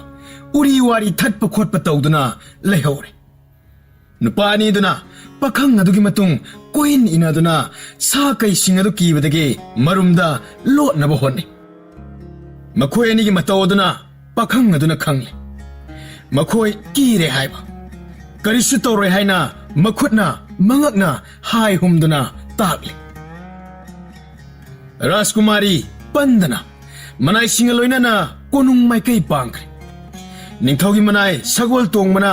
ꯔꯥꯖꯀꯨꯃꯥꯔꯤ ꯀꯣꯅꯨꯡꯗ ꯍꯜꯂꯛꯂꯦ ꯍꯥꯏꯅ ꯅꯤꯡꯊꯧꯗ ꯄꯥꯎ ꯄꯤꯔꯔꯦ꯫ ꯅꯤꯡꯊꯧ ꯃꯍꯥꯔꯥꯅꯤ ꯋꯥꯈꯜ ꯆꯔꯥꯡꯅꯕ ꯈꯔꯗꯤ ꯀꯣꯛꯆꯔꯝꯃꯤ꯫ ꯁꯥꯇꯤꯟꯗꯨꯕꯨ ꯐꯪꯂꯤꯗ꯭ꯔꯥ ꯐꯪꯂꯝꯂꯣꯏꯗ꯭ꯔꯥ ꯈꯟꯅꯤ꯫ ꯃꯇꯣꯝꯗ ꯄꯣꯛꯆꯕꯤ ꯃꯖꯥꯏꯕꯦꯝꯃ ꯍꯟꯗꯛ ꯁꯥꯇꯤꯟ ꯃꯥꯡꯈꯤꯕꯗꯒꯤ ꯑꯣꯏꯔꯛꯂꯤꯕ ꯃꯆꯥꯅꯨꯄꯤꯒꯤ ꯐꯤꯕꯝ ꯎꯕꯗ ꯅꯤꯡꯊꯧ ꯃꯍꯥꯔꯥꯅꯤ ꯉꯥꯏꯍꯥꯛꯇ ꯄꯨꯛꯅꯤꯡ ꯂꯩꯇꯥꯕ ꯐꯪꯗꯦ꯫ ꯁꯥꯇꯤꯟ ꯊꯤꯉꯩ ꯃꯅꯨꯡꯗ ꯃꯆꯥꯅꯨꯄꯤꯒꯤ ꯋꯥꯈꯜ ꯈꯔ ꯅꯨꯡꯉꯥꯏꯕ ꯃꯥꯜꯂꯤ ꯍꯥꯏꯕ ꯑꯗꯨꯗ ꯑꯋꯥꯕ ꯅꯨꯡꯅꯥꯡꯕ ꯈꯔ ꯃꯈꯩꯗꯤ ꯀꯣꯛꯆꯔꯤꯕꯅꯤ꯫ ꯑꯃꯨꯛ ꯍꯜꯂꯛꯂꯅꯤ ꯇꯥꯕꯗ ꯀꯔꯤ ꯊꯣꯛꯂꯒꯕ ꯍꯥꯏꯅ ꯆꯤꯡꯅꯕꯁꯨ ꯄꯣꯛꯇꯕ ꯉꯝꯗꯦ꯫ ꯁꯥꯇꯤꯜ ꯑꯗꯨ ꯐꯪꯂꯛꯇ꯭ꯔꯕꯗꯤ ꯍꯥꯟꯅꯒꯨꯝ ꯐꯃꯨꯡꯗ ꯑꯅꯥꯕ ꯑꯣꯏꯅ ꯍꯤꯞꯇꯨꯅ ꯂꯩꯈ꯭ꯔꯕꯗꯤ ꯍꯥꯏꯅ ꯅꯤꯡꯊꯧ ꯑꯃꯁꯨꯡ ꯃꯍꯥꯔꯥꯅꯤ ꯋꯥꯖꯔꯤ꯫ ꯁꯣꯝꯗꯅ ꯎꯃꯪ ꯃꯅꯨꯡꯗ ꯂꯩꯍꯧꯕ ꯅꯨꯄꯥ ꯑꯅꯤꯗꯨꯅ ꯆꯦꯡ ꯆꯥꯛ ꯍꯦꯟꯖꯥꯡ ꯅꯥꯄꯤ ꯊꯣꯡ ꯊꯥꯛꯇꯨꯅ ꯃꯩ ꯊꯥꯗꯨꯅ ꯁꯦꯝ ꯁꯥꯔꯦ꯫ ꯉꯥꯏꯍꯥꯛꯇ ꯄꯥꯈꯪ ꯑꯗꯨ ꯆꯠꯊꯣꯛꯍꯟꯗꯦ꯫ ꯃꯈꯨꯠ ꯄꯥꯏꯗꯨꯅ ꯌꯥꯟꯗꯨꯅ ꯍꯣꯠꯅꯖꯩ꯫ ꯅꯨꯄꯥ ꯑꯅꯤꯗꯨꯒꯤ ꯃꯇꯧ ꯑꯗꯨ ꯄꯥꯈꯪ ꯑꯗꯨꯅ ꯃꯨꯟꯅ ꯃꯨꯟꯅ ꯌꯦꯡꯉꯤ꯫ ꯊꯣꯡ ꯊꯥꯛꯂꯤꯕ ꯄꯥꯇ꯭ꯔ, ꯁꯦꯝꯂꯤ ꯁꯥꯔꯤꯕ ꯆꯦꯡ, ꯍꯋꯥꯏ ꯆꯦꯡꯋꯥꯏ, ꯃꯩ ꯊꯥꯗꯨꯅ ꯊꯣꯡ ꯊꯥꯛꯂꯤꯕ ꯑꯗꯨ ꯃꯄꯨꯟꯁꯤꯗ ꯑꯃꯨꯛꯇ ꯎꯗ꯭ꯔꯤꯕꯅꯤꯅ ꯃꯃꯤꯠ ꯀꯨꯞꯇꯅ ꯌꯦꯡꯉꯤ꯫ ꯊꯣꯡꯕ ꯊꯥꯛꯄ ꯂꯣꯏꯔꯒ ꯆꯥꯂꯣꯛ 3 ꯊꯣꯛꯂꯒ ꯆꯥꯅꯅꯕ ꯁꯦꯝ ꯁꯥꯔꯦ꯫ ꯄꯥꯈꯪ ꯑꯗꯨ ꯆꯥꯔꯣ ꯂꯥꯎ ꯍꯥꯏꯅ ꯃꯥꯒꯤ ꯁꯔꯨꯛ ꯃꯃꯥꯡꯗ ꯊꯝꯕꯤꯔꯦ꯫ ꯃꯈꯣꯏ ꯑꯅꯤꯅ ꯌꯥꯝꯅ ꯍꯥꯎꯅ ꯆꯥꯕꯗ ꯎꯕꯗ ꯄꯥꯈꯪ ꯑꯗꯨꯁꯨ ꯆꯥꯗꯨꯅ ꯌꯦꯡꯉꯤ꯫ ꯅꯍꯥꯟ ꯃꯈꯩ ꯑꯃꯨꯛꯇ ꯆꯥꯛ ꯍꯦꯟꯖꯥꯡ ꯑꯊꯣꯡꯕ ꯆꯥꯗ꯭ꯔꯕꯁꯨ ꯇꯥꯏꯕꯪ ꯃꯤ ꯀꯧꯕꯅꯤꯅ ꯃꯥꯁꯨ ꯃꯍꯥꯎ ꯈꯪꯅ ꯆꯥꯏ꯫ ꯃꯁꯥ ꯃꯎ ꯐꯕꯒ ꯄꯥꯈꯪꯒ ꯑꯣꯏꯕꯒ ꯆꯥꯛꯇꯣ ꯑꯃꯠꯇ ꯂꯦꯝꯍꯟꯗꯅ ꯐꯠ ꯐꯠ ꯆꯥꯊꯣꯛꯈ꯭ꯔꯦ꯫ ꯑꯣꯛꯇ꯭ꯔꯤ ꯃꯥꯜꯂꯦ ꯍꯥꯏꯗꯨꯅ ꯈꯔ ꯑꯃꯨꯛ ꯍꯥꯞꯊꯗꯨꯅ ꯄꯤꯖꯔꯦ꯫ ꯄꯥꯈꯪ ꯑꯗꯣ ꯄꯨꯛ ꯊꯟꯅ ꯆꯥꯁꯤꯜꯂꯕꯅꯤꯅ ꯇꯨꯝꯅꯤꯡꯂꯛꯂꯦ꯫ ꯎꯏꯔꯨꯝ ꯎꯏꯔꯨꯝ ꯇꯧꯔꯗꯨꯅ ꯃꯥꯒꯤ ꯇꯨꯝꯐꯝ ꯁꯥꯇꯤꯟ ꯈꯜꯂꯤꯕ ꯃꯄꯥꯗ ꯏꯁꯥꯡ ꯁꯥꯡꯅ ꯇꯨꯝꯊꯈ꯭ꯔꯦ꯫ ꯎꯍꯩ ꯋꯥꯍꯩ ꯆꯥꯕꯗꯤ ꯇꯨꯝꯕ ꯈꯣꯠꯄ ꯎꯏꯕ ꯇꯧꯅꯤꯡꯕ ꯅꯠꯇꯦ꯫ ꯆꯒꯌꯥꯏ ꯀꯥꯔꯛꯂꯕꯅꯤꯅ ꯄꯥꯈꯪ ꯑꯗꯣ ꯅꯥꯈꯣꯛꯇꯨꯅ ꯇꯨꯝꯊꯈ꯭ꯔꯦ꯫ ꯅꯨꯄꯥ ꯑꯅꯤꯗꯨꯅ ꯄꯥꯈꯪ ꯑꯗꯨꯒꯤ ꯃꯅꯥꯛ ꯅꯛꯅ ꯍꯤꯞꯊꯗꯨꯅ ꯁꯥꯁꯤꯡ ꯀꯔꯤ ꯀꯔꯤ ꯇꯧꯔꯛꯀꯗꯒꯦ ꯍꯥꯏꯅ ꯃꯤꯄꯥꯏꯕ ꯑꯃꯒ ꯂꯣꯏꯅꯅ ꯇꯨꯝꯅꯤꯡꯅ ꯃꯃꯤꯠ ꯑꯗꯨ ꯎꯏꯁꯤꯟꯕ ꯌꯥꯗ꯭ꯔꯦ꯫ ꯍꯩꯃ, ꯄꯥꯈꯪ ꯑꯁꯤꯗꯤ ꯏꯁꯤ ꯁꯤꯕꯒꯨꯝ ꯇꯨꯝꯊꯈ꯭ꯔꯦꯗꯅ꯫ ꯑꯩꯈꯣꯏ ꯑꯅꯤ ꯊꯋꯥꯏ ꯃꯥꯡꯕ ꯁꯣꯏꯗ꯭ꯔꯦ꯫ ꯃꯥꯕꯨ ꯍꯧꯗꯣꯛꯄꯅ ꯆꯨꯝꯒꯅꯤ꯫ ꯏꯇꯥꯎ, ꯍꯧꯗꯣꯛꯂꯨꯔꯅꯨ꯫ ꯁꯥꯁꯤꯡꯁꯦ ꯀꯔꯤꯁꯨ ꯇꯧꯔꯛꯀꯗꯕ ꯃꯥꯟꯗꯦ ꯁꯥꯅ ꯆꯥꯕꯨ ꯆꯥꯒꯦ ꯍꯥꯏꯔꯕꯗꯤ ꯃꯍꯥꯛ ꯅꯍꯥꯟꯅ ꯆꯥꯈ꯭ꯔꯅꯤ ꯑꯩꯈꯣꯏꯒ ꯃꯥꯒ ꯆꯞ ꯃꯥꯟꯅꯩꯌꯦ ꯁꯥꯁꯤꯡꯒ ꯃꯥꯒ ꯂꯣꯟ ꯐꯥꯎꯅꯕꯅꯤꯅꯅꯦ ꯑꯩꯈꯣꯏꯗ ꯀꯔꯤꯁꯨ ꯇꯧꯔꯛꯇ꯭ꯔꯤꯕ ꯖꯥꯠꯅꯤ ꯀꯥꯟꯅꯗꯦ ꯏꯇꯥꯎ ꯑꯁꯨꯛ ꯌꯥꯝꯅ ꯇꯨꯝꯅꯤꯡꯂꯕꯁꯤꯕꯨ ꯇꯨꯝꯊꯣꯛꯂꯁꯤ ꯃꯤꯒꯤ ꯃꯤ ꯑꯃꯍꯥꯅꯤ ꯃꯍꯥꯛ ꯃꯇꯣꯝꯇ ꯎꯃꯪ ꯑꯁꯤꯗ ꯄꯥꯈꯪ ꯐꯥꯔ ꯐꯥꯎꯕ ꯄꯨꯟꯁꯤ ꯂꯦꯟꯕ ꯉꯝꯂꯒ ꯅꯨꯃꯤꯠ ꯅꯤꯅꯤ ꯍꯨꯝꯅꯤꯗꯪ ꯎꯃꯪꯁꯤꯗ ꯂꯩꯕꯕꯨ ꯀꯤꯃꯟꯈ꯭ꯔꯦ ꯑꯩꯈꯣꯏꯁꯨ ꯇꯨꯝꯂꯁꯤ ꯏꯇꯥꯎ ꯇꯨꯝꯗꯕꯅ ꯍꯛꯆꯥꯡ ꯁꯣꯛꯍꯟꯕꯅꯤ ꯍꯥꯏꯅꯔꯤꯕꯗꯨꯅꯤ ꯆꯥꯗꯕꯗꯤ ꯄꯨꯛ ꯂꯥꯝꯖꯕꯒꯤ ꯋꯥꯅꯤ ꯆꯥꯁꯤꯜꯂꯒ ꯑꯗꯨꯝ ꯐꯔꯛꯏ ꯇꯨꯝꯍꯧꯗꯕꯁꯤꯗꯤ ꯏꯇꯥꯎ ꯍꯛꯆꯥꯡ ꯌꯥꯝꯅ ꯁꯣꯛꯏ ꯍꯥꯏ ꯅꯣꯡꯃ ꯇꯨꯝꯍꯧꯗꯕꯗ ꯍꯛꯆꯥꯡꯗ ꯀꯌꯥꯝ ꯌꯥꯝꯅ ꯁꯣꯛꯄꯒꯦ ꯍꯥꯏꯕꯕꯨ ꯃꯁꯥ ꯃꯁꯥꯅ ꯈꯪꯖꯕꯅꯤ ꯑꯁꯨꯝꯅ ꯅꯨꯄꯥ ꯑꯅꯤꯗꯨ ꯄꯥꯈꯪ ꯑꯗꯨꯒꯤ ꯅꯥꯛ ꯌꯦꯠꯇ ꯍꯤꯞꯊꯗꯨꯅ ꯇꯨꯝꯅꯕ ꯍꯣꯠꯅꯔꯤ ꯍꯥꯏꯐꯦꯠ ꯎꯏꯔꯨꯝ ꯎꯏꯔꯨꯝ ꯇꯧꯕꯒ ꯃꯤꯀꯞ ꯍꯦꯛꯇ ꯊꯣꯛꯏ ꯇꯨꯝꯕ ꯁꯨꯛꯌꯥ ꯌꯥꯗ꯭ꯔꯦ ꯅꯍꯥꯟ ꯃꯈꯩ ꯀꯣꯅꯨꯡ ꯃꯅꯨꯡꯗ ꯐꯃꯨꯡꯗ ꯅꯨꯡꯉꯥꯏꯅ ꯇꯨꯝꯕꯅꯤ ꯎꯃꯪ ꯑꯗꯨꯗ ꯅꯥꯄꯤ ꯎꯅꯥ ꯋꯥꯅ ꯃꯊꯛꯇ ꯏꯍꯥꯡ ꯍꯥꯡꯅ ꯇꯨꯝꯕ ꯑꯗꯨ ꯍꯩꯅꯗ꯭ꯔꯦ ꯑꯁ ꯏꯇꯥꯎ ꯑꯩꯗꯤ ꯇꯨꯝꯊꯕ ꯁꯨꯡꯌꯥ ꯌꯥꯗ꯭ꯔꯦꯕ ꯁꯤꯕꯨ ꯅꯣꯡꯉꯥꯟꯕ ꯉꯥꯏꯒꯗꯧꯔꯤꯕ꯭ꯔꯥ ꯋꯥꯗꯤ ꯋꯥꯗꯧꯔꯤꯗ ꯀꯔꯤꯒꯤꯅꯣ ꯔꯥꯖꯀꯨꯃꯥꯔꯤꯅ ꯎꯃꯪ ꯑꯁꯤꯗ ꯑꯩꯈꯣꯏꯅꯤ ꯂꯩꯍꯧ ꯍꯥꯏꯔꯤꯁꯤꯕꯣ ꯔꯥꯖꯀꯨꯃꯥꯔꯤꯁꯤ ꯉꯥꯎꯔꯕ ꯀꯔꯤꯅꯣ ꯈꯪꯗ꯭ꯔꯦ ꯏꯇꯥꯎ ꯁꯥꯇꯤꯟ ꯃꯥꯡꯈ꯭ꯔꯦ ꯍꯥꯏꯗꯨꯅ ꯆꯥꯛ ꯏꯁꯤꯡ ꯆꯥꯗ ꯃꯈꯩ ꯐꯃꯨꯡꯗ ꯍꯤꯞꯇꯨꯅ ꯂꯩ ꯍꯥꯟꯅꯒꯤ ꯁꯥꯇꯤꯟꯗꯒꯤ ꯍꯦꯟꯅ ꯐꯖꯕ ꯃꯃꯜ ꯌꯥꯝꯅ ꯌꯥꯝꯂꯕ ꯁꯅꯥ ꯂꯨꯄꯥꯅ ꯇꯣꯞꯇꯨꯅ ꯁꯥꯔꯦ ꯃꯥꯒꯤ ꯍꯥꯟꯅꯒꯤ ꯁꯥꯇꯤꯟꯗꯨ ꯅꯠꯇ꯭ꯔꯕꯗꯤ ꯌꯥꯗꯦ ꯃꯇꯥꯒꯨꯝ ꯅꯤꯡꯉꯥꯏ ꯍꯦꯛꯇ ꯇꯧꯏ ꯅꯤꯡꯊꯧꯒꯤ ꯃꯆꯥꯅꯤꯗꯅ ꯅꯤꯡꯊꯧ ꯍꯥꯏꯕꯁꯤꯗꯤ ꯂꯩꯕꯥꯛꯀꯤ ꯃꯄꯤ ꯃꯄꯥꯅꯤ ꯃꯍꯥꯛꯅ ꯇꯧꯒꯦꯗ ꯉꯝꯂꯤꯕꯅꯤꯗ ꯅꯤꯡꯊꯧꯒꯤ ꯃꯆꯥꯅꯨꯄꯤ ꯃꯇꯣꯝꯇ ꯄꯣꯛꯄꯤꯅꯤ ꯄꯣꯛꯄꯗꯒꯤ ꯂꯩꯕꯥꯛꯇ ꯃꯈꯣꯡ ꯇꯥꯔꯛꯄꯁꯨ ꯅꯠꯇꯦ ꯁꯥꯇꯤꯟ ꯇꯨꯞꯇ꯭ꯔꯕꯁꯨ ꯃꯌꯥꯕ ꯑꯗꯨꯗ ꯃꯌꯥꯝ ꯆꯪꯗꯅ ꯀꯦꯊꯣꯛ ꯃꯧꯊꯣꯛꯍꯟꯗꯅ ꯅꯥꯎ ꯆꯥꯎꯍꯜꯂꯦꯗ ꯁꯥꯇꯤꯟ ꯊꯤꯕ ꯂꯥꯛꯑꯦ ꯁꯥꯇꯤꯟ ꯐꯪꯂꯦ ꯁꯥꯇꯤꯟꯗꯤ ꯄꯨꯗꯅ ꯑꯩꯈꯣꯏ ꯑꯅꯤꯕꯨ ꯎꯃꯪ ꯑꯁꯤꯗ ꯁꯥ ꯃꯌꯥꯝꯒꯤ ꯃꯔꯛꯇ ꯂꯩꯍꯧꯔꯣ ꯍꯌꯦꯡ ꯍꯪꯆꯤꯠ ꯃꯅꯥꯏ ꯀꯌా ꯊꯥꯔꯛꯀꯅꯤ ꯍꯥꯏꯔꯝꯂꯒ ꯀꯣꯅꯨꯡꯗ ꯍꯟꯈ꯭ꯔꯦ ꯅꯠꯇꯦ ꯁꯤꯕꯨ ꯀꯔꯤ ꯊꯧꯑꯣꯡꯅꯕ ꯏꯇꯥꯎ ꯅꯤꯡꯊꯧꯒꯤ ꯃꯆꯤꯟꯖꯥꯛ ꯆꯥꯗꯨꯅ ꯍꯤꯡꯂꯤꯕꯅꯤ ꯑꯩꯈꯣꯏꯗꯤ ꯏꯅꯤꯡꯊꯧꯅ ꯇꯧ ꯍꯥꯏꯕꯗꯣ ꯇꯧꯔꯒ ꯂꯣꯏꯔꯦ ꯀꯣꯅꯨꯡ ꯃꯅꯨꯡꯗ ꯊꯕꯛ ꯑꯃ ꯐꯪꯗꯨꯅ ꯂꯩꯕꯗꯒꯤ ꯏꯇꯨ ꯏꯆꯥ ꯊꯥꯛꯂꯤꯕꯅꯤ ꯃꯤ ꯑꯃꯅ ꯍꯦꯛꯇ ꯀꯣꯅꯨꯡ ꯃꯅꯨꯡꯗ ꯆꯪꯂꯒ ꯅꯤꯡꯊꯧ ꯃꯅꯥꯏ ꯑꯣꯏꯖꯒꯦ ꯍꯥꯏꯔꯨꯕ ꯌꯥꯕ ꯅꯠꯇꯦ ꯏꯇꯥꯎ ꯍꯣꯏꯅꯦ ꯑꯗꯨꯕꯨꯕ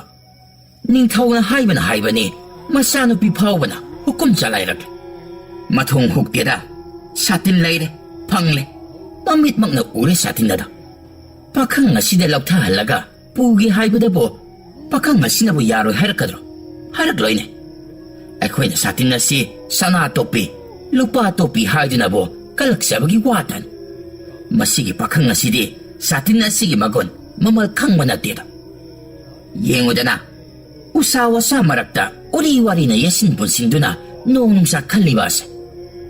ꯍꯣꯏꯅꯦ ꯑꯩꯗꯤ ꯅꯍꯥꯟ ꯃꯈꯩ ꯈꯟꯕꯨ ꯈꯜꯂꯨꯗꯦ ꯁꯥꯇꯤꯟ ꯐꯪꯂꯦ ꯁꯥꯇꯤꯟꯁꯤ ꯑꯩꯈꯣꯏ ꯃꯅꯥꯏꯁꯤꯡꯗ ꯂꯧꯊꯔꯛꯎꯁꯨ ꯍꯥꯏꯗꯦ ꯄꯥꯈꯪ ꯑꯁꯤꯗ ꯃꯤꯃꯤꯠ ꯀꯨꯞꯇ ꯃꯈꯩ ꯌꯦꯡꯂꯒ ꯀꯔꯤ ꯀꯔꯤꯅꯣ ꯃꯅꯥꯏ ꯅꯨꯄꯤꯁꯤꯡꯒ ꯋꯥꯔꯤ ꯉꯥꯡꯂꯝꯂꯒ ꯀꯣꯅꯨꯡꯗ ꯑꯃꯨꯛ ꯍꯟꯈ꯭ꯔꯦ ꯅꯠꯇꯦ ꯁꯥꯇꯤꯟꯁꯤꯕꯨ ꯁꯅꯥꯏꯕꯤ ꯑꯃꯅ ꯂꯧꯔꯔꯣꯏ ꯍꯥꯏꯔꯤꯕ꯭ꯔꯥ ꯑꯩꯈꯣꯏ ꯑꯅꯤꯕꯨꯅ ꯁꯥꯇꯤꯟ ꯁꯪꯍꯜꯂꯤꯕ꯭ꯔꯥ ꯅꯠꯇ꯭ꯔꯒ ꯁꯥ ꯀꯩꯅꯒ ꯆꯥꯍꯟꯒꯦ ꯇꯧꯔꯤꯕ꯭ꯔꯥ ꯁꯥꯇꯤꯟ ꯃꯥꯡꯈꯤꯕꯒꯤ ꯂꯩꯅꯥ ꯑꯣꯏꯔꯝꯕꯗꯨꯒ ꯁꯥꯇꯤꯟ ꯂꯩꯔꯦ ꯈꯪꯂꯕ ꯀꯥꯟꯗꯅ ꯁꯥꯇꯤꯟꯒꯤ ꯋꯥꯒ ꯂꯣꯏꯅ ꯀꯥꯎꯈ꯭ꯔ ꯃꯥꯜꯂꯦꯗ ꯑꯗꯨꯕꯨ ꯏꯇꯥ ꯎꯃꯪ ꯑꯁꯤꯒꯤ ꯑꯍꯥꯎꯕ ꯎꯍꯩꯁꯤꯡ ꯆꯥꯔꯨꯕꯗꯒꯤ ꯔꯥꯖꯀꯨꯃꯥꯔꯤ ꯑꯗꯣ ꯎꯍꯩ ꯋꯥꯍꯩꯁꯤꯡꯗ ꯑꯃꯨꯛ ꯃꯥꯏ ꯑꯣꯟꯁꯤꯟꯈ꯭ꯔꯕ ꯃꯥꯜꯂꯦꯅꯦ ꯑꯦ ꯏꯇꯥꯎ ꯎꯍꯩ ꯐꯅ ꯌꯥꯝꯃꯤꯅꯦ ꯔꯥꯖꯀꯨꯃꯥꯔꯤꯅ ꯄꯨꯈꯤꯕ ꯑꯗꯣ ꯑꯁ ꯏꯇꯥꯎ ꯎꯍꯩꯗ ꯉꯥꯎꯔꯤꯕ꯭ꯔꯥ ꯄꯥꯈꯪꯁꯤꯗ ꯉꯥꯎꯔꯤꯕ꯭ꯔꯥ ꯀꯔꯤꯅꯣ ꯈꯪꯗ꯭ꯔꯦ ꯍꯥꯏꯒꯨꯝꯗꯅ ꯃꯗꯨꯕꯨꯁꯨ ꯑꯣꯏꯔꯝꯕ ꯌꯥꯏꯅꯦ ꯄꯥꯈꯪ ꯑꯗꯨꯅ ꯔꯥꯖꯀꯨꯃꯥꯔꯤꯒꯤ ꯈꯨꯗꯥꯡ ꯄꯥꯏꯗꯨꯅ ꯃꯁꯤꯒꯤ ꯃꯐꯝ ꯑꯁꯤꯗꯒꯤ ꯁꯥꯇꯤꯟ ꯂꯩ ꯍꯥꯏꯗꯅ ꯆꯤꯡꯗꯨꯅ ꯄꯨꯔꯕꯅꯤ ꯄꯥꯈꯪ ꯑꯁꯤꯒꯤ ꯃꯁꯛ ꯃꯇꯧ ꯑꯁꯤꯗ ꯔꯥꯖꯀꯨꯃꯥꯔꯤꯒꯤ ꯁꯥꯇꯤꯟꯒ ꯂꯣꯏꯅ ꯀꯥꯎꯈ꯭ꯔꯕ꯭ꯔꯥ ꯈꯪꯗꯦꯗ ꯃꯁꯤꯒꯤ ꯄꯥꯈꯪꯁꯤꯁꯨ ꯂꯥꯏꯄꯣꯛꯀ ꯆꯞ ꯃꯥꯟꯅꯩꯍꯦ ꯃꯁꯛꯅꯦ ꯃꯇꯧꯅꯦ ꯃꯁꯝ ꯑꯁꯤꯗꯪ ꯇꯦꯟꯅ ꯀꯛꯊꯠꯂꯝꯂꯕꯗꯤꯀꯣ ꯌꯦꯡꯕꯒꯤ ꯄꯦꯟꯕ ꯅꯥꯏꯔꯣꯏꯗꯕꯅꯤ ꯃꯔꯣꯟ ꯊꯣꯛꯇꯕ ꯍꯦ ꯄꯥꯈꯪ ꯅꯪꯕꯨ ꯀꯅꯥꯒꯤ ꯃꯆꯥ ꯃꯁꯨꯅꯣ ꯁꯥ ꯀꯩꯒꯤ ꯃꯔꯛꯁꯤꯗ ꯎꯍꯩ ꯋꯥꯍꯩ ꯆꯥꯔꯒ ꯅꯄꯨꯟꯁꯤ ꯂꯦꯜꯂꯝꯕ ꯍꯧꯖꯤꯛꯇꯤ ꯅꯤꯡꯊꯧꯒꯤ ꯃꯆꯥꯅꯨꯄꯤ ꯔꯥꯖꯀꯟꯌꯥ ꯐꯪꯈꯤꯗꯧꯔꯦ. ꯏꯇꯥꯎ, ꯃꯗꯨꯒꯤ ꯋꯥꯗꯣ ꯑꯃꯨꯛꯇ ꯇꯣꯛꯈꯣ. ꯑꯩ ꯌꯥꯝꯅ ꯁꯥꯎꯅꯤꯡꯉꯤ. ꯁꯥꯇꯤꯟ ꯊꯤꯕ ꯂꯥꯛꯂꯒ ꯁꯥꯇꯤꯟꯗꯤ ꯄꯨꯗ꯭ꯔꯗꯅ ꯔꯥꯖꯀꯨꯃꯥꯔꯤꯅ ꯀꯣꯅꯨꯡꯗ ꯍꯟꯈꯤꯕ ꯑꯁꯦ ꯋꯥ ꯑꯃꯗꯤ ꯁꯣꯏꯗꯅ ꯂꯩꯐꯝ ꯊꯣꯛꯏꯀꯣ. ꯆꯨꯝꯃꯤ ꯆꯨꯝꯃꯤ ꯏꯇꯥꯎ. ꯁꯥꯇꯤꯟ ꯑꯁꯤ ꯄꯨꯔꯛꯇꯨꯅ ꯅꯤꯡꯊꯧꯗ ꯀꯠꯂꯕ ꯑꯗꯣ ꯑꯍꯟ ꯑꯣꯏꯔꯣ ꯑꯉꯥꯡ ꯑꯣꯏꯔꯣ ꯁꯅꯥ ꯂꯨꯄꯥ ꯃꯅꯤꯃꯨꯛꯇ ꯃꯇꯤꯛ ꯆꯥꯅ ꯄꯤꯅꯤ. ꯄꯥꯈꯪ ꯑꯣꯏꯔꯒꯅ ꯃꯆꯥꯅꯨꯄꯤ ꯐꯥꯎꯕ ꯂꯨꯍꯣꯡꯗꯨꯅ ꯄꯤꯒꯅꯤꯗꯅ ꯂꯧꯊꯣꯛꯈꯤꯕꯗꯨꯗꯤ ꯃꯄꯥꯒꯤ ꯌꯥꯊꯪ ꯇꯧꯊꯈꯤꯕꯗꯣ ꯔꯥꯖꯀꯨꯃꯥꯔꯤ ꯅꯤꯡꯕ ꯊꯨꯡꯒꯗꯧꯔꯤ. ꯄꯥꯈꯪ ꯋꯥꯡ ꯆꯥꯎꯕ ꯃꯁꯛ ꯃꯇꯧ ꯐꯖꯕ ꯑꯃꯅ ꯈꯨꯠꯂꯝꯂꯦ. ꯄꯥꯈꯪꯗꯨꯅ ꯁꯥꯇꯤꯟ ꯑꯁꯤ ꯃꯄꯥꯕꯨꯡꯗ ꯀꯜꯍꯟꯗꯨꯒꯤ ꯇꯧꯔꯤꯕꯅꯤ. ꯃꯔꯣꯟꯁꯨ ꯊꯣꯛꯇꯕ, ꯃꯃꯥ ꯃꯄꯥꯒꯤ ꯍꯧꯔꯛꯐꯝꯁꯨ ꯈꯪꯗꯕ, ꯃꯌꯨꯝ ꯃꯀꯩꯁꯨ ꯂꯩ ꯂꯩꯇꯦ ꯈꯪꯗꯕ ꯎꯃꯪꯗ ꯃꯄꯨꯟꯁꯤ ꯂꯦꯜꯂꯤꯕ ꯅꯨꯄꯥ ꯑꯃꯗ ꯃꯆꯥꯅꯨꯄꯤ ꯔꯥꯖꯀꯩꯅꯥꯕꯨ ꯊꯥꯖ ꯌꯣꯟꯖꯕ ꯍꯧꯅꯗꯦꯗ ꯏꯇꯥꯎ. ꯏꯇꯥꯎ, ꯇꯨꯝꯕ ꯌꯥꯗꯕꯒꯤ ꯑꯩꯈꯣꯏꯅꯤ ꯋꯥꯔꯦꯝ ꯉꯥꯡꯅꯗꯨꯅ ꯅꯣꯡꯉꯥꯟꯕ ꯉꯥꯏꯕ ꯇꯥꯔꯦꯅꯦꯀꯣ. ꯃꯁꯤꯒꯤ ꯄꯥꯈꯪꯁꯤꯕꯨ ꯅꯍꯥꯟ ꯃꯈꯩ ꯑꯁꯨꯃꯥꯏꯅ ꯇꯨꯝꯃꯤꯗ꯭ꯔꯥ? ꯅꯍꯥꯟ ꯃꯈꯩ ꯇꯨꯝꯂꯕꯁꯨ ꯉꯁꯤꯒꯤꯁꯤꯒꯗꯤ ꯃꯥꯟꯅꯔꯝꯗꯧ ꯃꯥꯟꯗ꯭ꯔꯦ. ꯅꯍꯥꯟ ꯃꯈꯩꯗꯤ ꯋꯥꯏ ꯋꯥꯏ ꯆꯥꯕꯅꯤꯗꯣ. ꯉꯁꯤꯗꯤ ꯆꯥꯛ ꯄꯨꯈꯝ ꯑꯆꯧꯕ ꯑꯅꯤꯔꯣꯝ ꯆꯥꯈ꯭ꯔꯦ. ꯃꯁꯤ ꯃꯤꯀꯞ ꯄꯥꯛ ꯊꯣꯛꯂꯔꯣꯏ. ꯆꯥꯛꯇꯤ ꯑꯩꯈꯣꯏ ꯑꯅꯤꯁꯨ ꯆꯥꯔꯤꯕꯁꯤ ꯃꯉꯥꯏ. ꯇꯨꯝꯅꯤꯡꯕꯅ ꯉꯥꯎꯔꯕꯁꯨ ꯇꯨꯝꯕ ꯌꯥꯗ꯭ꯔꯤꯕ ꯑꯁꯤꯅꯤ. ꯇꯧꯕꯕꯨꯗꯤ ꯏꯅꯧ ꯅꯧꯕ ꯃꯐꯝ ꯑꯃꯗ tumba haiba se pak jana daban. Taibang mi ay khoi se ka hong wada tumba yana driban. Itaw, nung dang tumdrabasu ayuk nung til tumlaga loy. Tabak su karisu tawgadaba laite. Ay khoi gi Rajkumari asina mi tharaktiba phawbadi kharadi wana khangba taredana. Unungdagi umang si tana lakpada namit taruk nirum changkib. Ay khoi na laigidoriba se namit yami khoi taw. Imungi nupi angang na nuksa thiram doin. Pawbadi piram gani. Ay di khallu raga tan mana loy rehe ta. Ton kreda. Angam mataw achaw sang singi manay masiloy ba ay khoi se. Pham macha pai ba ay khoi na pham achaw gi mataw tamlu ba yaba natte ta. Senapati gumba natrabaso darbargi pham phangba ma hojarabadi nungai na konungda inai sen kya loina duna punsilen ba phanglamgani da matik chahau dabanina chatlo adu to ada to loina tawata bani ta asumna tumba yadana wari sana duna nong ngalakle uchek wayagi makhon tarak sa mayamgi hogatpagi chen chongbagi samil tar Itaw, nung ngalabanina ahing chupa nungay na tungkun taluba jiba loy na mikap thok na ramal. Masigi pa kang nasisu mikap tholak laga kari taur kadoy no kangde. Tanjaji dahidi mapansu thok nang manangawre. Anido kibadagi pakhang adugi manaktagi sogen hindoktabana kaya di wana khang. Itaw, mapan tholo si kwang chayin pai duna chingkatche. Tap tangay sa silaga makuk duna tumduna lay thokpangam. Orindi sak pijaragum sita. Way saraga maray na tokchani. Nahan makay sadana laklibani. Katay da yay koy na mini sani kangdana sakit pijarore. Tanza atada pakhang ado mikap thole. Phok hogotuna koyeng yeng. Masado inam labanina kaya ihay ningde. Sak tap tangay sarabanina makhong kan na hamning laduna hawagduna chienki. Uzaw marum mamada pakhang ado pamkay. Masu makhong ha mamalita. Ay koy su pamtarase. Ningthaw manay anidu laptak ki noy. Pakhang aduna makoy ani na noklibado gyan tawa natte. Ngayhak leraga ising na sambagi makuantay. Ising so swayda layba mali kang laduna makong hambaloyraga sam kotu na mok pakhang dugi matong inaray. Hey, naming kay kawi. Nangbu naroon thokta bro. Pakhang ado karisu kumlagte. Maramdi taibang migi marol tambi na balay trabanina sagi ꯃꯔꯣꯜ ꯉꯥꯛꯇ ꯈꯪꯂꯦ꯫ ꯅꯪꯕꯨ ꯇꯥꯗ꯭ꯔꯣ? ꯂꯩꯊꯣꯛꯇꯅ ꯌꯦꯡꯉꯩꯅꯦ, ꯃꯅꯥꯗꯤ ꯄꯪꯗ꯭ꯔꯤ ꯏꯇꯥꯎ꯫ ꯃꯥꯒꯤꯁꯤ ꯑꯩꯈꯣꯏꯅ ꯉꯥꯡꯂꯤꯕꯁꯦ ꯈꯪꯗꯕ ꯑꯣꯏꯔꯝꯕ ꯇꯥꯏ꯫ ꯅꯠꯇꯦꯅꯦ, ꯃꯁꯤꯒꯤ ꯄꯥꯈꯪ ꯑꯁꯤꯕꯨ ꯆꯥꯎꯔꯕ ꯀꯥꯟꯗ ꯎꯃꯪ ꯑꯁꯤꯗ ꯂꯥꯛꯄ ꯑꯣꯏꯔꯤꯗ꯭ꯔꯥꯅꯦ? ꯃꯃꯥ ꯃꯄꯥꯒ ꯈꯠꯅꯕꯗꯒꯤ ꯅꯠꯇ꯭ꯔꯒ ꯃꯤ ꯍꯥꯠꯂꯨꯕꯗꯒꯤ ꯅꯠꯇ꯭ꯔꯒꯅ ꯃꯤꯒꯤ ꯃꯄꯣꯠ ꯍꯨꯔꯥꯟꯕꯗꯒꯤ ꯎꯃꯪ ꯑꯁꯤꯗ ꯆꯤꯟꯁꯤꯟꯗꯨꯅ ꯂꯩꯔꯤꯕ ꯖꯥꯠꯂ? ꯍꯥꯏꯕꯗꯤ ꯂꯣꯠꯂꯤꯕ ꯑꯣꯏꯔꯤꯕ ꯖꯥꯠꯂꯕ? ꯏꯇꯥꯎ, ꯃꯥꯅ ꯃꯔꯣꯟ ꯊꯣꯛꯇ꯭ꯔꯤꯕ, ꯑꯩꯈꯣꯏꯅ ꯉꯥꯡꯕ ꯁꯛꯄ ꯈꯪꯗ꯭ꯔꯤꯁꯦ ꯄꯣꯛꯄꯒ ꯎꯃꯪ ꯑꯁꯤꯗ ꯂꯩꯔꯛꯂꯕ ꯑꯣꯏꯔꯝꯒꯅꯤ꯫ ꯑꯗꯨꯗ ꯀꯔꯝꯕ ꯃꯆꯥꯅ ꯎꯃꯪ ꯑꯁꯤꯗ ꯆꯠꯂꯒ ꯑꯉꯥꯡ ꯑꯁꯤ ꯄꯣꯛꯂꯒ ꯍꯨꯟꯗꯣꯛꯂꯝꯂꯤꯕꯅꯣ? ꯎꯃꯪ ꯑꯁꯤꯁꯨ ꯃꯤ ꯇꯥꯕ ꯅꯠꯇꯦ, ꯃꯗꯨꯒꯤ ꯃꯊꯛ ꯑꯁꯤꯗ ꯆꯤꯡꯁꯨ ꯈꯔ ꯀꯥꯔꯤꯗꯣ ꯈꯜꯂꯨꯕꯗ ꯃꯝꯕꯨ ꯃꯝꯃꯤꯗ꯫ ꯎꯃꯪ ꯑꯗꯨꯒꯤ ꯋꯥꯡꯃꯗ ꯃꯤ ꯇꯥꯕ ꯈꯨꯟꯒ ꯂꯩꯕ ꯑꯣꯏꯗ꯭ꯔꯥ ꯍꯥꯏꯗꯅ ꯄꯥꯈꯪ ꯑꯗꯨꯗ ꯃꯔꯝꯁꯤꯡ ꯑꯗꯨ ꯍꯪꯒꯗꯕꯁꯨ ꯃꯔꯣꯟ ꯏꯔꯣꯟ ꯐꯥꯎꯅꯗ꯭ꯔꯕꯅꯤ나 ꯆꯃꯝꯅꯔꯒ ꯇꯣꯛꯑꯦ꯫ ꯎꯃꯪ ꯑꯗꯨ ꯂꯥꯟꯊꯣꯛꯂꯒ ꯆꯤꯡꯃꯥꯏ ꯑꯗꯨꯗ ꯃꯤ ꯇꯥꯕ ꯈꯨꯜ ꯂꯩꯕ꯭ꯔꯥ ꯌꯦꯡꯒꯗꯕꯁꯨ ꯄꯥꯈꯪ ꯑꯗꯨ ꯌꯥꯎꯗꯅ ꯆꯠꯄ ꯍꯪꯒꯣꯏꯔꯤ꯫ ꯃꯈꯨꯠ ꯃꯁꯥꯅ ꯏꯪꯒꯤꯠ ꯇꯧꯅꯗꯨꯅ ꯃꯁꯤꯗ ꯐꯝꯃꯨ ꯍꯥꯏꯅ ꯇꯥꯛꯂꯒ ꯃꯈꯣꯏꯅ ꯍꯥꯟꯅ ꯐꯝꯊꯩ꯫ ꯄꯥꯈꯪ ꯑꯗꯨꯁꯨ ꯐꯝꯊꯩ꯫ ꯑꯁꯨꯝ ꯏꯪꯒꯤꯠ ꯇꯧꯅꯕꯗꯒꯤ ꯈꯔꯗꯤ ꯚꯥꯞ ꯐꯥꯎꯅꯕꯒꯨꯝ ꯇꯧꯔꯛꯏ꯫ ꯂꯩꯔꯤꯕ ꯁꯥ ꯃꯌꯥꯝꯗꯣ ꯃꯥꯅ ꯆꯥꯒꯗꯕ, ꯀꯨꯟꯒꯗꯕ, ꯆꯦꯟꯒꯗꯕ ꯇꯧꯗꯨꯅ ꯂꯩꯅꯤ꯫ ꯃꯈꯣꯏꯗ ꯀꯔꯤꯁꯨ ꯑꯣꯟꯁꯤꯟꯗꯨꯅ ꯆꯤꯛꯄ ꯈꯣꯠꯄ ꯇꯧꯗꯦ꯫ ꯃꯅꯥꯏ ꯑꯃꯅ ꯄꯥꯈꯪ ꯑꯗꯨꯒꯤ ꯃꯈꯨꯠ ꯄꯥꯏꯗꯨꯅ ꯃꯈꯨꯠꯅ ꯊꯤꯟꯗꯨꯅ ꯑꯁꯣꯝꯗ ꯆꯠꯁꯤ ꯍꯥꯏꯗꯨꯅ ꯀꯟꯅ ꯆꯤꯡꯂꯝꯃꯤ꯫ ꯄꯥꯈꯪ ꯑꯗꯨꯁꯨ ꯑꯗꯨꯝ ꯌꯥꯏ꯫ ꯎꯃꯪ ꯑꯗꯨꯕꯨ ꯐꯥꯎꯗꯣꯛꯇꯨꯅ ꯆꯠꯇꯨꯅ ꯃꯈꯣꯏ ꯄꯨꯟꯅ ꯌꯦꯡꯂꯝꯃꯤ꯫ ꯍꯜꯂꯁꯤ ꯍꯥꯏꯗꯨꯅ ꯑꯃꯨꯛ ꯄꯥꯈꯪ ꯑꯗꯨꯒꯤ ꯂꯩꯐꯝ ꯑꯗꯨ ꯇꯥꯅ ꯂꯥꯛꯂꯤ꯫ ꯃꯈꯣꯏ ꯑꯅꯤꯅ ꯋꯥꯔꯤ ꯁꯥꯟꯅꯩ꯫ ꯄꯥꯈꯪ ꯑꯗꯨꯅ ꯃꯨꯟꯅ ꯇꯥꯏ, ꯃꯨꯟꯅ ꯌꯦꯡꯉꯤ꯫ ꯑꯁꯨꯝꯅ ꯅꯨꯃꯤꯠ ꯐꯅ ꯊꯦꯡꯖꯤꯜꯂꯛꯂꯤ꯫ ꯃꯤꯑꯣꯏꯕꯒꯤ ꯍꯧꯅꯕꯤ ꯆꯥꯛ ꯏꯁꯤꯡꯒꯤ ꯋꯥꯈꯜ ꯂꯥꯛꯂꯤ꯫ ꯑꯗꯨꯕꯨ ꯉꯔꯥꯡ ꯑꯍꯤꯡ ꯆꯨꯞꯄ ꯇꯨꯝꯗ꯭ꯔꯕꯅꯤꯅ ꯆꯥꯕꯁꯨ ꯇꯨꯝꯗ꯭ꯔꯦ, ꯆꯥꯅꯤꯡ ꯊꯛꯅꯤꯡꯕꯁꯨ ꯐꯥꯎꯗ꯭ꯔꯦ, ꯃꯈꯣꯡ ꯍꯥꯝꯕꯁꯨ ꯃꯄꯨꯡ ꯐꯥꯅ ꯍꯥꯝꯗ꯭ꯔꯦ꯫ ꯇꯨꯝꯗꯕꯒꯤ ꯃꯀꯣꯛ ꯉꯥꯎꯔꯤ ꯇꯧꯔꯝꯃꯤ꯫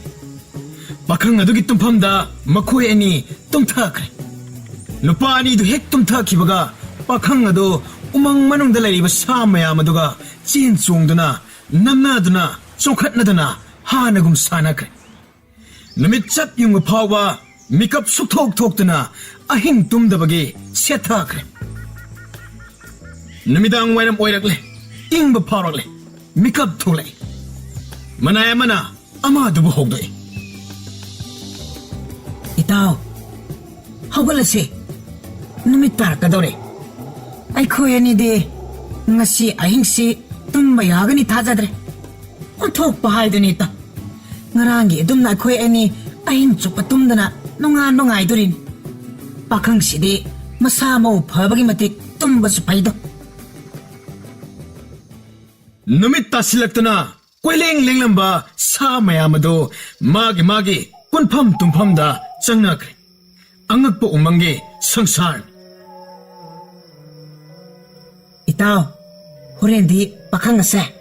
ꯆꯥꯛ ꯄꯤꯖꯔꯛꯀꯨꯝꯁꯤꯔꯥ? ꯀꯔꯤꯒꯤꯅꯣ ꯏꯇꯥꯎ? ꯆꯦꯡꯆꯥꯛ ꯃꯔꯥꯡ ꯀꯥꯏꯅ ꯂꯩꯔꯤꯕꯁꯤꯗꯤ ꯑꯩꯈꯣꯏ ꯑꯅꯤꯅ ꯅꯨꯃꯤꯠ ꯈꯔꯁꯤꯗ ꯆꯥꯕ ꯂꯣꯏꯕꯁꯨ ꯉꯝꯂꯣꯏ꯫ ꯆꯥꯛ ꯇꯞ ꯇꯥꯅ ꯆꯥꯁꯤꯜꯂꯅꯤ, ꯆꯥꯛꯌꯥꯏ ꯀꯥꯔꯛꯂꯅꯤ, ꯏꯁꯤꯁꯤꯅ ꯇꯨꯝꯊꯈ꯭ꯔꯅꯤ ꯃꯥꯗꯤ꯫ ꯑꯩꯈꯣꯏ ꯑꯅꯤꯅ ꯂꯣꯛꯈꯥꯛ ꯂꯥꯎꯅ ꯍꯤꯞꯂꯒ ꯃꯣꯟꯗ꯭ꯔꯪ ꯁꯥꯟꯅ ꯂꯩꯔꯅꯤ꯫ ꯍꯩꯃꯥ, ꯇꯨꯝꯁꯅꯨ ꯀꯩꯅꯣ? ꯑꯩꯈꯣꯏ ꯑꯅꯤꯁꯨ ꯇꯨꯝꯕ ꯌꯥꯗ꯭ꯔꯒꯅ ꯋꯥꯔꯦꯡ ꯉꯥꯡꯗꯨꯅ ꯃꯇꯝ ꯂꯦꯜꯂꯒ ꯂꯣꯏꯔꯦ ꯀꯩꯅꯣ? ꯅꯨꯃꯤꯠ ꯀꯌꯥꯅꯤ ꯑꯩꯈꯣꯏꯅꯤꯁꯤꯕꯨ ꯑꯁꯨꯝꯅ ꯂꯩꯈꯤꯗꯣꯏꯖꯥꯠꯅꯣ? ꯆꯠꯈ꯭ꯔꯤꯕ ꯀꯥꯡꯕꯨ ꯑꯗꯨꯁꯨ ꯀꯣꯅꯨꯡ ꯌꯧꯔꯝꯈꯤꯔꯣꯏ꯫ ꯁꯒꯣꯜ ꯇꯣꯡꯗꯅ ꯌꯥꯡꯅ ꯊꯧꯕꯁꯨ ꯅꯠꯇꯦ, ꯗꯣꯂꯥꯏꯅ ꯌꯥꯡꯗꯅ ꯀꯌꯥꯝ ꯌꯥꯡꯅ ꯆꯠꯀꯅꯤ? ꯑꯃꯔꯣꯝꯗ ꯃꯖꯥꯏꯕꯤ ꯑꯃꯁꯨ ꯌꯥꯎꯔꯤ꯫ ꯋꯥꯔꯦꯗꯅ ꯈꯔ ꯆꯠꯂꯒ ꯄꯣꯊꯥ, ꯈꯔ ꯆꯠꯂꯒ ꯍꯩ ꯂꯩ ꯄꯥꯟꯕ ꯎꯔꯒ ꯑꯃꯨꯛ ꯍꯦꯛꯈꯤꯁꯤ, ꯈꯔ ꯌꯥꯝꯅ ꯍꯦꯛꯂꯛꯎꯗꯅ ꯇꯧ ꯂꯩꯔꯝꯗꯣꯏꯅꯦ ꯑꯃꯨꯛ꯫ ꯏꯇꯥꯎ, ꯑꯩꯗꯤ ꯐꯅꯗꯨꯝ ꯅꯨꯡꯉꯥꯏꯔꯤꯅꯤ꯫ ꯃꯁꯤꯁꯨ ꯇꯣꯉꯥꯟꯕ ꯄꯨꯟꯁꯤꯒꯤ ꯃꯍꯥꯎ ꯑꯃꯅꯤ꯫ ꯀꯥꯟꯅꯗꯦ, ꯆꯥꯛ ꯏꯁꯤꯡ ꯊꯣꯡ ꯊꯥꯛꯅꯕ ꯇꯧꯔꯁꯤ꯫ ꯄꯥꯈꯪ ꯑꯁꯤꯕꯨ ꯂꯥꯛꯇ꯭ꯔꯤꯉꯩꯗ ꯆꯥꯊꯣꯛꯂꯒ ꯇꯨꯝꯂꯁꯤ꯫ ꯑꯍꯥꯎꯕ ꯃꯈꯜ ꯃꯊꯦꯜ ꯁꯦꯝ ꯁꯥꯗꯨꯅ thong thakpa kanna honari sak thongba loisillamdai aduda pakhang adu tumpham aduda changlai pakhang adu so haira chabadagi sak chabaduna pangal kanbagum tawi haiba masada khangjare sak sagani ahaw makhal ama chaba phanglani haina matumta haraujari khongrai chandana thong thak liba mana aduda makhoi anina sem sariba do yengduna le makhoi anina kolik pirao ising khara hairao samtho haibna chingba wari tawnaba do pakhang aduna munna tari kari hairibno khangnaba pungning changna tasille chak thiba khotpa loire sagadabagi pakhang adude matin yotuna chak thiba do yengduna le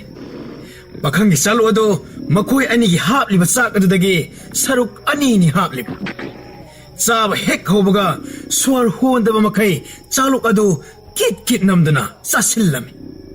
pakhang aduna hauna thawai tana chaba adu yengbada nungaiba ma oi chak chaba toklaga ngaihak phaminare wari watai sanaba amana amada wa ngang hangba khumba taraga pakhang adu yamna khangningba wari sananingba poi makhoi ani na ngangna sangnaba do tana tana pakhang adu uitharaktuna bom turaga tumthakre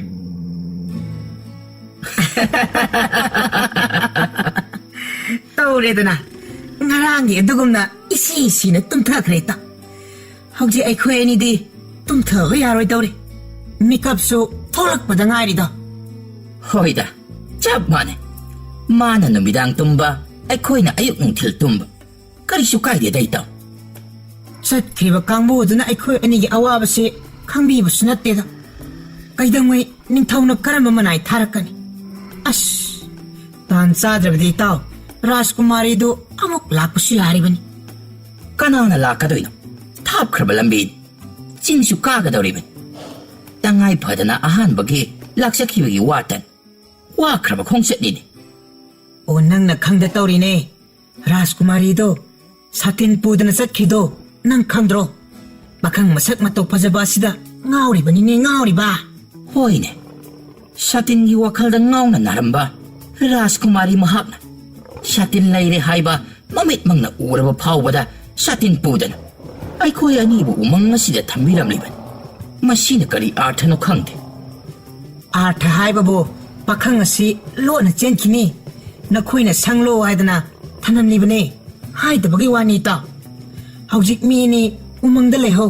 chana thakna marang kaina piram libase Rajkumari gi bar oigadaba sanglibani sangliba Hoy ne. Madu sumramba yai ne. chungani karino maram ama lebaduna Rajkumari na umang asida ay kuya ani thanam libane Pare siya ito. Ay ko'y siyo sana ibi magi pakhang nga siya. Sangbira siya. Aduga sa tila siya. Ay ko'y ani ayang kunong dahan karaba matong. Ining tawag da kala siya. Manado ay ko'y ani tangkay-tangkay yan na siya. hoy ne madugi wakaldu yai ni ta namat mang bayaba nate satin pra komisak aduda sanal pawaina mana chawna pini dana lauthokhibani adudi satin se hojik tagi thupsilaga rosin khasita pakhang asina makeup tholakpada satin leram de dana haibu so hairoi lonely phawna dabanina masu mana thokpa mangak masa makhut hairisu ai khoi su khangdi haibagi mongda khutsa pangai da haiga loire ta